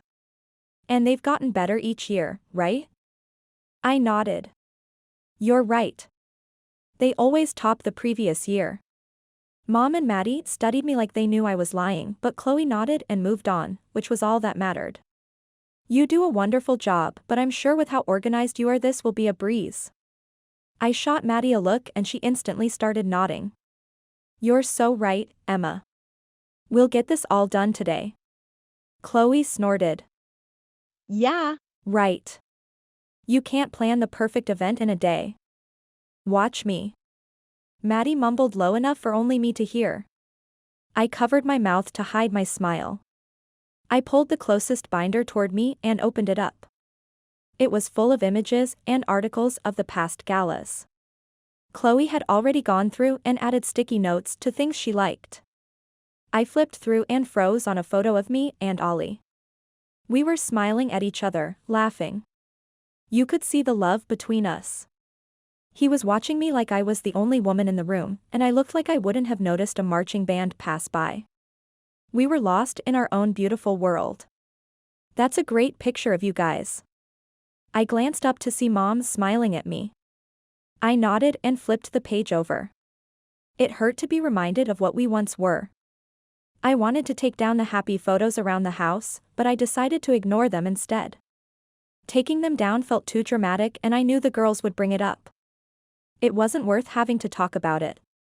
I'm thinking of an old Hollywood theme. What do you guys think? Chloe turned to us with excitement. I nodded. Maddie agreed. That's perfect. We can find vintage dresses and everything. That sounds lovely, Chloe. Mom said, making Chloe beam. Thanks. I'm glad you guys like it because I might have already started planning with that theme in mind. I wanted to roll my eyes, but I shouldn't have been surprised. So, what can we do? I need you to pick out invitations and send the information to the printer. She shared a look with Maddie. And I need you to call the caterer and set an appointment with them for next week. Sounds good. After picking out tablecloths and a DJ, the girls left to go home to their own families. Mom started making dinner while I fed Jackson. You know, honey, if planning this gala is too much for you, I think Chloe would understand. I looked up and realized that she had stopped chopping vegetables and was watching me. Why would I do that? She raised an eyebrow. I saw how hard it was for you. She can handle things. Maddie is helping her, and I'm sure the girls from the Pride will pitch in if needed. Mom, I'm fine. She picked up the cutting board and slid the lettuce into a bowl. Emma, you're not fooling anyone. The other girls are willing to let you process and let you pretend things are okay, but you don't have to do that with me. You don't need to do it with them. You don't have to hold it together for us. My chest tightened. She saw right through me. She could see what I was going through. Olli hadn't. The girls didn't bring it up. Mom. My voice cracked and I gazed at Jackson, who was now asleep. Oh, honey. She hurried to me and sat down beside me. Mom, it's so hard. She put her arm around my shoulder and gently pulled me toward her. I know, sweetie, but it's so worth it. I shook my head. No, Mom. I mean, it's too much. I can't do this. She sat up, forcing me to turn to her. What do you mean? The concern in her eyes was all I needed to pour out everything I'd been bottling inside. Someone was finally seeing me. Seeing the pain I was holding on to. I haven't said anything to anyone. I paused, but she waited, not even blinking. I mentioned how tired and overwhelmed I was to the doctor, but he said it was just baby blues. I'd be fine. Her hands found mine and squeezed. It's not going away, Mom. It's been better since you've been here, but it hasn't gone away. I can't handle this. She nodded once. Tell me what you're thinking. I debated, just skimming the surface. I was scared of what she would think of me, but if I couldn't talk about this with my mom, then I had no one. I think there's something wrong with me. Why would you think that? I stared down at my sleeping baby. I don't feel love. I was stumbling over my words and I knew I was probably confusing her. What do you mean, Emma? Since the first time I saw him, I haven't felt love. Or much of anything. I go through the motions of feeding him, changing him and bathing him, but it's because I know I have to. I feel obligated. I know it's my responsibility to keep him safe and happy, but I trailed off, hoping it was enough. Hoping she could fill in the blanks. What else? She wasn't screaming or calling me a monster. That was a relief, but I just wanted her to understand. I hated saying these things out loud. When he cries, it doesn't pain me. Like I've heard other moms talk about how it breaks their heart and they just want to make their baby happy again. I don't. I just know that means he needs something. Mom, I don't feel connected to him at all. I blinked away the tears that were accumulating. I didn't have this moment where I just knew he was a part of me and felt all this love. Mom nodded. What else? How do you feel now? I let out a sigh. I'm so exhausted all the time. It's been better with you here, but I feel numb. Not like yourself? I shook my head. I haven't since I had him. Do you ever think of harming yourself? No. Never. Or Jackson. I watched his peaceful face. No. Okay. She sat up straight. I'm not a doctor and I never went through this myself, but your Aunt Becky did. I was shocked. She understood what I was saying? And I wasn't the only one? I think you have postpartum depression, Emma. My shoulders sagged. But the doctor said dash. She cut me off. I don't think the doctor took the time to really talk to you. The appointment was about Jackson, she had just asked me in passing how I was. He didn't. Mom nodded.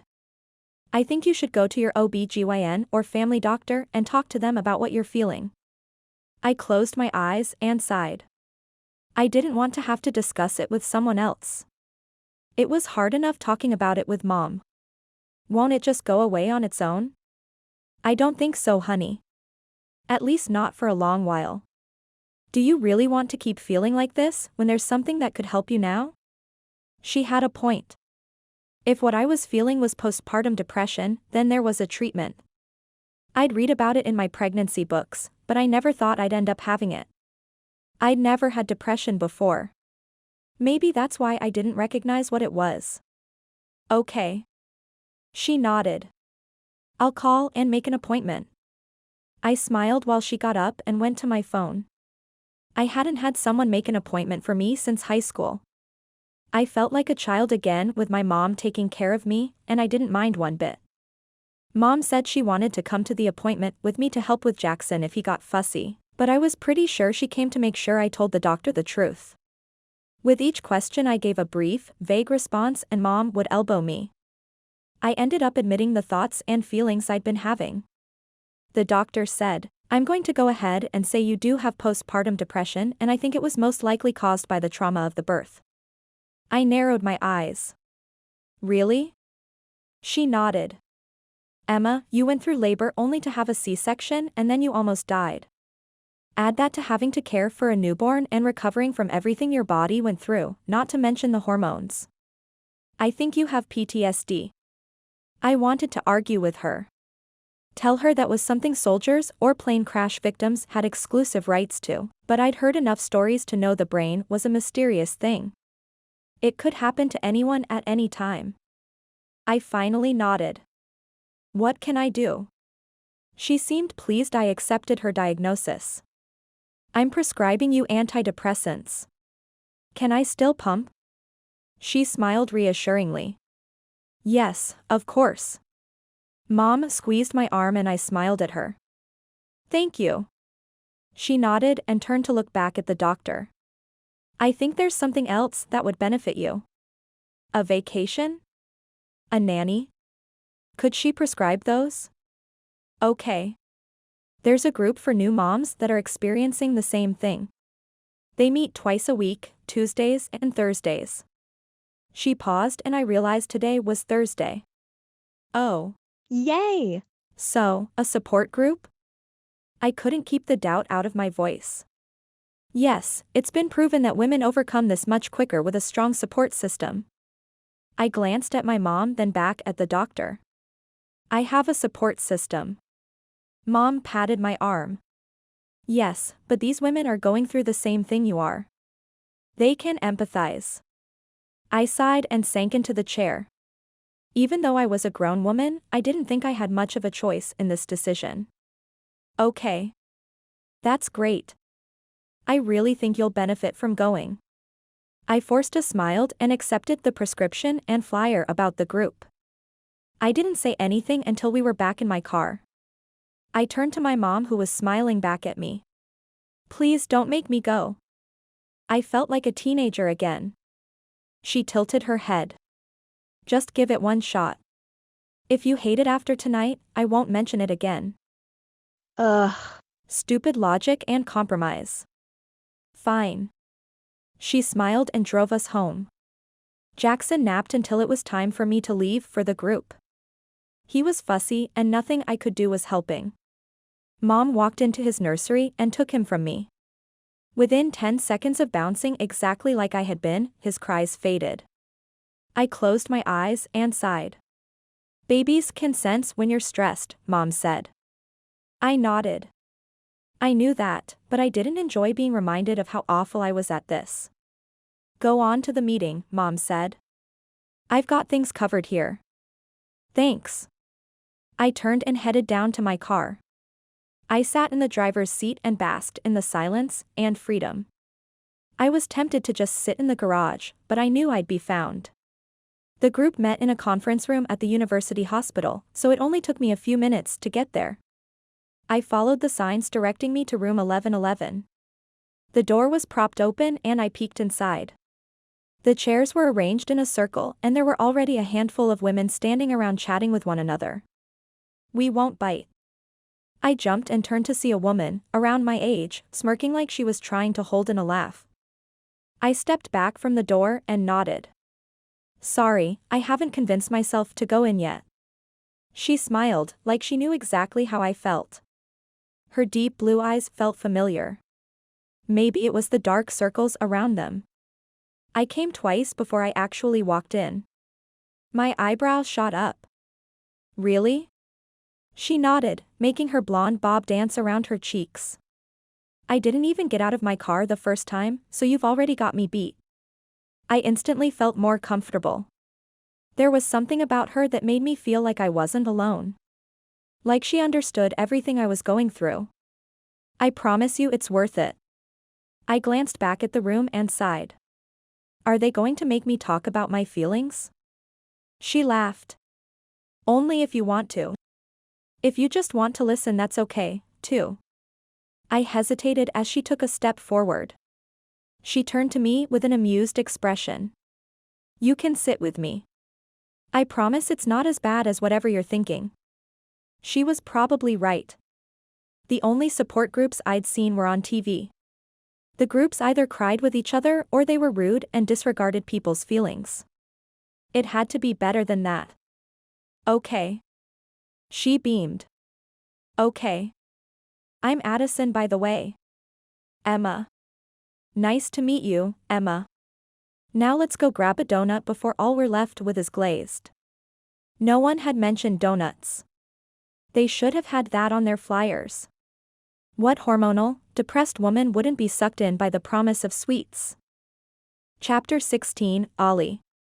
"I'm leaving in 5, with or without you." Grant's voice called out. I pulled on a shirt and ran my hands over it a few times trying to get rid of the wrinkles. Living without Emma meant being responsible for folding and hanging my clothes. Not my strongest talent. We found a great balance after being married for a few months. Emma hated doing dishes and I hated laundry, so we split those responsibilities. Now, I had to do both, and not doing laundry for several years had me out of practice. So far, I hadn't completely ruined any clothes, but it was only a matter of time. "I'm coming." I threw my phone and wallet into my pockets and met Grant at the front door. It was hospital day for the Fury. We were going to the children's center to visit our littlest and strongest fans.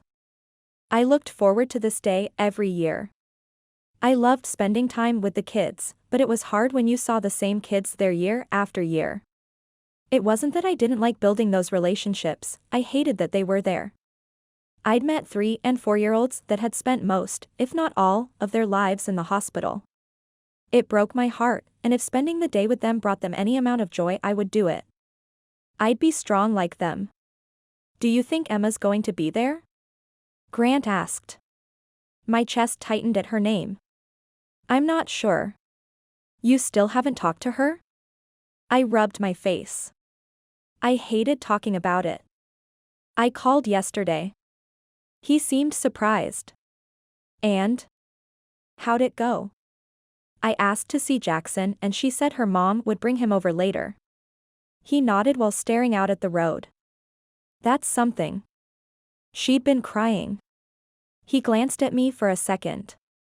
"How could you tell?" I could hear it in her voice. I could tell she was trying to hold it together, but I know her well enough to know when she's faking. He didn't have a reply. What could he say? "Well, it's your fault she's crying? You're a terrible husband who left her to take care of a newborn alone?" Yeah. Nothing he said could be as cruel as what I'd already told myself. Talking with Dr. Elliot had helped in ways I hadn't expected. My outlook changed. I knew where I'd screwed up and how I was working to fix it. But Emma hadn't even let me get that far. I wanted her to know how hard I was trying to change. For her. For Jackson. But she didn't give me the chance. Not that I deserved it. She probably wouldn't believe me anyway. I'd been seeing the good doctor for a week. That wasn't enough time for someone to change, but I swear it was for me. "It's better than her hanging up on me," I said with a sigh. Did she really do that? No. Chloe, Colby, and Kendall all have though. He laughed. If you pick a fight with one, you lose to all of them. I nodded. I'm very aware of that fact. Normally, I'm grateful for it. I'm glad Emma has that kind of support. I knew she would be taken care of, but now they've turned against me. They've built up a fortress around her, and I'm worried they won't ever let me back in. She's your wife. They can't keep her from you forever. I scoffed. You haven't been around the Pride long enough. He shivered. A week in Mexico was enough for me to see how evil and brilliant they can be. They definitely take care of their own. It's a little scary, isn't it? That's why they're a pride, right? A pack of lionesses? I laughed. They got the name from the fans. They said the wives had the most team pride in all of the NHL. Soon everyone, including themselves, started calling them the Pride. So not a lion reference? I shook my head. Not intentionally. I still wouldn't want to be in a confined area with one if she was hungry. He paused. Or angry. Bored. Slightly inconvenienced. You picked up on that fast. He nodded. I got the full immersion experience that week. Not all women are like that. Yeah. I'm sure they were all nice and normal until they met each other. Look at Lucy, she's just as protective and involved as the rest of them, and it's been like 2 months. He was right. They had a weird way of indoctrinating new members. They welcomed them with open arms and let them into their secret society. When we got to the hospital and saw a group of the Pride by the front doors, Grant froze. Did we summon them? I don't think they work like Beetlejuice. He shook his head. I'm not so sure. Well, we are at a team event. One that Chloe organized. Of course, they're here to support her. And they're men. I laughed. Yeah. Right. I walked away and slapped Eric on the back. Hey, man. He turned and gave me a half smile. If there was anyone holding a grudge against me like the Pride, it was him. Even Hartman had warmed up over the past couple of days. Emma's here. I scanned the room looking for her long, blonde hair. Where? Chloe sent her off to run an errand, but I wanted you to know. Thanks. He studied me for a second. I told you so you would know to give her space. I laughed but stopped when I realized he wasn't joking. She's my wife, Schultz. His jaw clenched, causing it to bulge. Yeah. That you walked out on? I shook my head. It wasn't like that. I left for her. How considerate of you to leave her alone with your baby. Real nice of you. He walked off before I could respond, defend myself. What was his problem? I thought we were past this. Chloe called out and asked everyone to gather for their assignments, so I joined the huddle around her. You vets know the routine. Emma and Lucy have your assignments. The new guys can meet me, and I'll explain things. I hung back, letting the other guys go first so I could have a chance to talk to my wife. She hadn't seemed to notice me yet, but she had to know I was there. I might not be playing in games, but I was still an active part of the team. After the majority of the guys left to head up to the children's wings, I took my opportunity and walked up to her. She seemed more relaxed than the last time I saw her. Her eyes were bright and she had her hair twisted up in a braid, something she did when she was feeling fancy. My eyes lingered on her face. I missed seeing her more than anything. Hey. I couldn't remember the last time I'd been nervous to talk to her. I held my breath waiting for her to respond. She glanced up from the clipboard she held and froze. Olli. I smiled, but she didn't return it. Lucy has your assignment. I didn't care about that at the moment. Can we talk? She looked around, probably for a rescue team. My time was running out. I miss you, Emma. I longed to reach out to her, but I didn't want to push things. Her eyes dropped to the ground. Is Jackson here? She shook her head. Mom's watching him. I nodded but was growing more and more frustrated. I took a deep breath and reminded myself I'd done this. I put myself in this position. Maybe you can come by after and see him, she said softly. I stared down at her and nodded. Her eyes only met mine for a split second. I felt like I just had a game-winning save. A victory. My heart pounded in my chest, but I remained calm. Just text her when you're on your way. She turned and walked away as her words registered. She wasn't planning on being there. She was extending an olive branch, just not the one I wanted. I sighed. I'd take what I could get. A few moments with her was the best thing to happen to me in days. Lucy walked up to me and handed me a small sheet of paper. I didn't bother looking at it. I knew the routine by now. She's going through a lot, Olli, Lucy said. More than you may realize. I turned and met her steady gaze. What do you mean? It isn't my place to say. Of course not. But you need to support her.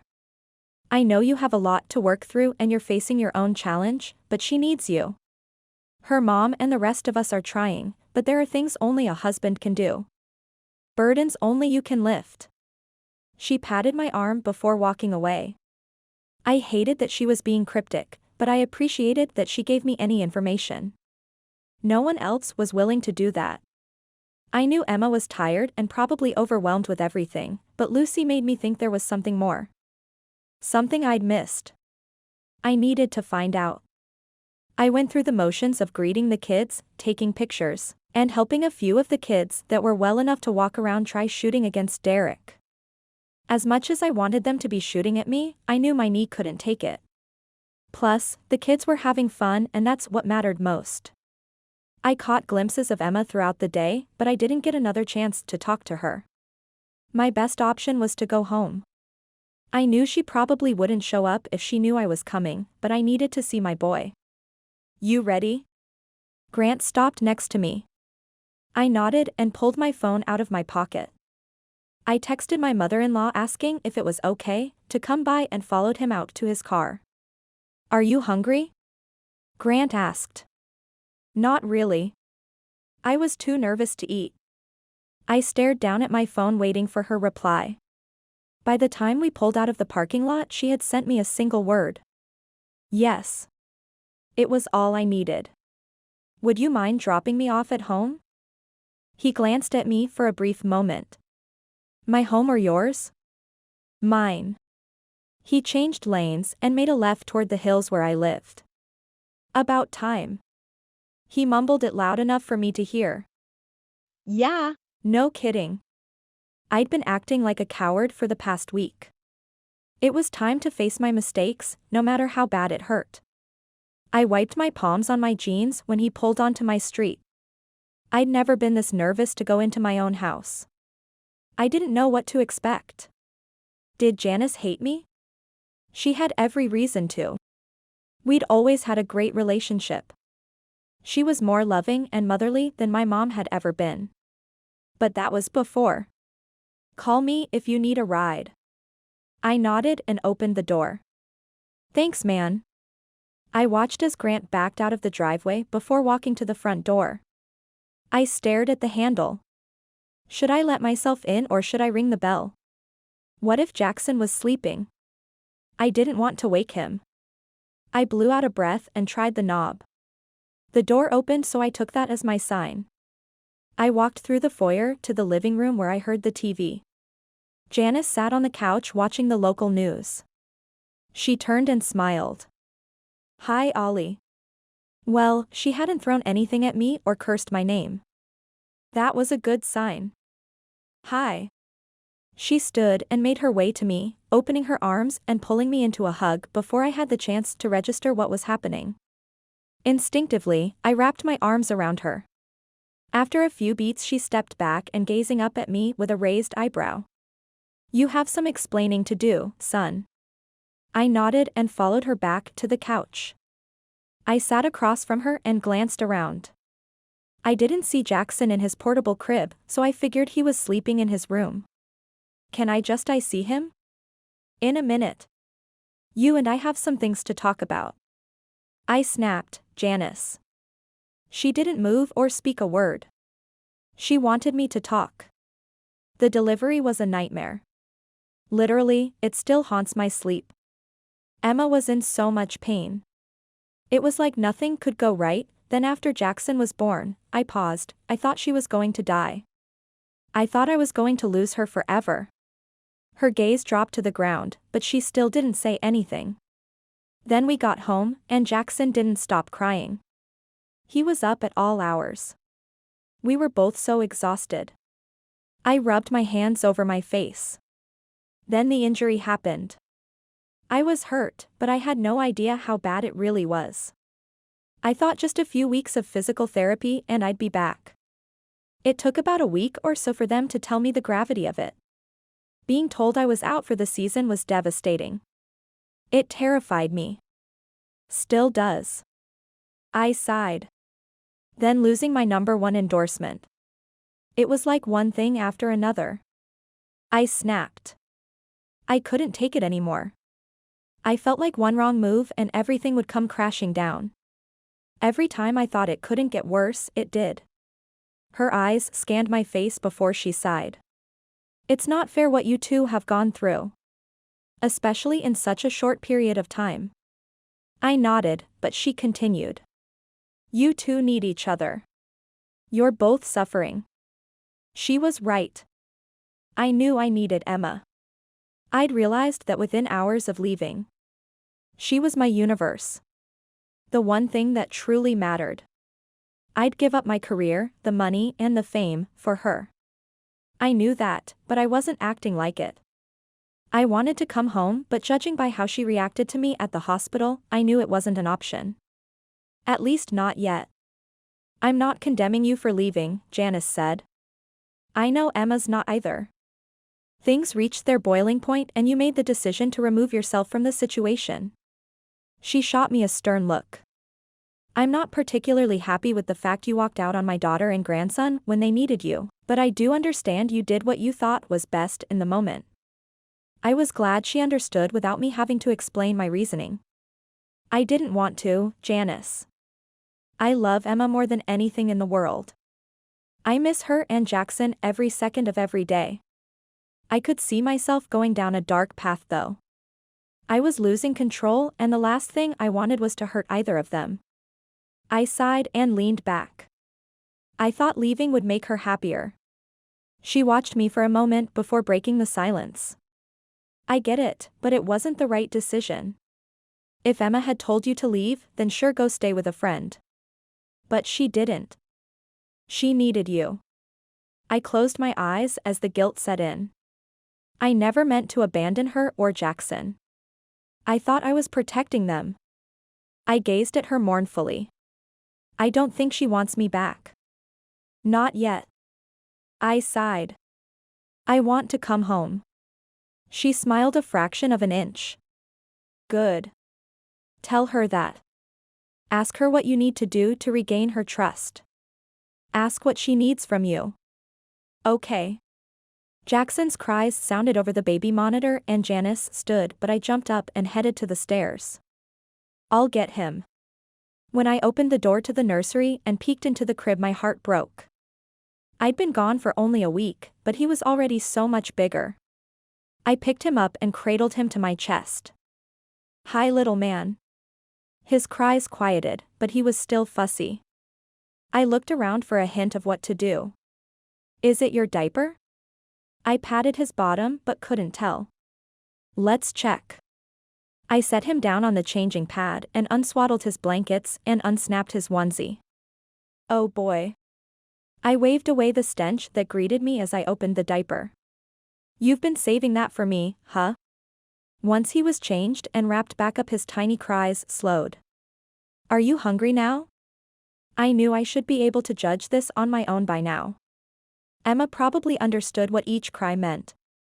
I headed back downstairs with him tucked against my side. Janice was standing in the kitchen shaking a bottle. I had a feeling he'd want this, she said. Thanks.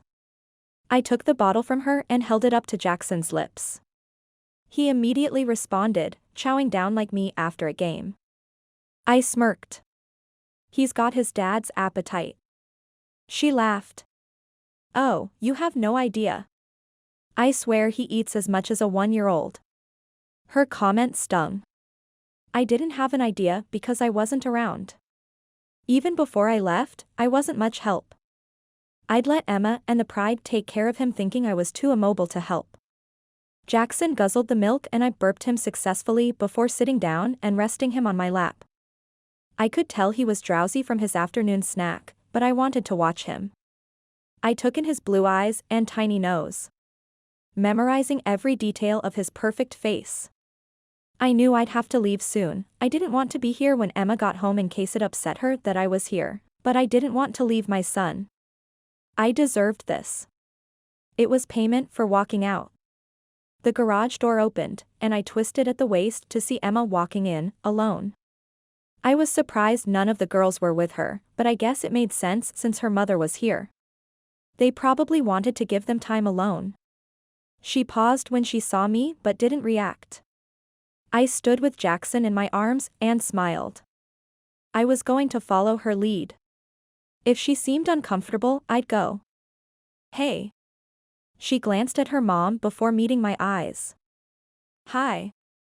Did everything go okay at the hospital? I asked. She nodded. Chloe had everything planned to the minute detail. It went smoothly. Of course. I expected that. Emma's glance veered to our son. He's been changed and fed, I said. I was just enjoying him while he was awake for once.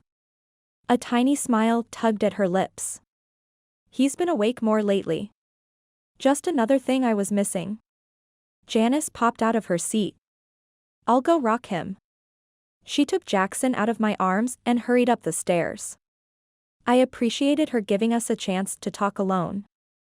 I stepped toward Emma, and when she didn't move, I took that as approval. I'm so sorry, Emma. I looked around the living room. I made a mistake by leaving. I was being selfish. I really thought it was the best option. I thought it would make you happier. Her eyes narrowed a fraction of an inch. You thought it would be better for me to be alone? I shook my head. I knew you wouldn't be alone. The girls are amazing and have helped out so much, but Olli, they're not Jackson's dad. They're not my husband. I needed you and you abandoned us. Her words stung, but she was right. I know, Emma. I'm so sorry. I want to make things right. I want to come home. Her shoulders dropped. No. No? How bad were things? I thought if I apologized and explained myself she would understand. You've got things you need to work on. Maddie told me you're improving with physical therapy, but that's not enough. I need to see that you've changed. That you're managing your stress and anger. I nodded. I'm working with Dr. Elliot. Things have gotten better.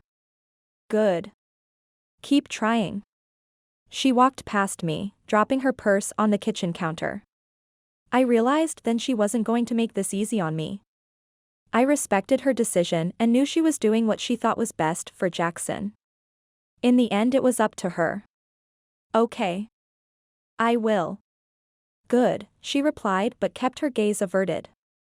I'll see you soon, I said. Maybe you can stop by after practice tomorrow? I'd love to show Jackson off to the team. We'll see. It wasn't a no, so I was willing to take it. Thanks. I took slow steps toward her, letting her set the limit. I stopped when we were face to face. I love you, Emma. I didn't give her time to respond. I was too scared she wouldn't say it back. I kissed her forehead and she peered up at me with vulnerable eyes before blinking and stepping back. I turned, letting myself out. That bit of contact felt like heaven. It was the closest I'd been to her and I savored it. I didn't want to pressure her. I knew I had to go at her pace, but I really hoped she would show tomorrow. It would be a step in the right direction. Chapter 17, Emma. Remind me again why you're not going? Addison asked before taking a bite of her sandwich. I rolled my eyes and poked my fork at the Caesar salad in front of me. I hadn't had much of an appetite since Olli came over last night. It was too hard to see him acting normal and having to remind myself that he'd lost it. He'd put Jackson in danger. I wanted him to come home more than anything, but I knew he needed to finish treatment first. Whatever Dr. Elliot was telling him was working. I'd heard it from Coach, Maddie, and even a few of the guys had called to tell me how much he'd improved. That was all reassuring, but I need to hear it from Dr. Elliot. She knew I was waiting for her all clear. When she thought he was ready, she would let me know. Until then I had to do the hard thing. It's too hard to be around the team, I said. I'm sure they all know, so either I end up looking like a monster, he looks like a monster, or they ask me what's going on. I don't want to deal with any of that. Addison pursed her lips. From what you've told me, these people are the closest thing to family you have. I think they'll love and support you. They don't think you are a monster. I'm sure they've given Olli crap, but that's his fault. I shrugged. I'd told Addison all about the team dynamics and she'd met a few of the girls when she'd been over at the house. I wasn't expecting to talk at the support groups, let alone make a friend, but I was so grateful to have someone that knew exactly what I was going through. She was a single mother, her fiancé left her when she told him she was pregnant, and she was the strongest woman I knew. She made me feel tougher too. Seeing her handle things with poise and resilience gave me the belief I could do the same. Jackson was still asleep in his car seat, and if I was lucky, he would stay that way until we were done with lunch. After I got him changed and fed, it would be the perfect time to take him to the arena. But was I ready for that? Elijah, Addison's 5-month-old son, stirred in his car seat, but remained asleep as well. It was like they knew we needed the break. I'll go only if you come with me. Addison blinked, then blinked again. To practice? I nodded. Is that allowed? She asked. With me, yes. Will Kendall and Chloe be there? Yeah. They should be. Unless Kendall has class. She thought about it for a moment. Okay. I'll go. It was silly, I knew everyone on the team, but it made me feel better knowing I'd be walking in with her. Someone that understood how hard it was to leave the house, let alone have people see you. She knew how hard it would be to see Olli again. Thank you. Once we finished eating, we loaded up into my car and headed over to the place I considered a second home. Addison was taking in the underground parking lot like it was behind the scenes of Disneyland. So, all the guys park here? Addison asked, wide-eyed. I nodded. For the most part. Yeah. We walked across the parking lot to the elevator. Soon we were heading down to the locker room level. Practice should have ended by now, so hopefully the guys were already showered and dressed. I didn't want to scar Addison for life. She was studying the halls and photos with such interest. I almost asked her if she wanted a full tour, but I heard my name being called. I turned around to see Hartman hurrying toward me.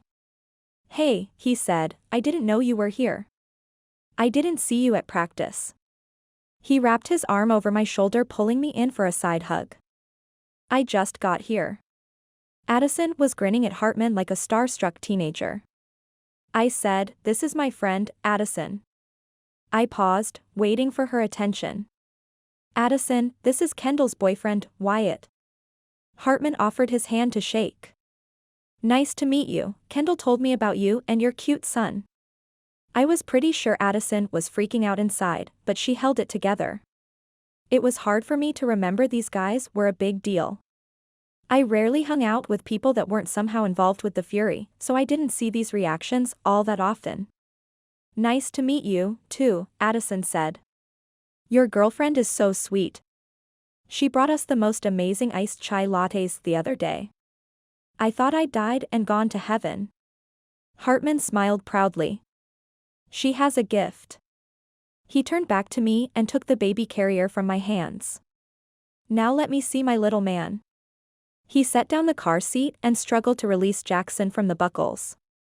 I bent over to help, but he waved me off. I can figure this out. Addison and I shared a look and I covered my smile behind my hand. Looks like you can't, Cap. I didn't notice Grant come down the hall until he was standing next to us. He smiled as he watched Hartman struggle. You try. Hartman gave up and stepped back. Grant bent down, easily unbuckling Jackson and pulling him out, all without waking him up. He held him against his chest and smiled cockily. See? Easy. Hartman didn't take the failure well. He turned to Addison and eyed her car seat. Can I try with your baby? She laughed and set the seat down. You just need to squeeze the center. We watched with amusement as the big, strong captain attempted to unbuckle the tiny strap. Ugh. Before damage could be done to the baby or the carrier, Grant stepped forward and with one hand released Elijah. Hartman glared at him before reaching down and pulling out the baby. What's his name? Elijah. Watching these two guys who were brutal on the ice cradle infants was one of the sweetest things I'd ever seen. I could tell Addison agreed. Her gaze hadn't left Grant, even though Hartman was cooing to her son. Grant, this is my new, single friend Addison. He smiled at her and I watched her melt a little more. I grinned. I had a feeling a little crush was developing. Not that I could blame her, the guys were handsome and talented and holding a baby. It was every woman's kryptonite. I'd have to remember to tease her later. Hey, who's here? Eric called out as he and Reese walked toward us. They both gave me a hug before introducing themselves to Addison. They demanded a chance with the babies and soon all four of them were arguing over who was getting the most time. I shook my head and laughed until I saw Olli and Noah coming down the hall. I froze and Addison appeared next to me. You're okay, she said. You knew this was coming. I nodded. She was right, but that didn't explain the anxiety I got whenever I saw Olli. It wasn't like we were estranged or even really fighting. It was this awkward gray area that neither of us had navigated before. He stopped on the outskirt of the group and smiled at me. You came, he sounded a little shocked. My breath caught when he stepped in front of me. I fought the impulse to reach out to him. I could see the fear lurking in his eyes. Was he worried I'd reject him? I dropped my head to cover my smile. His hope reminded me of when we were first dating. How eager he'd been. I nodded and Addison stepped forward. Thanks to me. I'm Addison. He shot me a confused look before shaking her hand. I'm Olli and this is Noah. She nodded. Nice to meet you both. How do you know Emma? Olli asked. She turned and shot me a questioning gaze. I hadn't told Olli what I'd been going through. Part of me didn't want him to worry, and the other part felt a bit betrayed that he hadn't noticed there was something wrong sooner. I shook my head. I needed to tell him on my own. We met at the hospital when we were both there for checkups, Addison said. I appreciated her stretch of the truth. It wasn't too far off. So that's your little guy? She smiled and nodded. That's Eli. Grant, who was currently holding him, moved forward so Olli could see him. He looks like you. Olli said in a hushed voice. Thank you. She beamed. That was her favorite thing to hear. She told me that as much as she'd loved her fiancé, seeing his true side when things got hard made her realize he wasn't the right man for her. She was relieved Eli took after her with almost white blonde hair and blue eyes. Grant watched her as she spoke, like he was memorizing every word she said, every move she made. Maybe the crush went both ways. I couldn't help but smile at the thought of my new friend ending up with someone as great as Grant. I never thought he would be the type to settle down, but I'd learned over the past few years that once a guy met the right woman, all bets were off. I certainly never expected him to like children, but there he was, a baby hog. Olli cleared his throat. Hey, Reese, can I see my kid? Reese shook his head. Get in line. Olli frowned. Why don't you get your own? Eric laughed. Yeah. Make me a nephew. Don't I get a say in that? Chloe's voice filled the hall. I turned to see her coming toward us with Kendall and Lucy. Eric shook his head. No, it's been decided. Chloe rolled her eyes and snuggled up to her husband to get a look at Jackson. How's my perfect boy? Kendall introduced Lucy to Addison and they immediately began talking. I loved how easily Addison blended in with the group. It was like she was meant to be with us. I stole another look at Grant, and he caught me. I raised an eyebrow, but he pretended to ignore me and turned away. I was meant to meet Addison for a reason.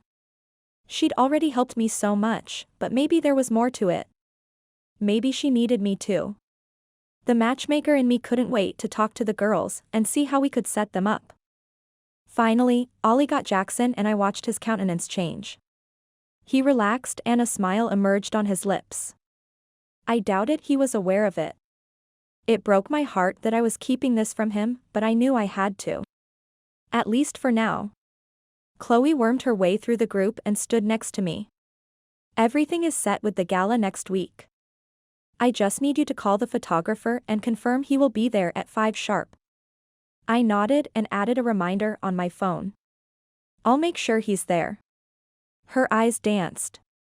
Do you have a dress? I shook my head. Emma. I dropped my gaze when everyone turned to look at us. It's in 1 week, Chloe yelled. I'm not going. I whispered back. Why not? Because things are strained right now. I can't just smile and pretend everything is fine. I'm sure people will understand if I'm not there. She narrowed her eyes. That's ridiculous. You need to come.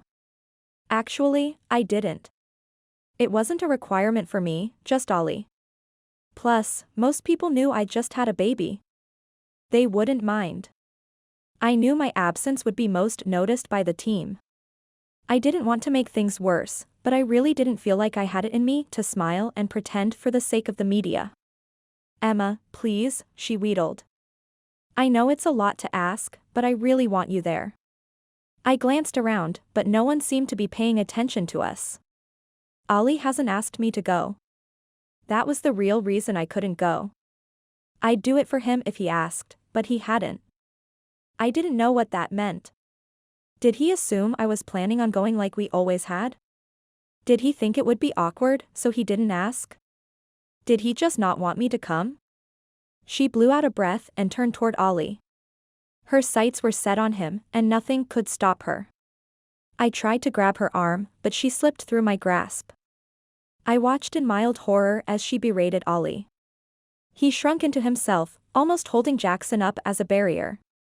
She was at least 6 inches shorter than him, but he cowered. She was intimidating when she got wound up and it looked like she wasn't cutting him any slack. Addison came up next to me. What's that about? The annual charity gala the team is hosting next week. Why is she yelling at him? I sighed. I just told her he hasn't asked me to go with him. She sucked in a breath. Poor guy didn't even see it coming. Grant turned, joining our conversation.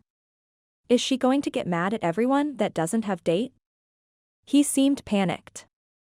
Eric and Reese suddenly joined in too. Oh. Yeah. Man. Reese nodded. You've got to have a date. Grant's shoulders drooped. What do I do?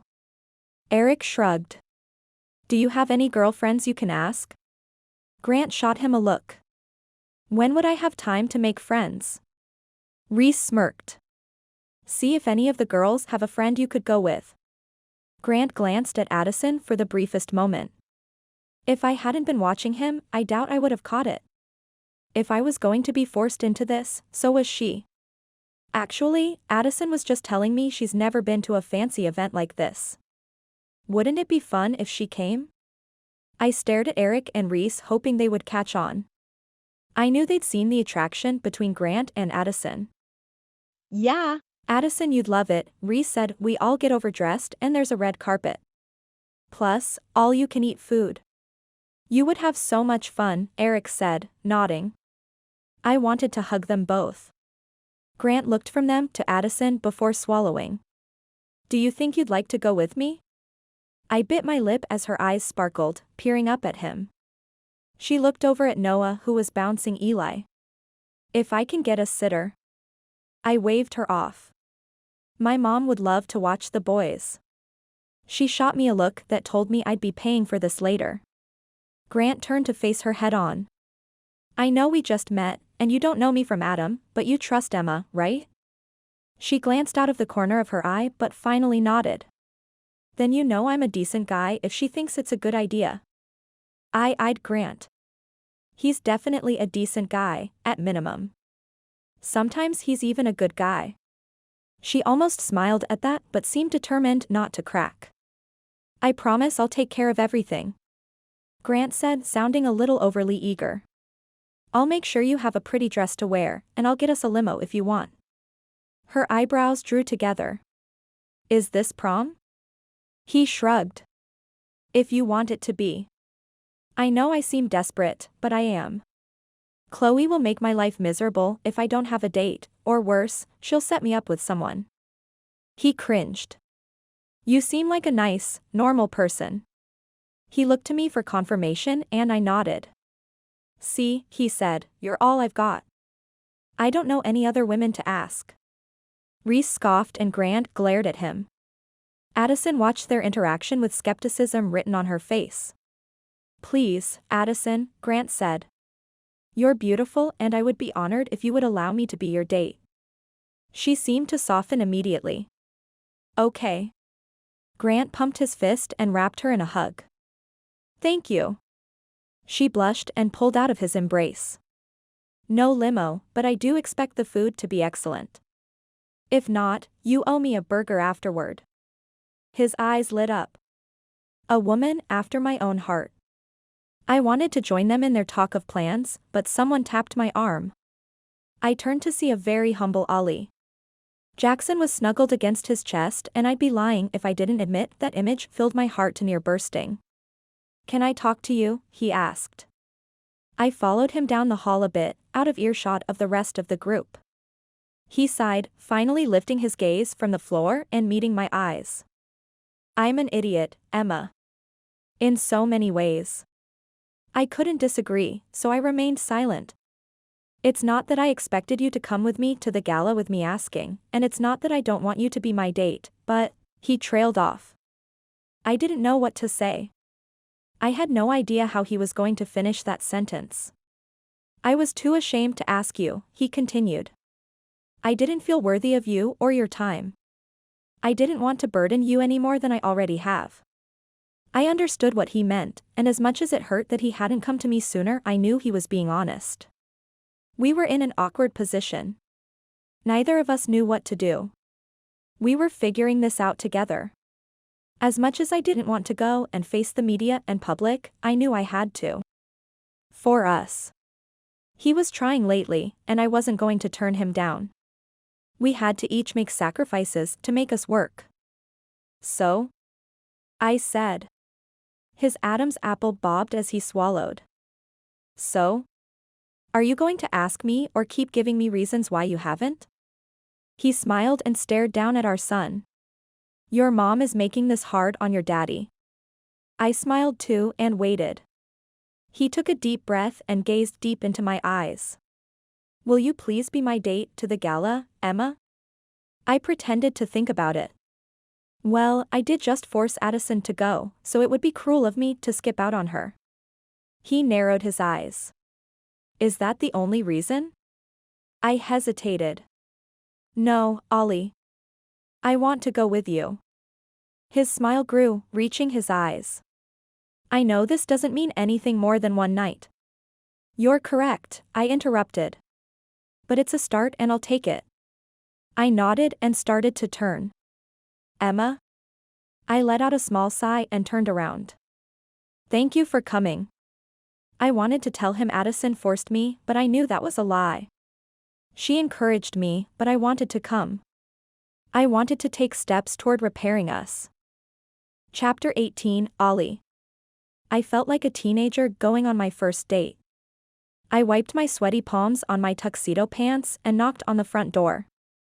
It felt strange picking Emma up from our house rather than getting ready together. Janice opened the door with a smile. Don't you look dapper? I smiled and stepped in, with Grant following me. Since Janice was watching Jackson and Elijah, the girls decided it would be easier to get ready together and have us pick them up from one place. The girls should be down in a second, Janice said. The boys are in here. She led us to the living room where the babies were laying on their backs on a blue blanket. They both had smiles and Elijah was cooing. I bent over them and smiled. Hi, handsome boys. Grant got on his knees next to me and started playing with Eli.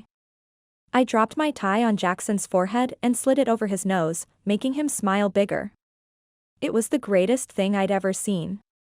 He made a few gurgling sounds like he was trying to laugh. You think that's funny? I repeated it over and over, loving the sounds he was making. Hey. I stood up and turned to see Emma and Addison smiling at us. Wow. Emma wore a burgundy gown with sleeves that hung off her shoulders.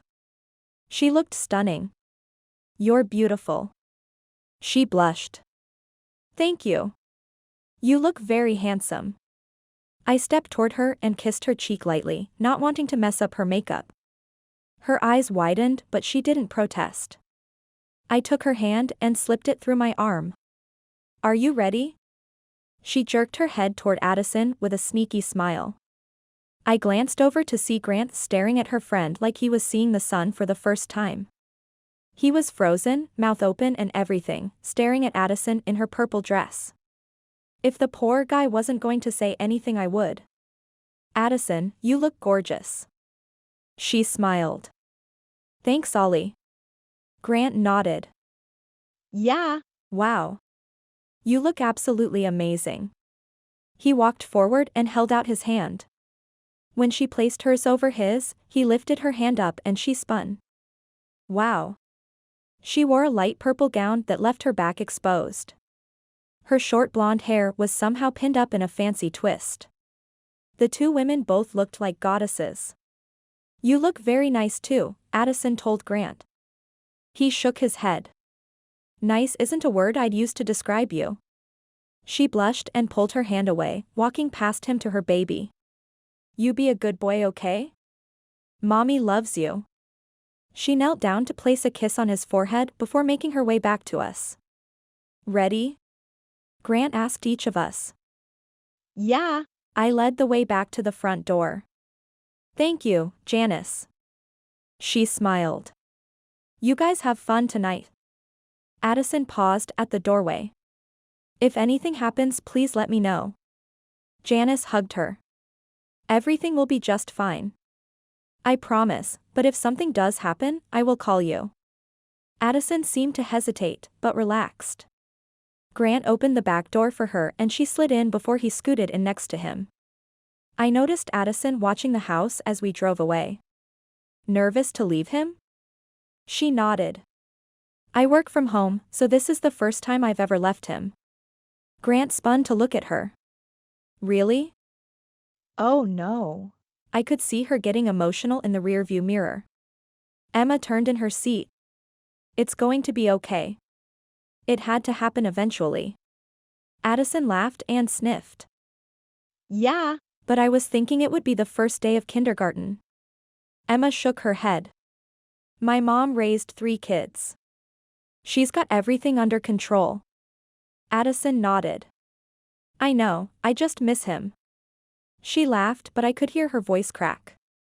I was about to offer her some words of comfort when I noticed Grant move. He slid a bit closer to her and his arm moved. Thank you for doing this. I can't imagine how hard this must be. I tapped Emma's thigh and when she peeked at me, I whispered. Are they holding hands? Her eyebrows shot up and she nonchalantly glanced over her shoulder. A second later she gave a tiny nod, biting her lips. I slowly lifted my hand to her side of the car. I interlaced my fingers with hers, feeling like I was getting away with something. When she didn't pull away, I could have screamed out in victory. I played it cool though. When we got to the art center downtown, I pulled up to the valet and mentally prepared myself for what was coming. Reporters lined the red carpet and I knew we'd have a lot of pretending to do. We'd managed to keep our private lives out of the tabloids. We were the old, boring couple, but they'd go wild if they sensed something going on between me and Emma. I turned to her and realized I wasn't the only nervous one. You ready? Her eyes were panicked. I'll answer all the questions, okay? She nodded and stepped out of the car when the valet opened her door. I walked around the car with Grant where we met up with our dates. I took Emma's hand and she squeezed it tight. Her eyes met mine and I saw fear.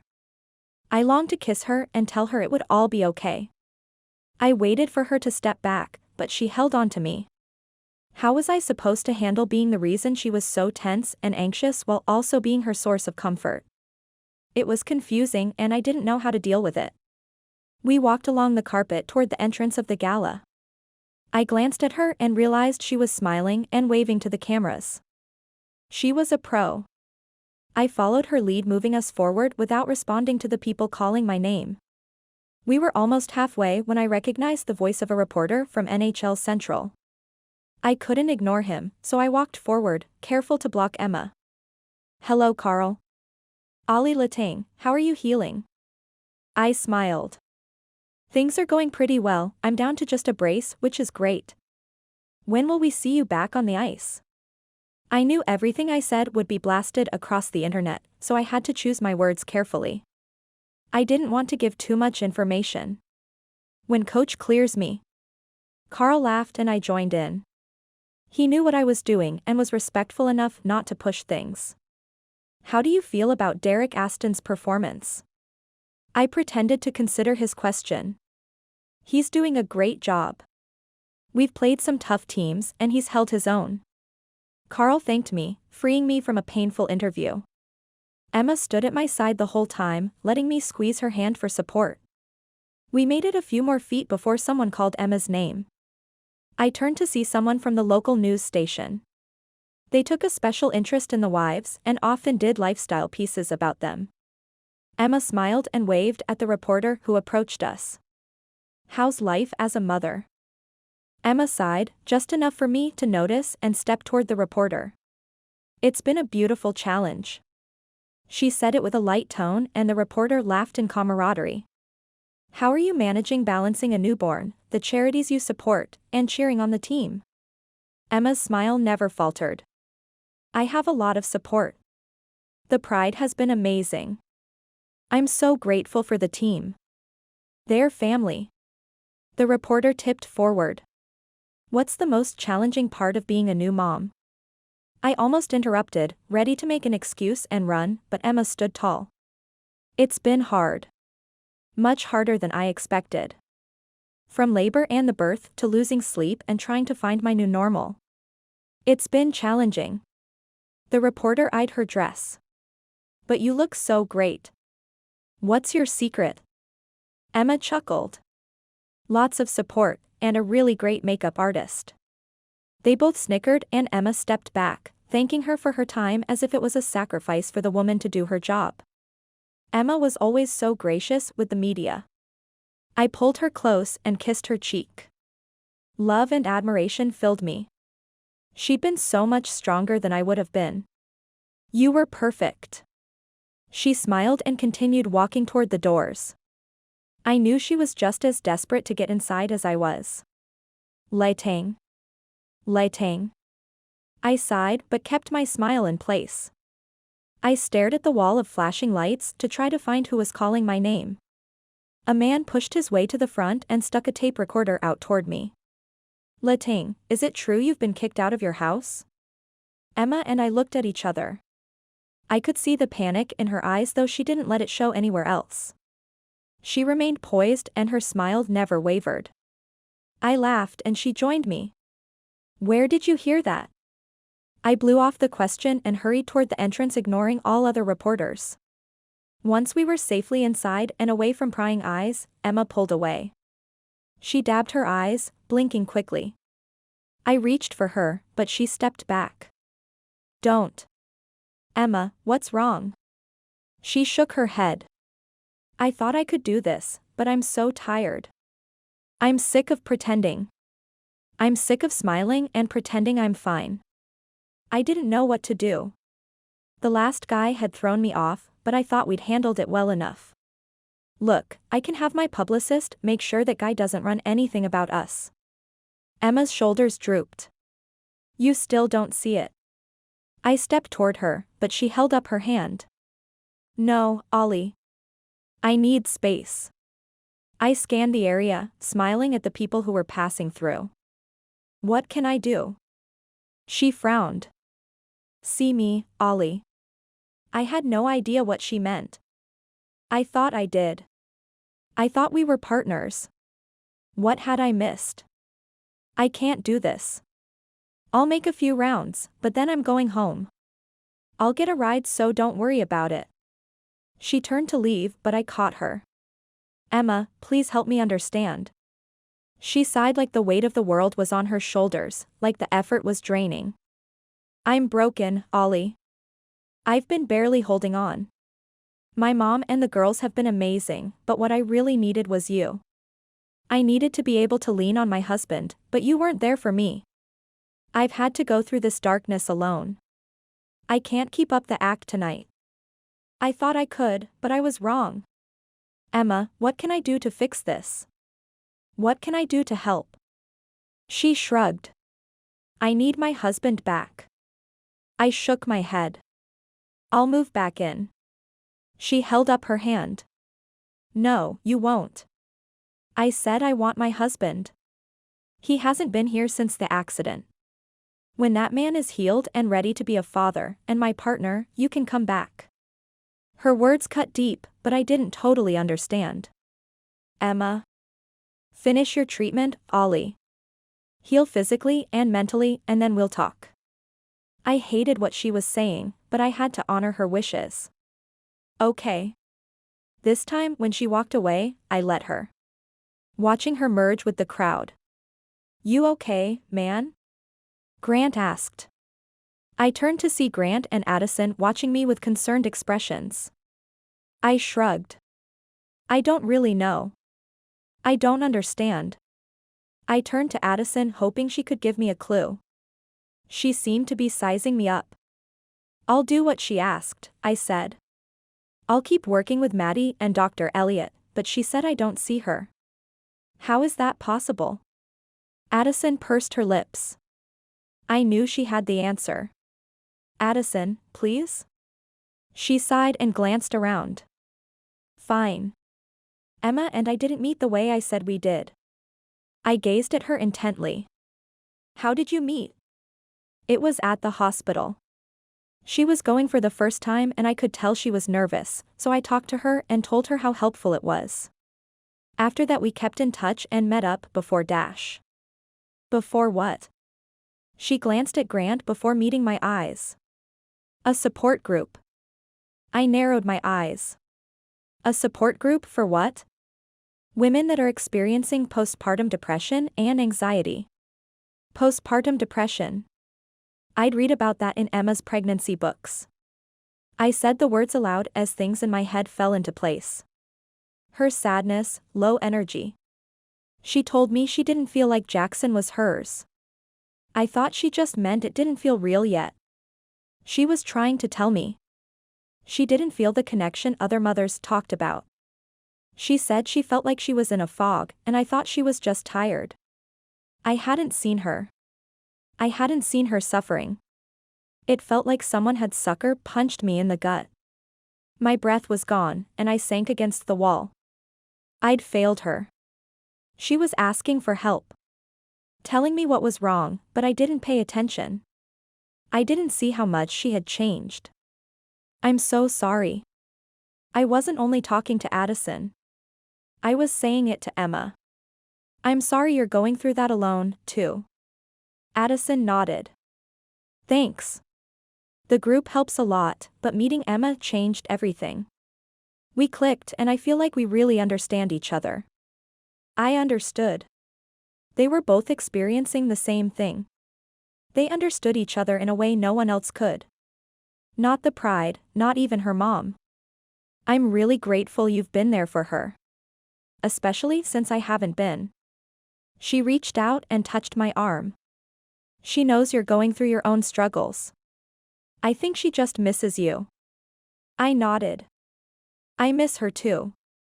You're so brave, Grant said in an almost whisper. He was staring at Addison with pure admiration. He'd been so quiet during her confession I didn't know if he was paying attention, but he was. She lowered her gaze to the ground. I'm lucky I found the group. It saved me. I wanted to run and find Emma, but something told me that was the wrong thing to do. I needed to give her the space she'd asked for. I needed a plan. I needed to show her how much she meant to me. I'd do anything for her, and I'd prove it.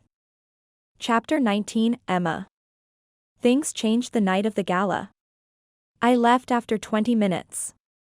I made a quick round through the room making sure I smiled and greeted people as I passed. Then I went to the back exit and waited for my ride home. In the week since, Olli came to the house every day. Mom usually stayed with him downstairs while I pretended to be busy in my room. Things could go back to normal the moment I said so, but it was going to take more than a few good days to make it right. He needed to make sacrifices, like the ones I had. I needed to know he was my partner in this.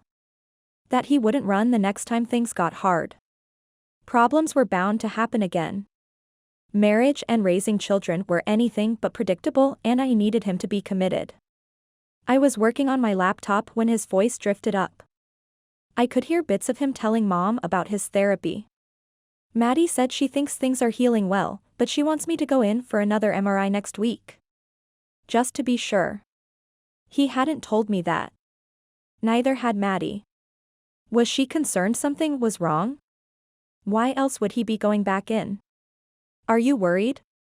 Mom asked. I couldn't hear his response. This was something I should know about. I should have it written in my calendar. I should be with him when he gets the results. He also should have been there when I went to the doctor and told him I wasn't feeling like myself.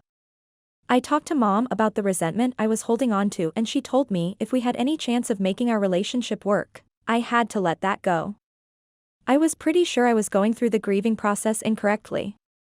I was just now in the anger phase. I'd gone through denial, a bit of bargaining, and depression. But now I was angry about what happened. It was like now that Jackson and my own health was stable and with more support, I was finally able to indulge in pain and fury. As much as I wanted to sit and wallow in this, I knew it couldn't go on much longer. It wasn't healthy, nor was it productive. I ran through Mom's pep talk in my mind.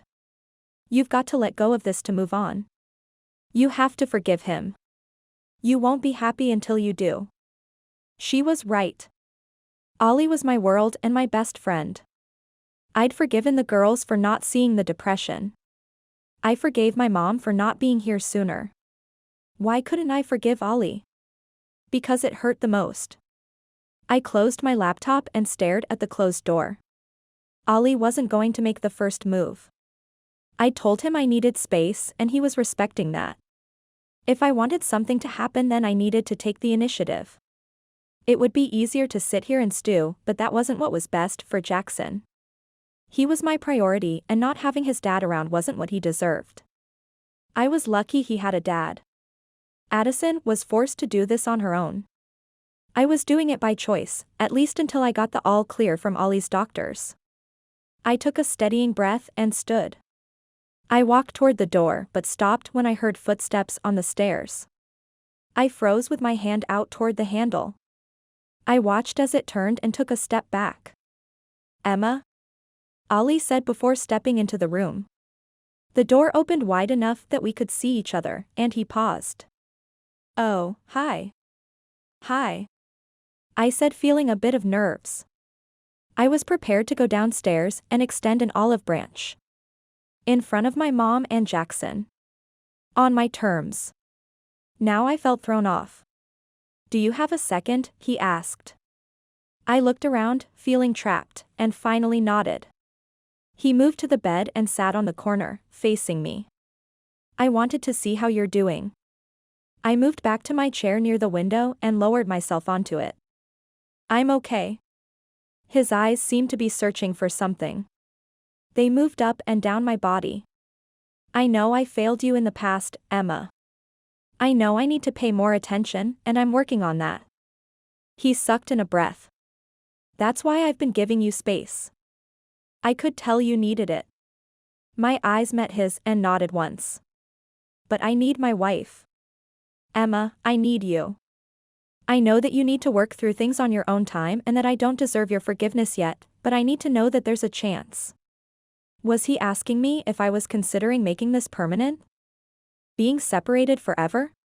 My heart split in two at the thought. No. His eyes widened with a flash of fear. There's not. I shook my head. No, I mean there is. I don't want this to be for forever.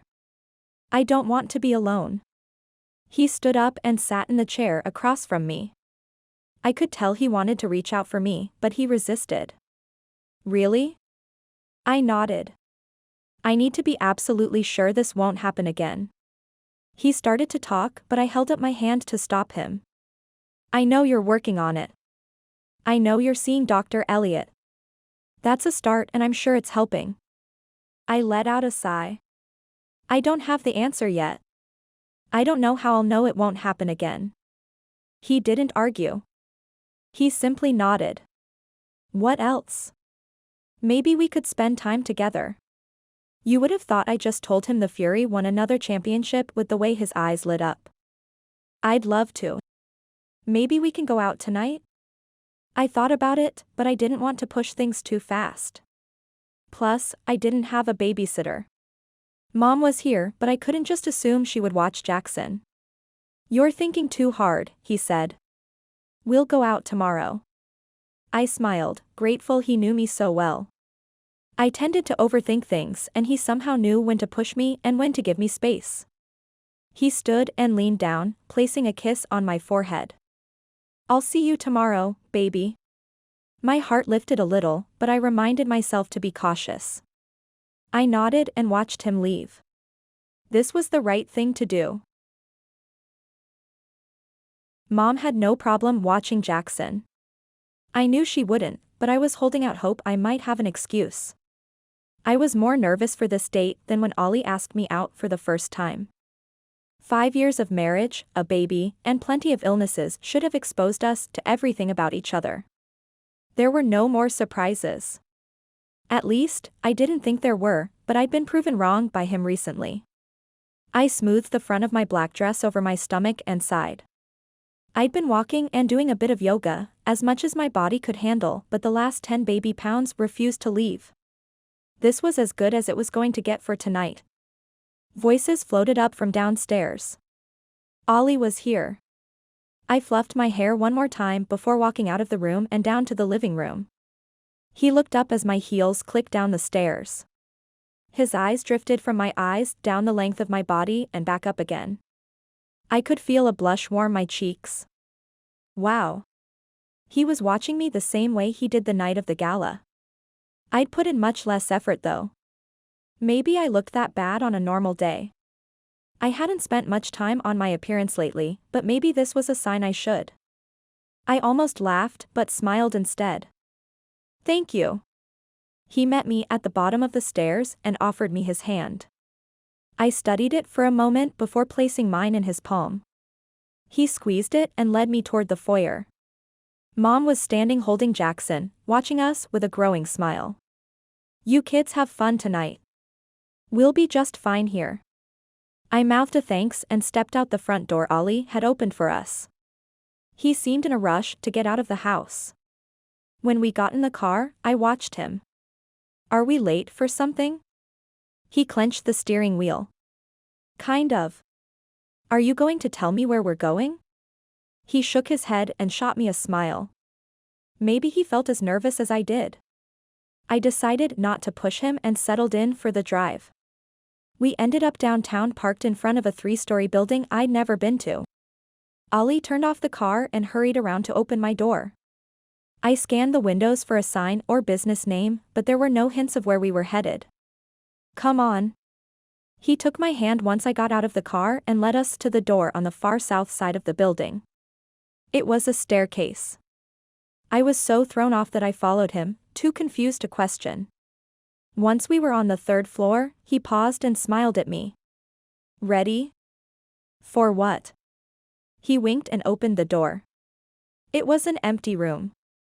Windows overlooking the street below on one wall while the other three were mirrored from floor to ceiling. The hardwood floors were bare, no carpet or tables or smell of food. What were we doing here? A door on the other side of the room opened and an older couple walked in holding hands. They were both dressed nicely, her in a dress and him in slacks. I looked at Olli, but his eyes were fixed on them.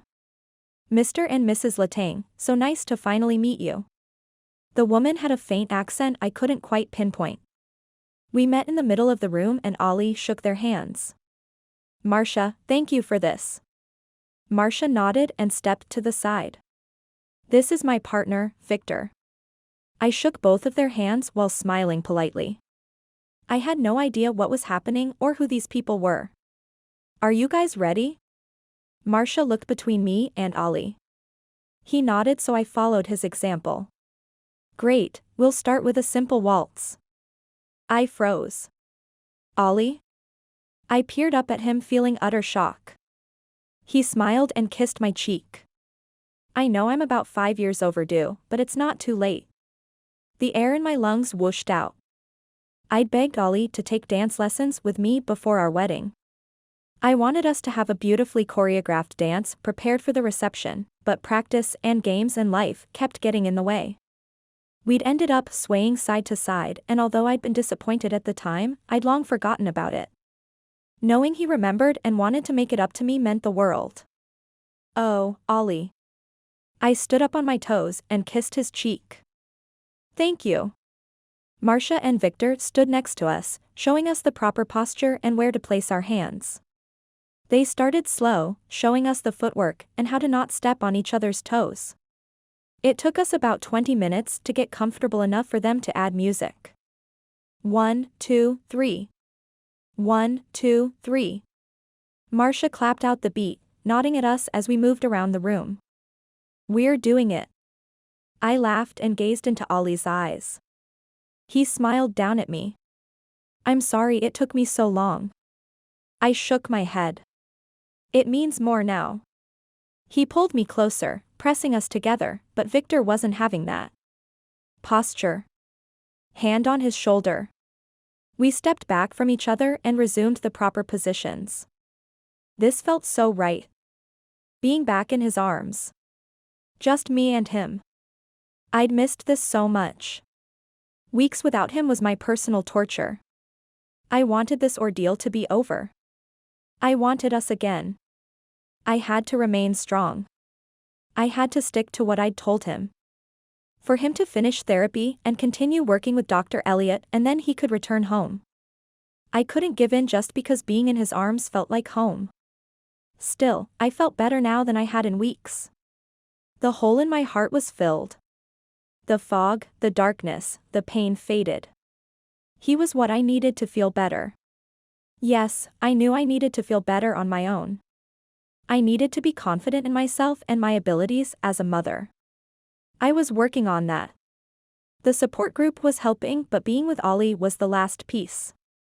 I wasn't meant to do this all on my own. I had Olli in my life for a reason. I had my mom, the pride, and the support group to help me. I wasn't alone. I ignored Victor's directions and rested my head against Olli's chest. I felt him kiss the top of my head as I sighed into him. The nerves and apprehension disappeared with the slow music.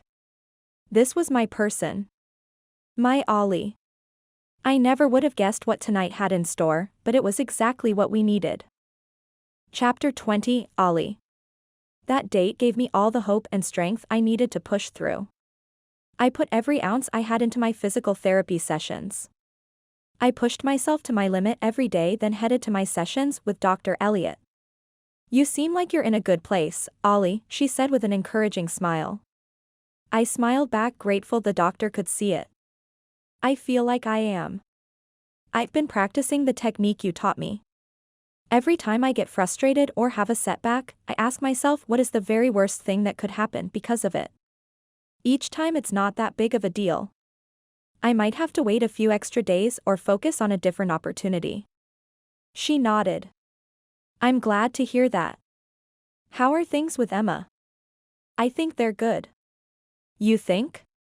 I shrugged. I've been giving her space. I still go over every day to see Jackson, but I don't push her to talk. She made her expectations clear. Dr. Elliot watched me for a moment. You're not growing impatient with her or your situation? Not really. Definitely not the way I was last month. I know what I have to do to fix things, so I'm working on that. You've come a long way, Olli. Thanksgiving is in a couple of weeks. Have you guys talked about plans? I shook my head. I hadn't even thought about it. I'll probably go over for dinner. Chloe Murray has hosted a dinner for everyone that stays in town, so maybe we'll go to that. She hesitated, and I got the sense there was something she wasn't telling me. Do you not think that's a good idea? Was it too soon for a big holiday? I couldn't bear the thought of missing Jackson's first Thanksgiving. We dressed him up in a little pumpkin outfit for Halloween, but it was just for pictures. It wasn't that big of a deal, but this was different. Thanksgiving was a time to spend with family. Did she think we should have space on that day? Oh no. I was just curious if you two had talked. She was big on that question. She wanted to know if we'd talked about Jackson, Emma's postpartum depression, when her mother was going home, anything. I hated admitting I didn't bring up any of that. I mean, I asked how Emma was feeling or how the support group was going, but I didn't push the topic. Should we? Her smile was gentle. That's up to you. I narrowed my eyes. I swear the woman had an answer for everything, but when I asked for it, she wanted me to figure it out myself. You want us to talk more? The corner of her mouth lifted. Was that a yes or no? I think you should think about it. Maybe show Emma you're looking to the future. Huh. That was a good idea, and it was a good neutral topic. It didn't mean I had to move home, just that I wanted to be with my family. I will. She nodded. Have you spoken with Coach Romney lately? Ugh. Again, more talking. I shook my head. He hasn't called me in for a while. How do you feel about that? I mouthed the words as she said it. I knew she was going to ask. I trust Coach. I know he hasn't forgotten about me. If he needs to tell me something, he will. No frustration? I shook my head. No. Good. How is physical therapy going? Have you had any recent scans? Things are going well. Maddie is happy with how things are progressing. She said the range of motion is almost fully restored. I think it'll return to 100% before New Year. Then I need to work on building back up the strength and muscle. She leaned into her seat. When you first came in my office, if I told you things wouldn't get better before next year, I'm pretty sure you would have flipped my desk. I laughed. Probably. I'm glad you've accepted your reality and you have realistic expectations for yourself and your body. It's taken a bit of time. And work, but you did it. I wasn't used to getting praise from her, but this session things had changed. I didn't want to get too excited though. For all I knew, she was telling Coach I'd be meeting with her for the rest of my career. That would be awful. But maybe she thought I was doing well enough on my own. Maybe we could stretch this to once a month. Or less. I'd had about as much talking about my feelings as I could handle. I was good for the rest of my life. That's it for today, she said. I'll see you again on Thursday. I smiled and stood. There went the chance of me being done. Oh well. Since I already finished physical therapy, I headed back to Grant's. I refused to call it home, even though I was getting closer to slipping every day. Since it was across the street, I didn't bother driving.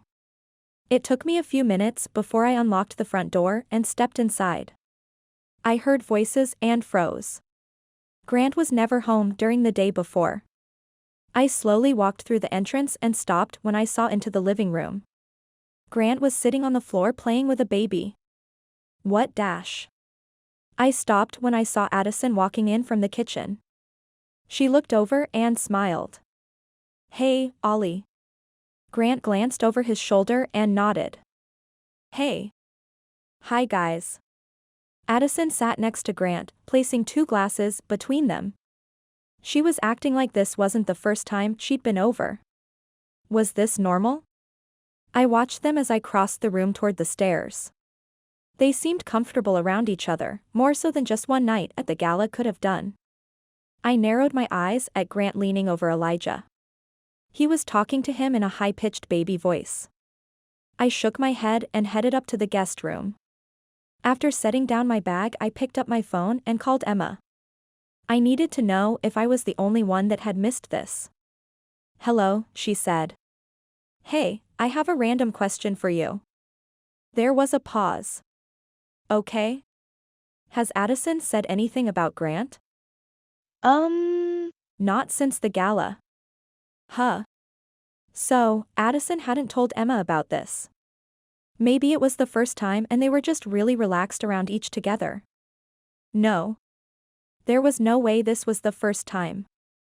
Why? Her voice brought me back from analyzing what I just saw. She's over at Grant's right now. With Elijah? Yeah. Huh. She sounded surprised. They're in the living room and Grant's playing with him. This could be the first time, but Addison was in the kitchen getting them drinks. I know that doesn't mean anything, but that's not normally what someone would do their first time at someone's house, right? She laughed. No, definitely not. It took her at least 2 weeks to feel comfortable leaving her shoes on at our house. I loved that she said our. So how long do you think this has been going on? No idea, but you bet I'll be asking her about it. I smiled at how excited she sounded. They didn't act awkward or anything when I walked in either. It felt like I walked into the Twilight Zone. I bet. I can't believe she hasn't told me. I loved talking to Emma like this. Sure, we were gossiping, but we were on the same page. We were joking. We were acting like us. Should I do some recon work? Get pictures to prove it happened? She laughed again. I really doubt you're stealth enough to pull that off. I scoffed. I can be discreet. No, honey. You can't. My heart nearly burst. Honey? She hadn't called me anything but Olli in months. We were getting back to what we had. I was running out of things to say, but I didn't want the call to end. Things were going too well. I was going to stop by after I shower. Do you want me to bring over anything for lunch? Your mom mentioned she's been craving a pastrami sandwich yesterday. I can pick that up. She didn't respond right away, and I swear I started sweating. That would be really great. Thank you. I pumped my fist. Yeah. No problem. I'll be over in a few. I hung up feeling like the champion of the world. I showered in record time and headed back downstairs, unsure of what I would walk into. They were both still sitting on the ground laughing at something Elijah had done. Grant looked up and smiled. Heading out already? Yeah. I'm going to pick up lunch for Emma and Janice. Do you guys want to come? They locked eyes and seemed to be having a silent conversation. Addison tuned back to me first.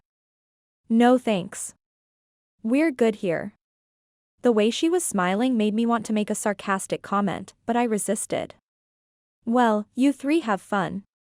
They went back to Elijah, ignoring my existence. I watched for a second longer before walking to the front door. I wasn't sure what was going on and I couldn't wait for Emma to investigate. They seemed friendly at the gala, but maybe I'd missed something. Apparently, there was an attraction I hadn't noticed. Emma opened the door before I'd even started up the steps. Mom's so excited, she asked me to track your phone to see how far you were. I shook my head and stepped inside. I got here as fast as I could. I know that, but she felt like you were taking your sweet time. The second I said pastrami, she started pacing the living room. Sure enough, when we walked toward the kitchen, Janice hurried in from the living room. It's about time. I laughed and handed her the bag with her order in it. I asked for an extra pickle too. She held the paper back to her chest and rushed to kiss my cheek. You've always been my favorite. Emma rolled her eyes and pulled her sandwich out before sliding the bag back to me. We sat at the kitchen island in a comfortable silence while we enjoyed our food. Emma finished and wiped her mouth before speaking. How was PT today? I nodded and swallowed. Good. Maddie said I should have full range of motion by New Year's. Her eyebrows rose. Really? That's great news. Janice nodded in agreement as she took another bite. Yeah. Then we'll start working on building back my strength. I'm really proud of you, Olli. Those words were exactly what I needed to hear. It was nice when Maddie or Dr. Elliot gave praise, but it was nothing compared to seeing Emma smile at me like she was. Thanks. I balled up the sandwich wrapper and tossed it in the trash before turning back to Emma. Have you thought about plans for Thanksgiving? Emma's eyes darted to her mom's before turning back to me. Not really. I acted like it was nothing. It shouldn't bother me, but it felt like she was hiding something. Was she planning on going home with her mom? It made sense. Then her dad and sister could meet Jackson, but what about me? Okay. Dr. Elliot just asked about our holiday plans and I realized we hadn't talked about it. Janice stood up and wrapped up what was left of lunch. She put the leftovers in the fridge then walked back to the living room. Soon, the TV was turned on and the volume went up. I had a really bad feeling about what was coming. Am I missing something? Emma paused then peered to the counter. No. I just haven't thought that far ahead. Mom is flying back next week and I was thinking of going with her. I stepped forward. With Jackson? She nodded. Of course. Without me? She met my eyes but didn't say anything. Emma? I didn't want to interrupt your treatment. So, you were just going to leave without talking to me about it? I felt like things were crumbling around me. We were making progress. Things were getting better. Weren't they? It would only be for a week or so. I nodded like I understood, but I wanted to pull out my hair. I took a deep breath and thought about Dr. Elliot's recommendation. What would be the very worst thing that could happen if she went? She could decide she wanted to be with her family and never come back. She could realize she had all the support she needed there. She could realize she didn't need me. I was spiraling. This wasn't working. Olli, what's wrong? I cleared my throat and decided to be honest. That scares me. Her eyebrows pulled together. Why? I told her about my worst-case scenarios. Olli. She sighed. That's not going to happen. My life is here. My home is here. You're here. I wanted to believe her, but it wasn't enough to make me feel better. I thought we were doing better. She moved until she was standing right in front of me. Olli, we are. I can see how hard you've been working. I'm feeling better too with the medication and talking to the support group. We're both doing what we need to. Me going to visit my dad and sister doesn't mean I'm leaving. I sighed and nodded once. Olli, I love you. I closed my eyes as she rested her palms on my chest. Nothing can change that. I love you and I want us to fix things. I'm sorry I didn't bring up going back with my mom, but it was because I hadn't decided yet. I opened my eyes and stared into hers wishing I could read her mind or know the future. But I couldn't. We had to trust each other. I love you too, Emma. If you want to go, then I want you to. She smiled. But you have to promise to come back to me. Always. She held my gaze for several beats before leaning up and kissing my lips briefly. I was too shocked to move. It was the most affection she'd shown since Jackson was born. She pulled back before I could respond. One short kiss and I knew. We were going to be okay. Chapter 21, Emma. Coach Romney called me the day I got back home and asked me to come to practice the next day. I wasn't sure why. He'd never done that before, but he wouldn't give me any other information. I'd texted the girls from the Pride, but they were just as clueless. Maybe there was an event coming up Coach wanted help with. It was the only thing I could think of. I didn't tell Olli I was coming. He and I had talked every day that I was gone, and I knew he was doing well. Coach wouldn't be calling me in about that. While I was gone, I'd also got Addison to dish on what was happening with her and Grant. Apparently, they really hit it off at the gala. They'd exchanged numbers and met up a few times. She enjoyed spending time with him, and he didn't run away when he found out about Eli, so she was willing to be friends. She said that's all they were, but I had a feeling she was lying to herself. I called her and asked if she wanted to go to practice with me, and unsurprisingly she said yes. We walked in together, carrying our boys, and were greeted like royalty by the Pride. Chloe was the first to see us coming down the stairs and ran to meet us. "I can't believe you're here." She hugged me, then Addison. "It's so good to see you." I was glad she was accepting of Addison. Sometimes she could be a bit territorial. "Thanks, Chloe. It's good to be back." I didn't just mean back in Salt Lake. I hadn't been to a practice since Olli's injury. It didn't feel right being there when Olli couldn't. I went from missing only a handful of practices to months. It felt glorious to be back. Colby and Sasha, Porter's wife, came up and relieved us of the babies. Addison didn't seem to mind a near stranger taking Eli, which made me laugh. She was becoming a part of the Pride without knowing it. Hopefully, Grant knew what was going on. "Come on down." Chloe led the way to the section we always sat in. "We've been coming up with theories why Coach asked you here. So far, we're split. Some think there's going to be a new spirit group or something he wants you to help with, or maybe Maddie has an announcement and asked him to get you here so it would be more of a surprise." Those both shocked me. "You think she's pregnant?" She shook her head. "There's no way Eric could have kept that a secret from me." That had been my thought too. So, a spirit group? Like cheerleaders? There was one team in the league that had cheerleaders, but I didn't see the Fury joining in on that. And what did I have to do with that? Colby shrugged. "We're stumped, okay?" I turned my attention to the ice. The guys had just stepped out and were starting to warm up. A few minutes later, Coach walked through the tunnel. I sat up, expecting him to wave me down, but he didn't even look up. He was talking to Coach Rust, then called out for the guys to start drills. "What the heck?" I murmured. Sasha laughed behind me. "Maybe he just missed you." At this point, that was the option that made the most sense. Since there didn't seem to be anything urgent going on, I relaxed in my seat and studied the players. It had been a while since I'd seen them in person, and they were looking as good as ever. Reese has improved his backhand. I was impressed by the shot he got past Derek at the goal. I hadn't seen him try that angle before. Yeah. He's been working on that one. Huh. I felt bad I'd been missing out on developments like this. Maybe I should start coming back for practices. It wasn't like I had to worry about keeping Jackson entertained. I peered around and laughed when I saw he'd been passed down the entire row. "Hey, isn't that Olli?" Addison asked. I turned and nodded. "What's he doing?"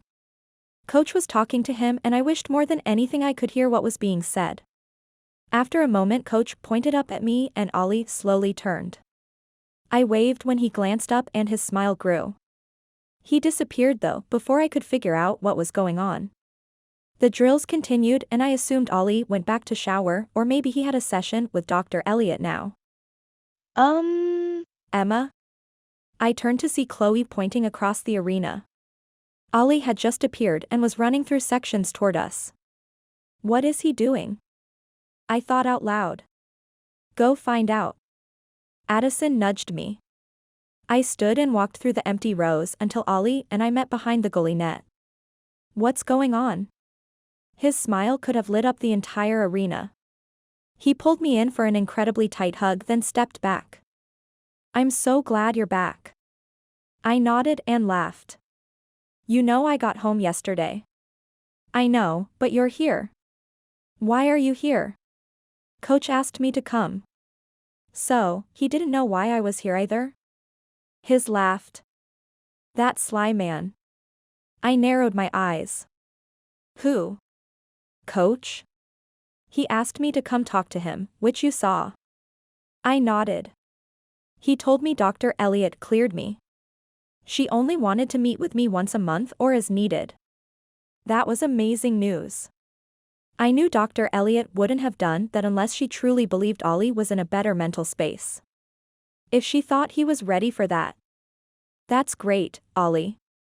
I'm so proud of you. Coach also told me Maddie said I could start practicing with the team. Off ice, of course. I threw my arms around him. Congratulations. He held me to him and kissed my forehead. Thank you, Emma. I leaned back and nodded. You've worked so hard. I'm so proud of you. That means everything. I pulled his shirt and lowered him to me. I kissed his lips and felt fire burning within me. We'd made it. We'd pushed through for each other. There was plenty of time when I doubted that was going to happen. He deepened the kiss and pushed one hand around my neck and the other through my hair. My knees buckled and I fell into him. He supported both of us, never breaking the kiss. I ran my fingers over his jaw and sighed. My man. He was back. Cheers erupted and we broke away. The team had stopped practicing and were clapping and hollering from the ice while the Pride hooped and yelled out from their section. Apparently, we weren't in our own little world like I thought. I didn't care though. They'd seen us like this before, just not for a long time. Olli kissed my cheek and I turned to meet his hooded eyes. Emma? Yeah. It came out in a whisper. Can I come home? I closed my eyes and nodded. A tear fell down my cheek and I felt him wipe it away. I blinked and gazed into his eyes. Please. Instead of answering, he kissed me again with even less concern that we had an audience. The cheers started up again, but I didn't care. I kissed him back knowing what it meant. It was a promise. A recommitment. We were back. Chapter 22. 1 week later. The Pride decided a party was necessary to celebrate Olli's recovery. I tried to stop them. He wasn't back to playing or even ready to take his brace off, but there was no telling them no. Chloe insisted on hosting, of course. She had pizza from the Pie, the team's favorite place, and everyone had shown up. Coach clinked his glass and waited for everyone's attention. I turned and put my arm around Olli's waist. I just wanted to thank Chloe and Reese for having us all over tonight. Everyone cheered while Chloe acted bashful. Tonight, we're celebrating not only a major milestone in Olli's recovery. Everyone broke out in another round of cheering and clapping. Coach smiled and waited for it to die down. See, everyone loves you. He winked in our direction. But we're also here to celebrate our team. I'm proud of each and every one of you. I admire the way you all rally around each other. You have each other's backs on and off the ice. I squeezed Olli and looked around for Grant. I really owed him a thank you. You guys are more than teammates. You're brothers. The guys clapped before Coach continued. That's true for the Pride. You ladies are remarkable. You do so much for the team, for each other, for the Fury family. This is something unique to our organization and I want you to know I don't take that for granted, and I don't want anyone here to either. I locked eyes with a few of the women and smiled. They were my family too. It takes a team to win and a team to lose. You've all supported each other through challenges in the past and I couldn't be prouder. Olli has expressed how much you did for him and continue to do, and I know I speak for him when I say thank you. There was more clapping and cheering and Olli waved to everyone. Coach held up his glass. To the Fury. The Fury. We repeated in unison. I was getting emotional thinking of how important these people were to us. How much they had done for us. Showing up when I was in labor. Stepping up when I needed help. Getting Olli to realize he needed help. Our lives would be nowhere near what they were without this team. Chloe walked over and gave me a hug. Thank you. For everything. She stepped back and held my hands. I'd do anything for you, Emma. We all would. I never doubted that. She went off to mingle and I noticed Grant across the room. I'll be right back. Olli smiled and started talking to Noah. Grant. I called before he could get lost in the crowd. His eyes met mine and he moved to meet me halfway. I really want to thank you for letting Olli stay with you. I know it couldn't have been easy to have him around, especially when he wasn't exactly in a great place. He shrugged. He would do the same for me. I nodded. We would.